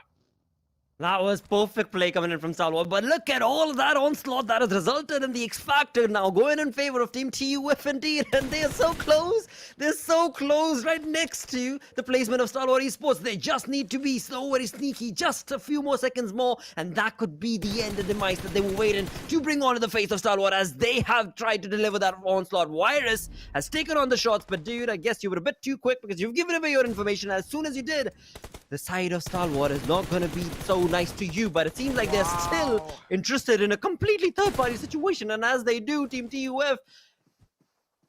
Okay, that has gotten too close, but it's all right now, because now it is a 2v2 situation between these two teams, wherein the third party is going to be T2K, one-man army CEO. Talk about a domination, though, Blotter. I mean, even a solo survivor has the entire powers to change the course of the game, Blotter. Yes. He can never rule out a solo player because he can decide which team he wants to be the winner of that game. And that solo player now is going to be left with another solo player of TUF, so that means it's one-on-4 situations. Stalwart Esports, all the odds stacked with them. At this point, he might as well just start driving vehicles inside the zone and try to find out and try to hunt down the players. Just be on an absolute purge. But Stalwart Esports, making a rookie mistake. The vehicle gets blown up. Joker, a great capitalization, but still 3 players alive. Stalwart Esports able to just capitalize on the position that Joker has, and now it's all down to the final man alive of TDK. It's all down to Sanhok. We're all on to Sanhok indeed, and he's definitely trying to blow up that one little vehicle that he could see right next to Scry, but he has not been able to deliver that. Top has already been brought down. Top will be eliminated, in fact, so he will be able to get that one final point, but Scry not going down is definitely going to be damaging Sanhok right there, or else, well, never mind. Never mind, nothing taken away, because again, he was just a one-man army, but the way he was able to stand true and tall all by his lonesome was phenomenal to witness. See, this has been a cray game indeed, but in the end, it will definitely be the numbers advantage definitely favoring the side of Stalwart Esports. And not only that, I mean, it was clearly evident as well, the way that they were able to play their game, it had to be their game, and they walk away with a chicken dinner. What a game from Stalwart. What a game, dude. Back-to-back chicken dinners. Talk about a Mongolian domination, and Stalwart Esports displaying it again inside the South Asia Championship. We saw this happening in the PMPL South Asia, and day one usually kick things off, which is Stalwart Esports from the side of Mongolia. We've seen them absolutely dominate on day one, and then later on taking things a bit slow and methodical, and then again in the final few moments they strike back even stronger. So Stalwart Esports being as vicious as possible, they are proving just insanely inside this entire SA Championship. They definitely are, and that is something that you and Johnny had started the day off with, that, you know what, Stalwart is sticking close to their guns, and that is how they are going to love to play, and that is what they're doing and delivering as well. With that, we've got one final game remaining, but before we jump into that, before we talk about what just happened, we're going to go on a short little break. Stick around, we're going to be right back.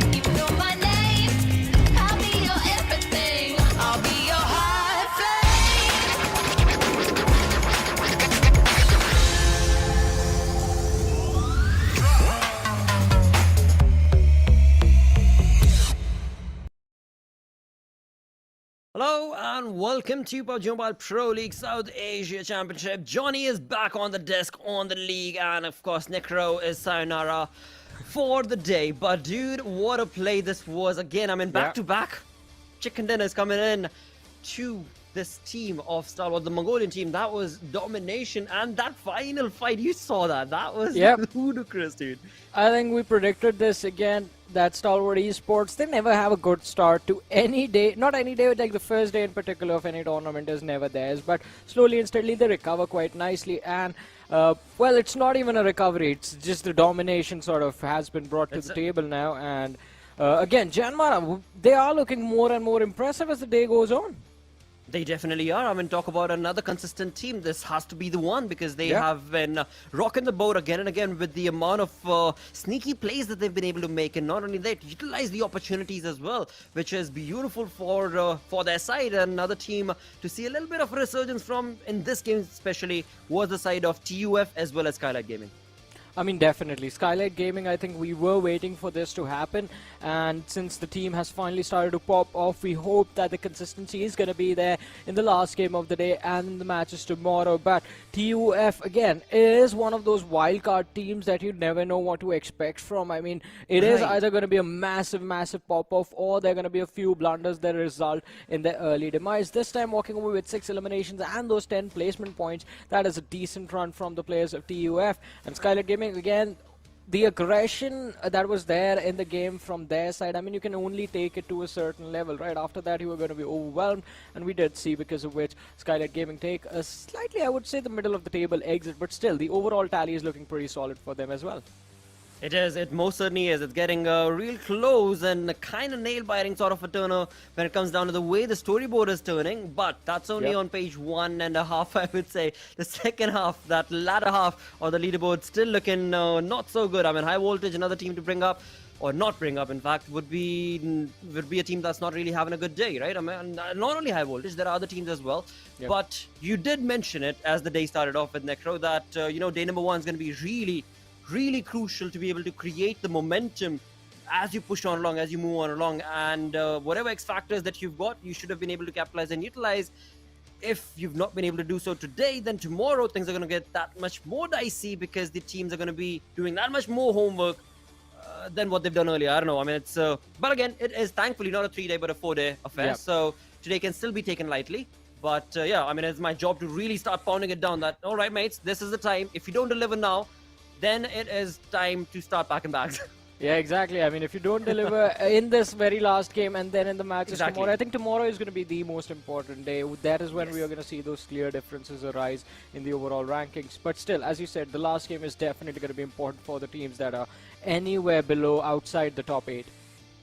Absolutely, that is so true indeed, and top 8 themselves have a lot of ups and downs going on, and right off the bat, the way the game started off itself, we had this crazy saga take place. I mean, previously also, it was match number 3, I believe, where they did have an opportunity, Stalwart Esports that is, to take on this sort of fray against the players of I8, but again, that was dictated by the zone moving away from that military base. This time around, Stalwart Esports stuck around and they just completely obliterated I8 at their home ground. That's been there forever, dude. I mean, thanks to Oppo F21 Pro Moments for absolutely capturing that pristine replay.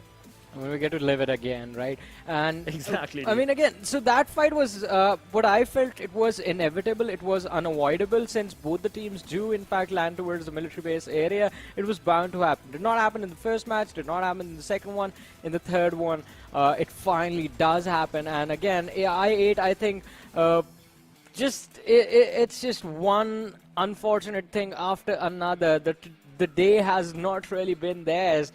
Maybe tomorrow the fates are going to turn in their favor, but as far as today is considered, I8, they're struggling. They are struggling quite a lot, in fact. I mean, we spoke about their individual plays to the team getting caught off based on rotations to now just completely getting themselves pincered down in their own home grounds. Yeah, it's a lot to take in for day number 1 itself for the side of the lot, but on the other side, as we move on through the damage graph, we look on to the side of T2K, TUF, Skylightz. I mean, these are teams that are really making a good turn of events when it comes down to the day slowly coming to an end. I mean, especially, and Stalwart Esports, I think, also have been pretty consistent. But again, as you mentioned, I think T2K, Skylightz Gaming, with this match, they did, in fact, make quite a decent push towards the top 8, but Again, it's going to be quite interesting to see how the last game goes for them, because we have seen sort of those moments of brilliance from these teams, but no certain consistency, at least not the level that we expect. And since we do have the overall rankings in front of us, look at that. Skylightz Gaming, that was a phenomenal run from their side. 39 points is the total tally, only in the top 6. Train to Kill, they barely make it into the top 8 with 34 points to their name. And on the other side, Stalwart Esports, 77 points already done. I want to see, I mean, the probability is going to be very low, but if they manage to hit the century today, I think then, yeah, the trophy is pretty much theirs in day one. Oh no! Oh no!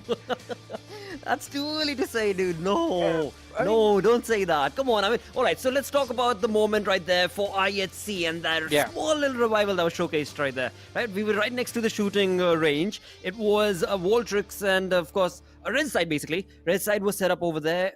Godless and IC, they were trying to get that revival story going on between them again and again with high voltage in the up ground, and still we saw a little bit of that resurgence from IHC Esports as well. So what do you think? I mean, just to predict, just throw a stone out there, you know, in the black void. I think IHC are too controlled right now. They just need to be let loose.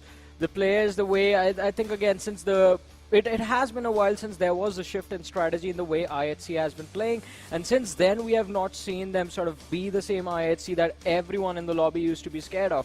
I think in the going into the last game, the players just need to be let go of and just be told like, all right guys, we are giving you this one game, do whatever you please, just go as aggressive as you go, and from tomorrow onwards we are back to the same old textbook plays. And I think that is when we will see IHC sort of come into their own. Or maybe I think IHC their playstyle is quite similar to what 52X Rage Esports are trying to do. So if they sort of pick up on what the differences are, I think IHC, they have sort of they have enough experience and firepower in their lineup to sort of make that strategy their own. I think 52X Rage is going to be a perfect example for IHC to sort of pick up how that mid-game rotation actually works. Wow. I could... no irony there, but I could definitely rewind and listen to that statement again. I mean, 6 months ago, 8 months ago, I wouldn't have even thought that one would be talking about IHC, the likes of IC and Godless, that they should be looking at a team and learn from. I mean, hey, it's a completely Yeah, that point is what I discussed, right? I think at this level, teams sort of specialize in certain things, like we talk about Stalwart, I8, T2K as well at certain times. These are the teams that specialize in those fighting tactics. IHC as well, but they aren't taking that many early fights. So if you are trying to accomplish something that some other team is already doing a little bit better than you, why not copy their playstyle? I mean, if it works, it works, right? True, very true indeed, very true indeed. And with that, of course, Johnny, it is time to answer that question, dude. I don't really like to even ask the question, but you already know. All right. So what's going to be the answer? I'm just going to go with IHC for this one. I mean, again, hopefully they pop off and secure the chicken dinner. As I said, just let the lad loose. Let the players loose. Let the diapers go. Let's just go guns blazing, balls rolling, whatever it be. You know, just get that back. The godless IC approach back and the Zeolan. Yep. We'll see. We'll see if that'll be the case or not. But yeah, IHC it is from me as well. So let's keep it all closed down. And this is, of course, going to be the map of Miramar this time around, which is something that Johnny mentioned earlier as well. So normally we've seen that the day would end on Erangel. This time around, there's a little bit of twist in the storyline where we are going to be taking things on a different heated discussion, which is going to be Miramar to close the day off. But let's find out. Let's find out. Also, dude, we got to keep in mind, you and Necro actually did have a real an interesting conversation at the start of the day as well. So talk a little bit about that and what can we anticipate from that? I think Avenger has to do a lot of push-ups after this game. I mean, because he predicted Freestyle is going to be on #1. To be fair, he is one of the players in the lineup, so he practically had no other option. I mean, because you have to be confident before the matches start, right? But that was his prediction, and Freestyle, it's a massive, massive jump that they have to make. So if all the teams in the top 9 just get eliminated early on, I mean, yeah. I mean, that's one way to look at it. I'm pretty sure you just offended Ocean, who just loves maths and numbers quite a lot. And luckily he's not here, otherwise you would get a earful from him. But yeah, as I was saying, that I think Freestyle, if they just like destroy half the lobby, just secure all those elimination points and the chicken dinner, then maybe we see them take a jump on the first position. But I think, to be fair, they can make it into the top 5, top 6. Top 6 at least is going to be quite easy for them to accomplish. Top 5 as well, not too far away. It's just that Seal Esports and Stalwart Esports have gotten a little bit of a safety cushion for themselves. But while we were talking about this, the trajectory of the plane is almost towards the end. And there's the first fight with the Uzi. Wow. Uzi. Edgar has been taken down by Assassin. Well, what a play that was. That too coming in from the side of High Voltage. I mean, I don't really want to bring this up as we were looking at that storyboard, but the team's been looking at 6 points in the 5 games they've played. What more do you talk about? And that has just turned into 7 points, of course, thanks to that defeat point for the side of High Voltage. So definitely a rocking start is what it has turned out to be for the side of High Voltage. They need to go through and fill up one of these surveys for their teams as to, is this energy still right? Is there something they need to change? But it seems as we move into the game, a lot of these teams... Malik, no! That was awkward. Yeah, he just ran out there towards the players of T2. This is the second time. Didn't that happen on the Sanhok map as well? Yep. Early collision, early casualty. And on Miramar again, with these early fights, it's a little bit based on the RNG, based on which weapons spawn close to you, which weapons you are able to pick up, what weapons the other person has, do you have an helmet, do you have an armor, a lot of these things. But on the other side, freestyle, looks like the players have been caught off guard, and it's not just going to be Malik. Tyrant has taken a massive hit from Legend in the backlines. There's one player in front of him. But on the other side, TUF have lost 2 players. Virus is going to be taken down. That means Joker is going to be the last player surviving, and High Voltage, they're going for a squad wipe within the first 3 minutes of the match. This is just a high-octane play that was required from the side of High Voltage, and that is exactly what they're delivering with just a little bit of damage that they've taken. And this is the perfect play to bring it down. YOLO that approach. There we go, with so many bullets right onto your face. Yeah, that's the style. That's the Tommy way and the Brooklyn way. But yeah, I mean, finally, maybe some resurgence showcased from the side of High Voltage. Maybe this could be the start for that change in terms of their strategy, and this is how they're going to be delivering on the final map itself of day number 1, which still does mean we've got 3 days remaining, viewers. So please do go right ahead, do not shy away, do go right ahead, vote space, and then let us know what team are you going to be supporting and rooting for. Go on to PUBG Mobile Esports South Asia page, which is going to be crucial, Esports South Asia page, where all of these are going to be accumulated together and showcased right here on the stream itself. But for now, again, the zone playing a lot of curveballs, throughout the day. Johnny. I mean, but this one has been caught quite nicely by the players of Skylightz Gaming, because look at them towards El Pozo and La Cobriera, completely isolated. There's like a imaginary line from Montenuevo to water treatment, and all the other teams have decided not to cross it. It's just Skylightz Gaming who have a massive surface area under their control in this matchup right now, and that is going to prove extremely beneficial for them in the mid-game stages, because there's going to be a lot of fight collision happening towards the southeastern part and the southern part of the next few circles that are going to happen. But let's see. I do not expect any of the teams to get wiped out. I mean, we do have already seen one of the squads getting taken care of, but as far as the other ones are considered, I think there's going to be a very low probability. Apart from Freestyle, I think they are going to be struggling for a bit. But other teams are going to be quite safely able to get themselves into at least the third zone is when we will see the most chaos. But for now, again, not a lot of action. This first fights are done, and now there's complete silence on the map.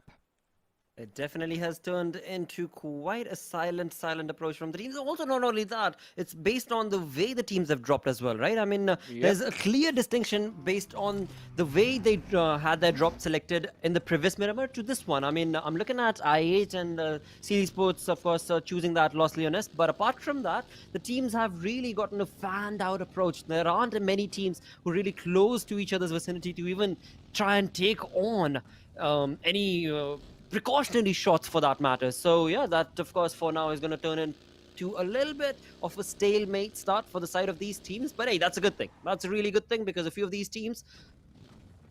Wow, did I deja vu right now? Or whatever that was sensational. A glitch in the Matrix. I think it was. It was like a perfect, perfect recondition that... are you sure you know where you're at? But... that's what has been going on day number 1 right here of PMPL, Yeah. because indeed it has been absolutely ludicrous, dude. I was the way just we gonna seem say to play. it's not your fault, Blotter. The desert heat is definitely gonna do that to you. You're gonna start mirages. hallucinating. Yep. Yep. Especially on Miramar. I mean, it's quite hot. Look at all the sun right there. And look at this beautiful Lambo in the sunlight, looking so pretty. But in the hands of Crypto can prove to be very, very deadly. So let's see I8 on the southern edge of the circle towards Shumasera, quite close to the players of high voltage. All right. So now we are jumping into a little bit of a position and situation where things can get a little tricky, especially based on how DRS is approaching, and for the fact that the grounders are actually set up around in that vicinity, smack in the center of the zone is where I'm looking at. But as you were mentioning about the side of the Skylightz Gaming's approach, they are going to be welcomed or not, or they're going to be welcoming the side of 52X Rage, because 52X Rage are making a very wide rotation coming in from the right hand side, from the north right front of the zone itself. And that is where they bring that X factor play for the side of 52X Rage. For now, we're still looking at that same exact approach that we saw, 7 minutes ago? High voltage, got in. Perfect start to the game is what they showcased. And, actually, not only that, as we look on to the side of T2K, this is the team that absolutely obliterated FS the previous time we were on the map of Miramar, where in the first 5 minutes it was Freestyle that was obliterated and completely stopped. I mean, again, 2 players from the side of Freestyle taken out, as you mentioned.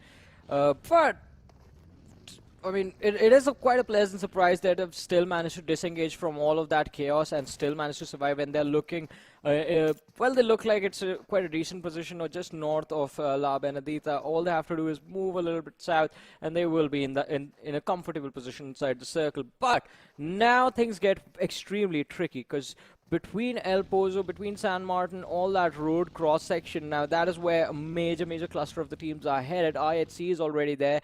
Skylightz Gaming have decided to play with a 2-2 split, but look at that, I8 Uzum has been spotted out by Shifu Sir from the side of Deadeyes Guys. Now he has a bolt action in his hands, and with that headshot, instant knockout. Bye-bye, good night, good sir.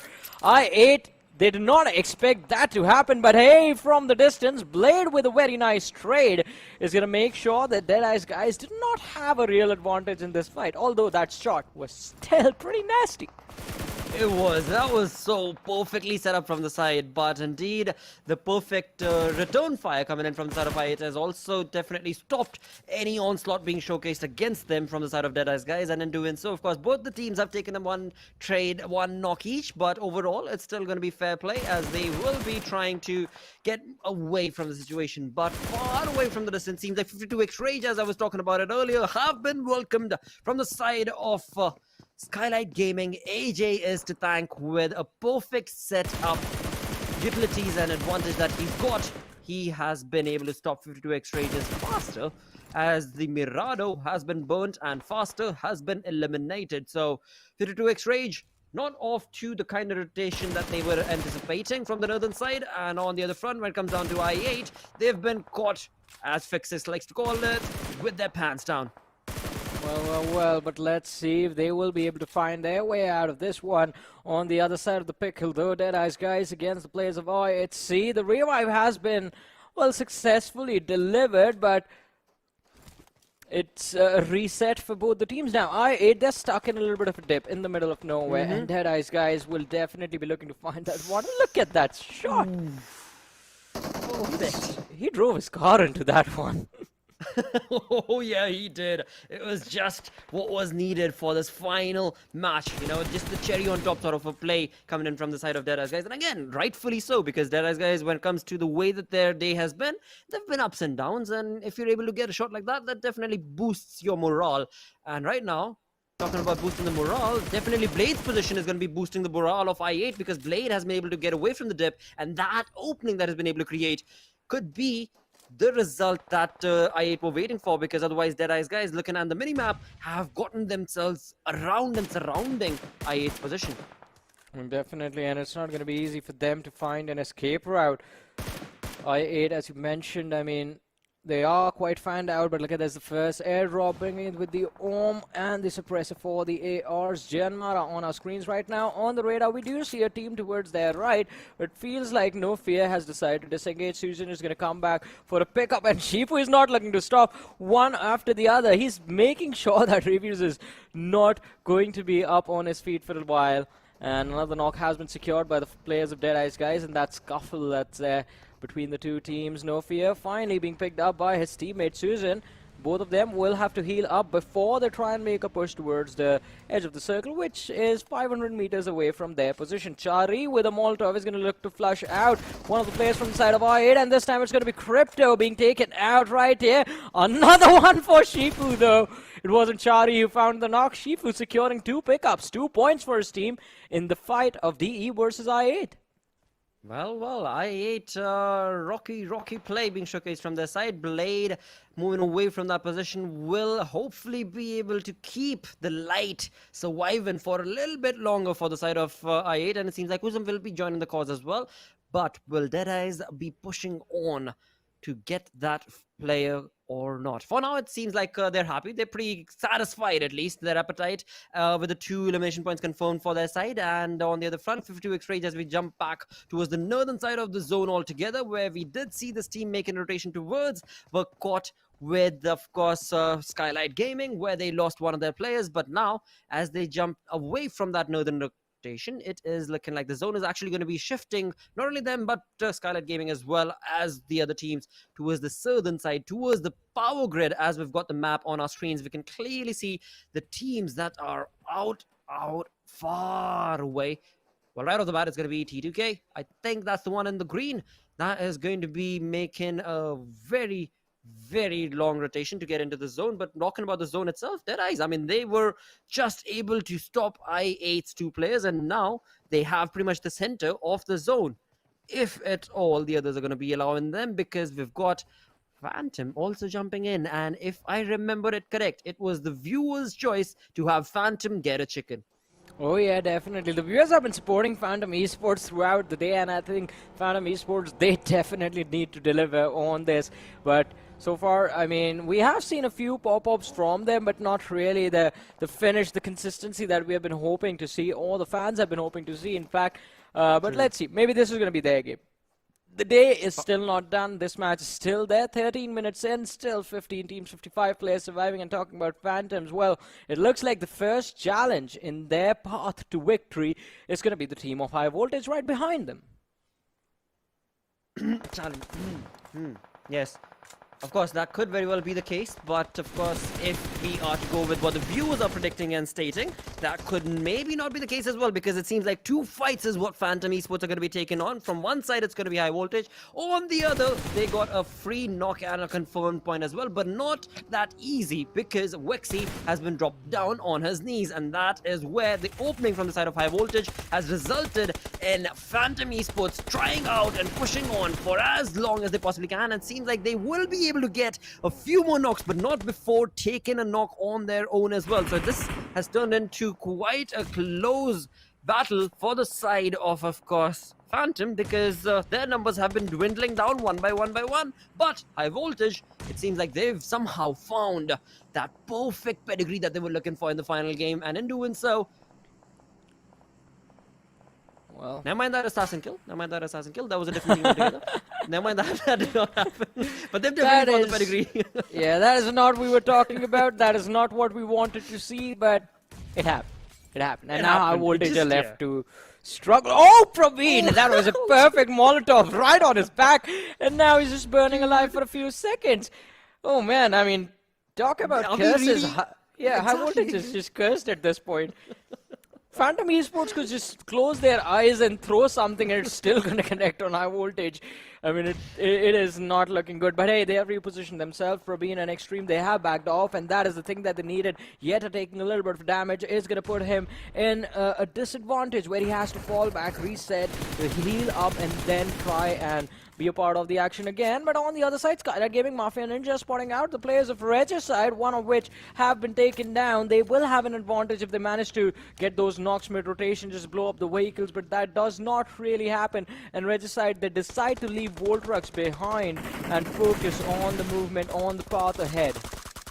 Oh! Well, as we jump back to the fight that we were just a part of a few minutes ago, it was Phantom Esports against the players of High Voltage, where Phantom Esports have been able to deliver and have been able to completely annihilate the players of High Voltage, but not before High Voltage themselves were able to get not only a team eliminated, but also another knock and confirmed elimination point from the side of Phantom Esports itself. So 5 elimination points is what High Voltage walk away with. With that, 14 teams remaining, 46 players alive right here, and Skylightz Gaming is apparently going to be the ones in the crosshairs of Phantom Esports. And for now, the way the day started off, Phantom Esports were dominating. I mean, just a complete ludicrous amount of talent was being showcased from the side of Slipknot and his teammates. But as the day slowly progresses on towards its end, it seems like that aggressive stance has slowed down a little bit. And as we jump to the map, I'm looking at IHC not having a good day at all, as 2 of their players have already been confirmed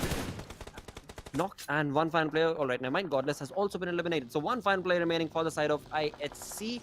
Not the day that they predicted, but these teams, DRS, they are just rocking against the players of Regicide War. One by one, they are bringing in a lot of defeat points for themselves.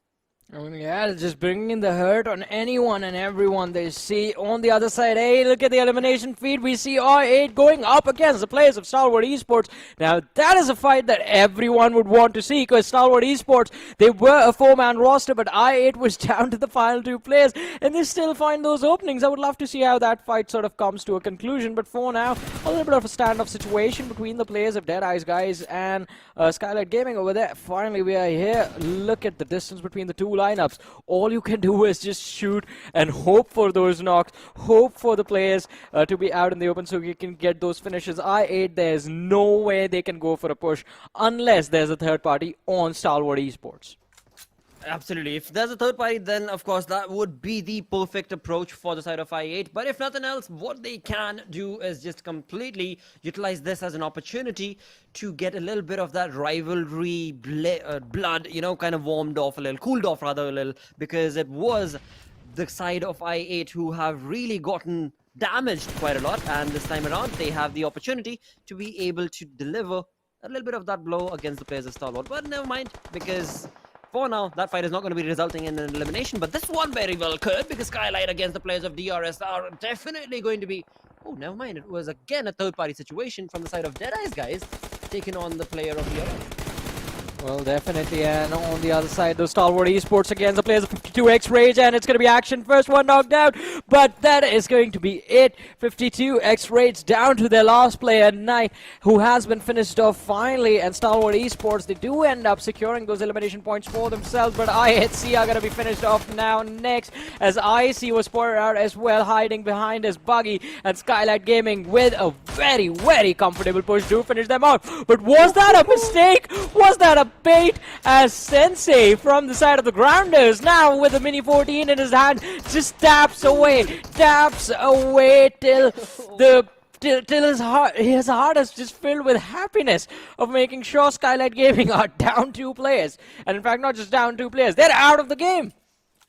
Wow, that was some next level play coming in from Sensei. Perfect name, perfect play, dude, from the dude, because indeed the side of the grounders, they actually needed these sort of plays, and it is thanks to Sensei and his calm, composed approach that has resulted in them walking away with the 2 defeats. And it's still not done. The game is still on with 10 teams still remaining, but right here the grounders against the players. Sorry, Johnny, carry on.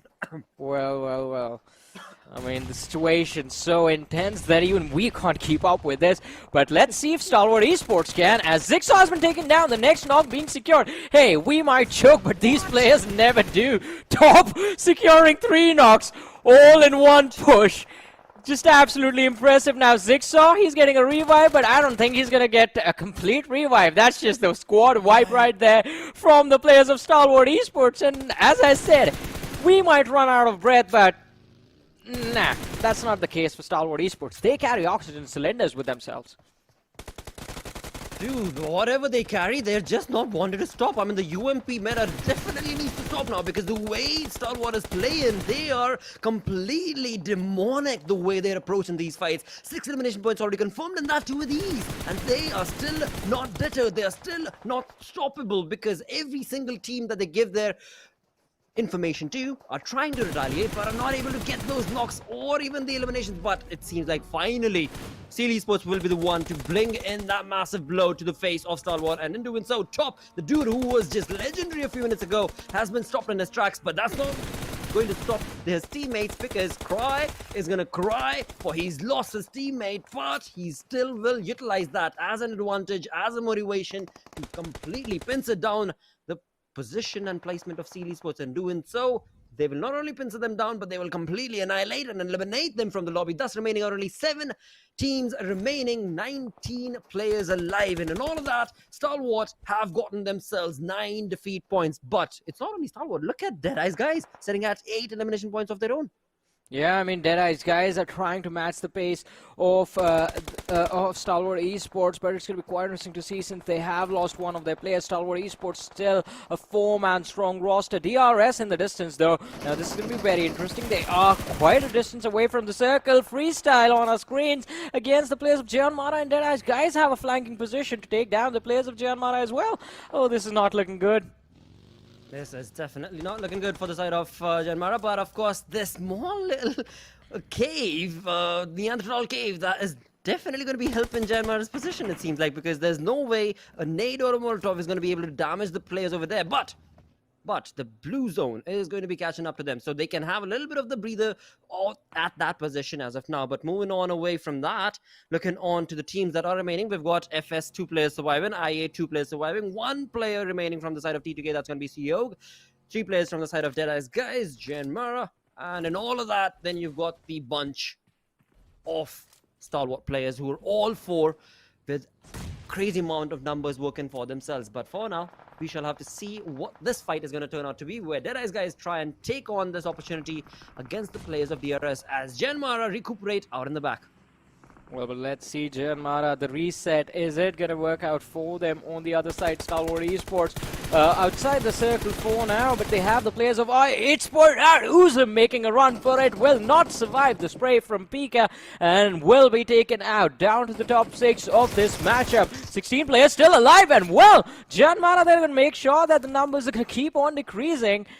Another beautiful spray, freestyle down to the last player.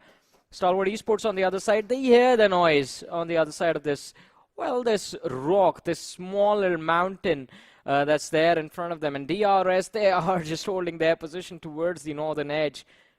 How long are they going to survive in this spot? The blue zone is closing in, and the next shift, I hope it's on top of this rock. Well, top is definitely going to be there no matter what on top is going to be the rotation for, because for now, DRS as well as DE, both the information, both the team's information is definitely given away to the side of Stalwart's players, and they've got 4 players, so numbers advantage working for them. But maybe we can have a third-party situation from DRS. Maybe. Never mind. Oh! Well, DRS, if they are staying back, Deadeyes Guys, they step up and, well, take on the players of Stalwart Esports. 3 knocked out, last player surviving in the back lines, and all for the loss of 1. A preferable trade for Deadeyes Guys any day of the week. But look at this, DRS, they use this opportunity to take advantage of this match, and with this nade Delta, he might just be able to finish off the players of DE, but no, just falls a bit short, and DE, they will be able to reset. Stalwart Esports, Pika trying to get a revive from Action, his teammate right next to him. Well, will Delta have anything to say about that? He's quite close to them. Even a Molotov at this point will do the trick for him. All he has to do is lob the molly, wait for the opportunity. As soon as Action gets up, take him out. But oh, Pika is back. Now the first aid, as soon as the first aid kicks in, Delta is done. I thought Delta saw Action move away from that position, but apparently he did not. Or no, maybe now they do. Maybe now they do, definitely. Oh! As they try and get that nade to the face of the player Action, and one by one, just perfectly set up nades are bringing in this entire Stalwart players domination down, and it is the side of DRS who'd taken it to the face of Stalwart, but it was not all by themselves. It was all thanks to Deadeyes as well, as they stopped the side of Stalwart before. But boy, oh boy, what a crazy fight this has turned out to be. And the recuperation has finally done. The green room party is all finished as JyanMaara are now going to be jumping in against the players of DRS. And a perfect setup nade is going to be cooked and brought to the face of Rebel. Well, it's going to be their game one way or the other. JyanMaara, they have control of the circle, and it's just one player they have to deal with. Killer YT on the other side. Look at that. Gunner tosses a smoke. I don't know if that was on purpose or by mistake, but, well, the next Molotov is going to be lined up. Killer YT gets pushed to pawn with brutality, and JyanMaara, they go on to secure a wonderful, wonderful winner chicken dinner. Lad, don't kick off your camera like that or your table or whatever was in front, but hey, celebrations, well deserved. Definitely well-deserved indeed, with the chicken coming in to their side. This is looking like a really, really good start to day number one for the side of JyanMaara. And yes, they do find themselves on the second position with the 8 elimination points confirmed from this game. But yeah, they're definitely going to be pretty close to that first position on the overall standings. But boy, oh boy, the consistent play from the side of JyanMaara is definitely across the board. It's not only just the placement points, it's definitely elimination, and then secondary is the placement points for the side of this lot, as they have had some really good games from the start of the day till the end. I mean, definitely, and it has been an incredible run. We were always talking about this, how JyanMaara can never be rooted out as one of the top contenders in the lobby, and they just go on to prove that in this game. Although, I mean, I think it's going to be fair to say that almost all of us, not almost all of us, it's you and I are here, I think both of us expected Stalwart Esports to finish off with the chicken dinner in this game, because again, it was the hat-trick opportunity for them, and it would have been lovely and quite different to see the hat-trick in the last 3 games of the day. But hey, DRS just ruining their plans of doing that was also a wonderful thing that we got to enjoy in this match. That is so true indeed, dude. But as the day started off, that's how it's going to be ending, where JyanMaara getting that chicken dinner. But before we close the day off, it's time to go on a short little break. Stick around, we're going to be right back.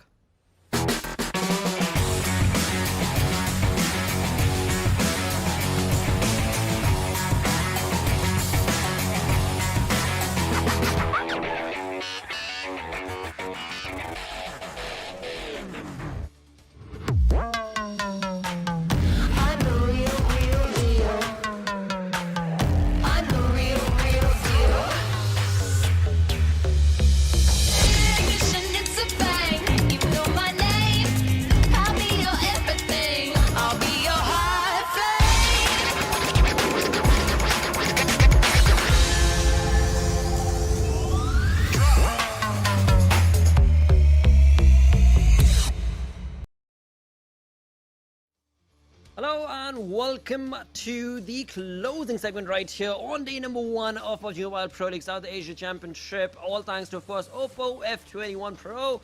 And what a day, bro, this has turned out to be. I mean, seriously, this was a sensational turn of events because of how the zones were played out, because of how the teams played out every single game. And in the end, Johnny, I mean, it is still open for debate. It could be anybody's tournament for the taking.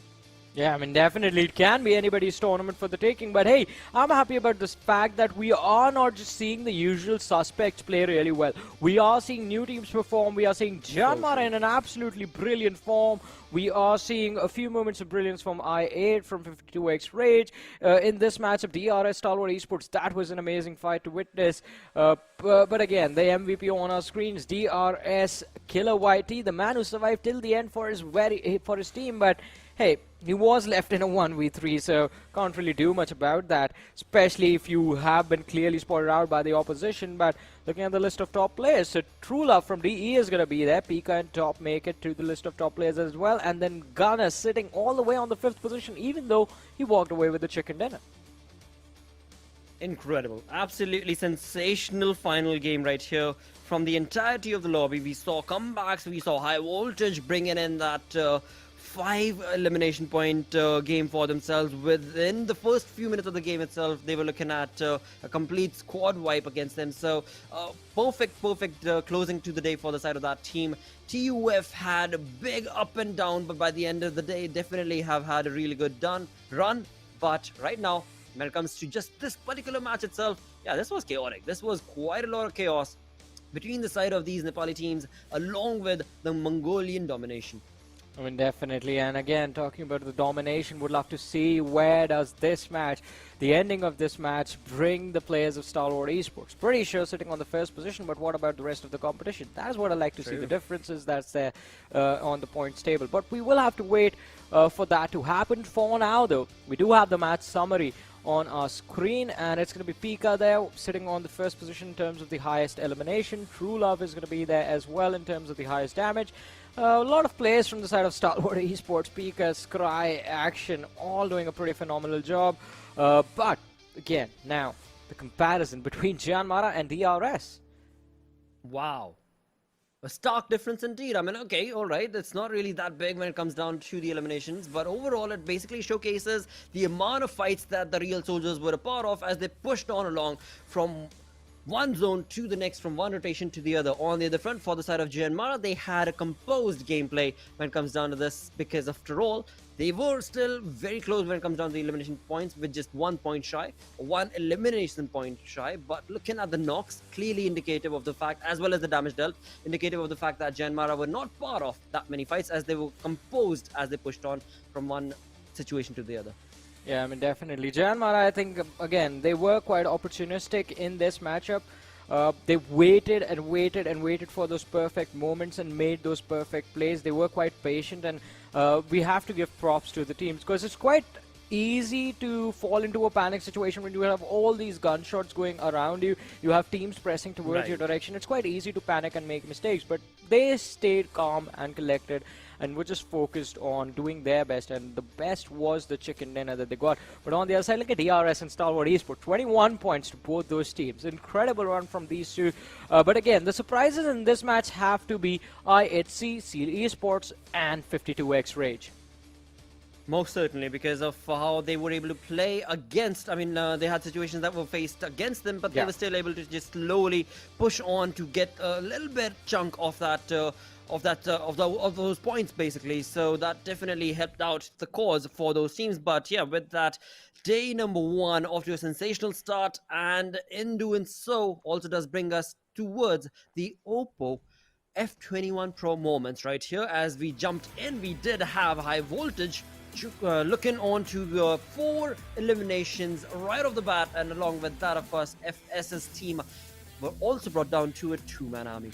Yeah, I mean, I did not really want to talk about TUF because they weren't even given the opportunity to play this match properly. As soon as they dropped, they were kicked out by the players of High Voltage, which was pretty good for High Voltage in this match, since we were talking about them sitting at the bottom of the overall leaderboard, and this being a very important game for their team. But this was an incredible moment from Top and the players of Stalwart Esports, in fact, because by the time they got to the tip of this ridge, they had lost one of their players. So one lad stayed behind to go for a revive, and that was a 2v4 push that they had to make work. And Top did a pretty phenomenal job and was always the cornerstone for his team, and especially in situations like these when you need someone to just be absolutely fearless and just run towards the opposition, gun blazing. I think Top is the perfect man for this team. But then the mistake happens where they underestimate the players of DRS. Delta should have been dealt with long ago. Never leave this man alive. He's going to cause you a lot of trouble if he's alive.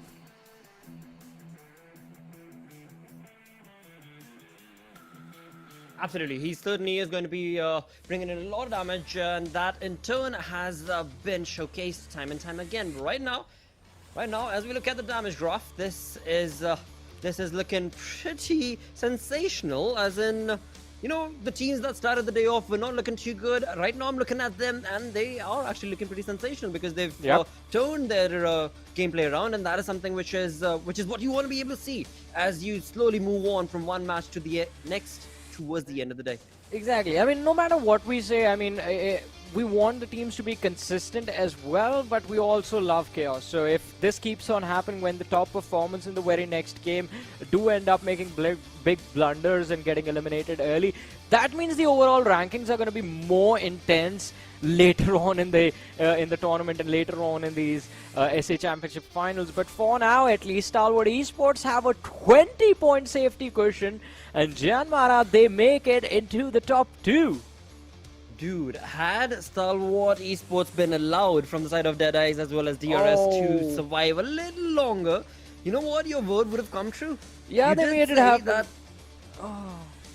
it was upset just now. so close to getting that 100-point converted for the side of Stalwart Esports. But hey, again, tomorrow is another day. No worries over there at all for the side of those teams. And along with that, talking about the top 8 teams right here, yeah, they've had a very sensational day, to say the least, because it has been an uphill battle for the likes of Skylightz Gaming, for the likes of Train to Kill, even for that matter, Deadeyes Guys, because as the day started off, DRS for all that matter, in fact, because as the day started off, things were off to a rocky start. But yeah, just 2-3 good games, and these teams have definitely made a huge improvement.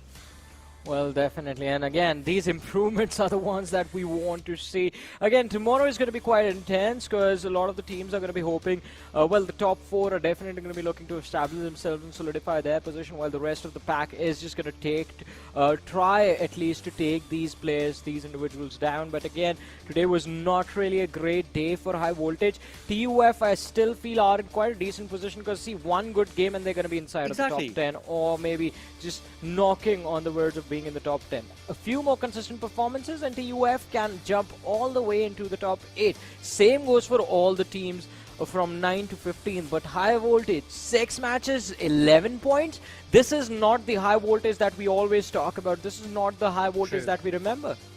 This is something else.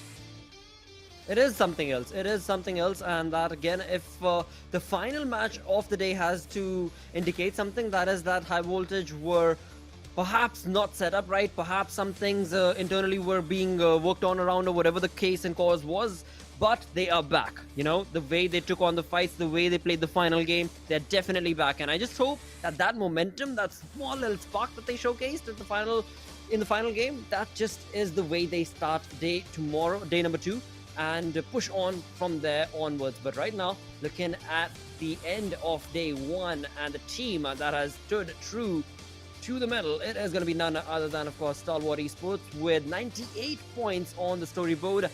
18 elimination points coming in to favor of Pika, 14 for the side of top, along with, of course, Action and Scry sitting at 8 and 3 respectively. Well, definitely Stalwart Esports, the best performing team in the entire day.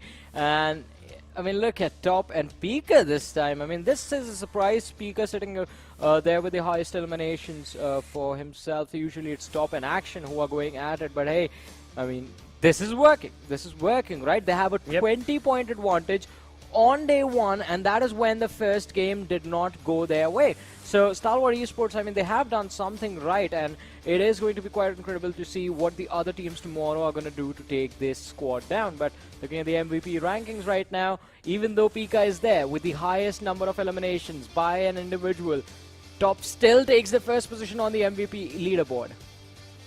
Well, hey, this is what the day has brought when it comes down to MVP ranking, but that's just day number 1. This is day number 1 with a grain of salt, because the teams are still getting accustomed to the lobby. They're still getting used to what they're up against. I mean, the likes of I8 and Seal Esports, the kind of aggressive stances that we saw between them, the likes of FS and T2K, you know, I mean, yeah. So there are still a little bit of inks that are being sorted and solved for these teams on day number 1, but day 2 onwards, I'm pretty sure they will not be the reason why things are going to be so very far apart when it comes to the storyboard.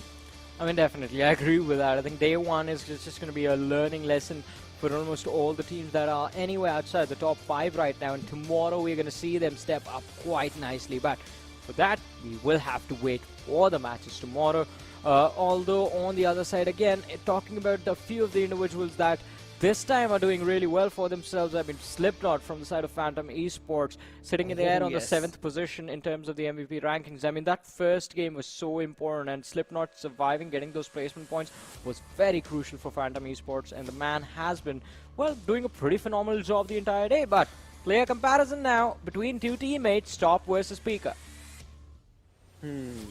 Well, again, when it comes down to the way Top was playing, he was guns blazing in so many individual situations that we saw him.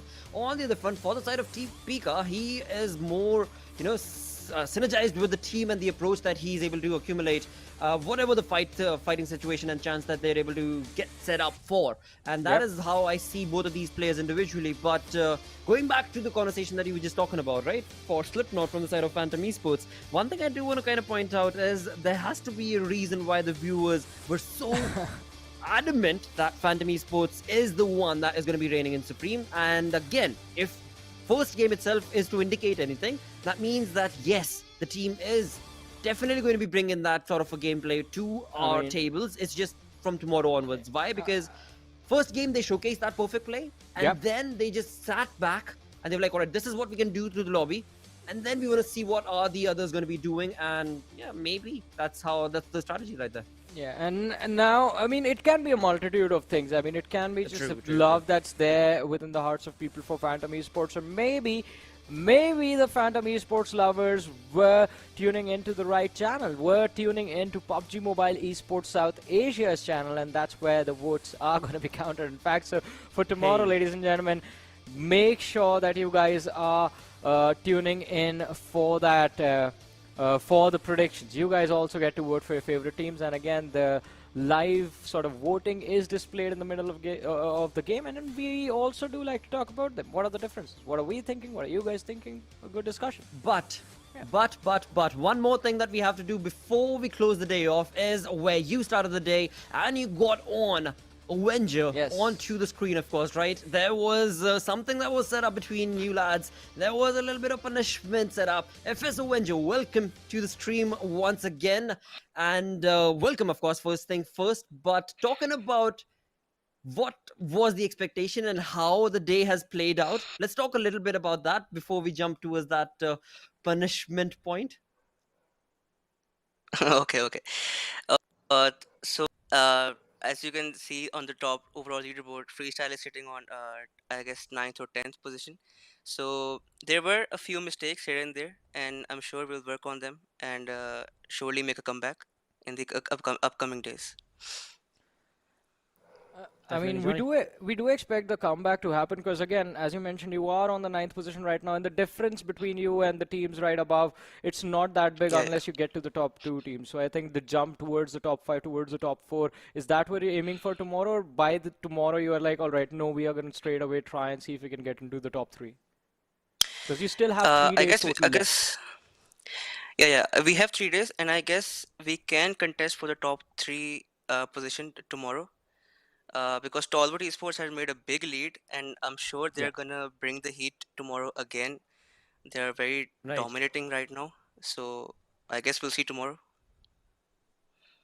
Definitely. I mean, nothing's stopping you from bringing that heat to their face also, and that is something that I'm sure you're just waiting and eager. As soon as you jump in, you just want to be rooting for action and whatnots and just completely pincer them down. But dude, that will of course have to wait for another day, maybe tomorrow or for now, or day after, right? For now, but right now, for push now, ups exactly, time. Johnny.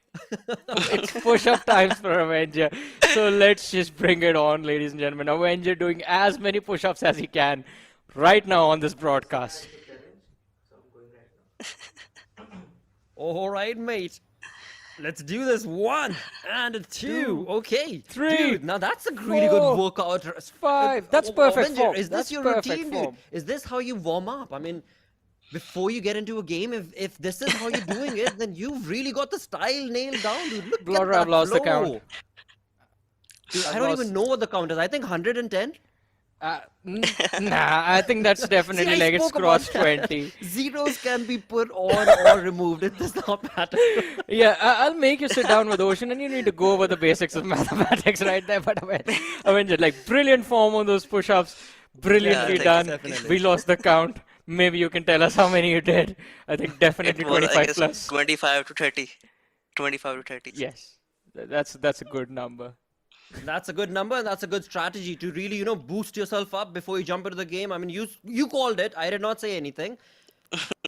You said Stalwart is what you're rooting for and going up against. So I am going to be keeping my fingers crossed. Johnny, what's your Yeah. question going to be, mate? I'm just going to wish you good luck, and I definitely have to say that's a very good mentality to have for a team and for the players. Like, even though you do have a little bit of a safety cushion for the next 3 days, just straight away trying to see, like, visualizing your end goal and making sure you're Right. challenging for that. So kudos to you and your teammates, and good luck for tomorrow. I hope you guys, like, definitely put at least a little bit of a challenge to Stalwart Esports. I mean, because, again, that 20-point lead, I want it to be a little bit closer between everyone else. True. But hey, thank you so much again for joining us, Avenger. And gee, mate, best of luck again, not only to you, but the entirety of your team. And of course, have a really sensational day number 2 as well. Thank All right, so that, of course, was Avenger joining us. And all right, Johnny, dude, what do you think? I mean, if you were to have like a regime and a routine before you jump into the game, what would your stance be? Would you be, getting them muscles boosted? No, just have a cup of coffee. You've seen me, dude. Do I look like I work out? I'm a lazy man. Dude, I gotta ask, right? I mean, I gotta ask. But Yeah. looking on to the day summary, though. Yeah, but I usually like to have a cup of coffee. That's it.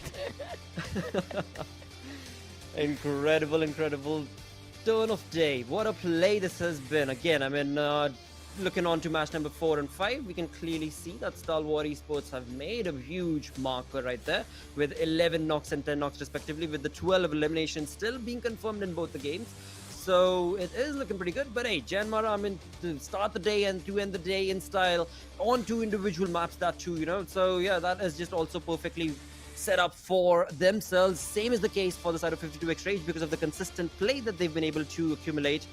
But is that going to be enough? When you've got the likes of Seal Esports and whatnots who are walking away with 15 plus, I mean DRS, 15 plus elimination points in a single game. So yeah, things are going to get heated up a lot more and a lot more tougher for these teams tomorrow. Definitely, because the situation right now in the overall leaderboard is quite intense. We have IHC sitting on the 12th position with 30 points to their name, and then Deadeyes Guys on the 5th with 49 points. Just 19 points separating the 5th and the 12th position. So as even Avenger pointed out, I think it should not be that difficult for them to contest the top 3 tomorrow.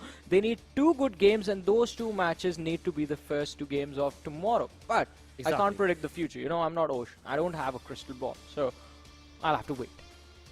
Well, I mean, I've got an even trolly answer for that. For that we need to end the day. Oh, yeah. But yeah, again, I mean, just to summarize the day, what would be your final thoughts, mate? I think, again, JyanMaara, we always talk about Stalwart Esports, so I want to talk about JyanMaara right now. They were just absolutely incredible.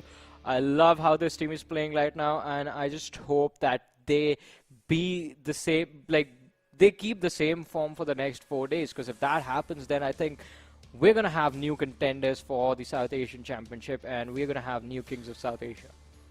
That is true. JyanMaara, they're playing their own approach, but the way that they're playing it is just working out for them. And even though you've got these Mongolian teams in the lobby who at one point in time we would talk about and like what team is it going to be that would go up against them, now the teams have actually gotten that sort of an experience where the strategies are so similar that it's not really about Mongolian team or the Nepali team or whatever. It's all about which team is the best.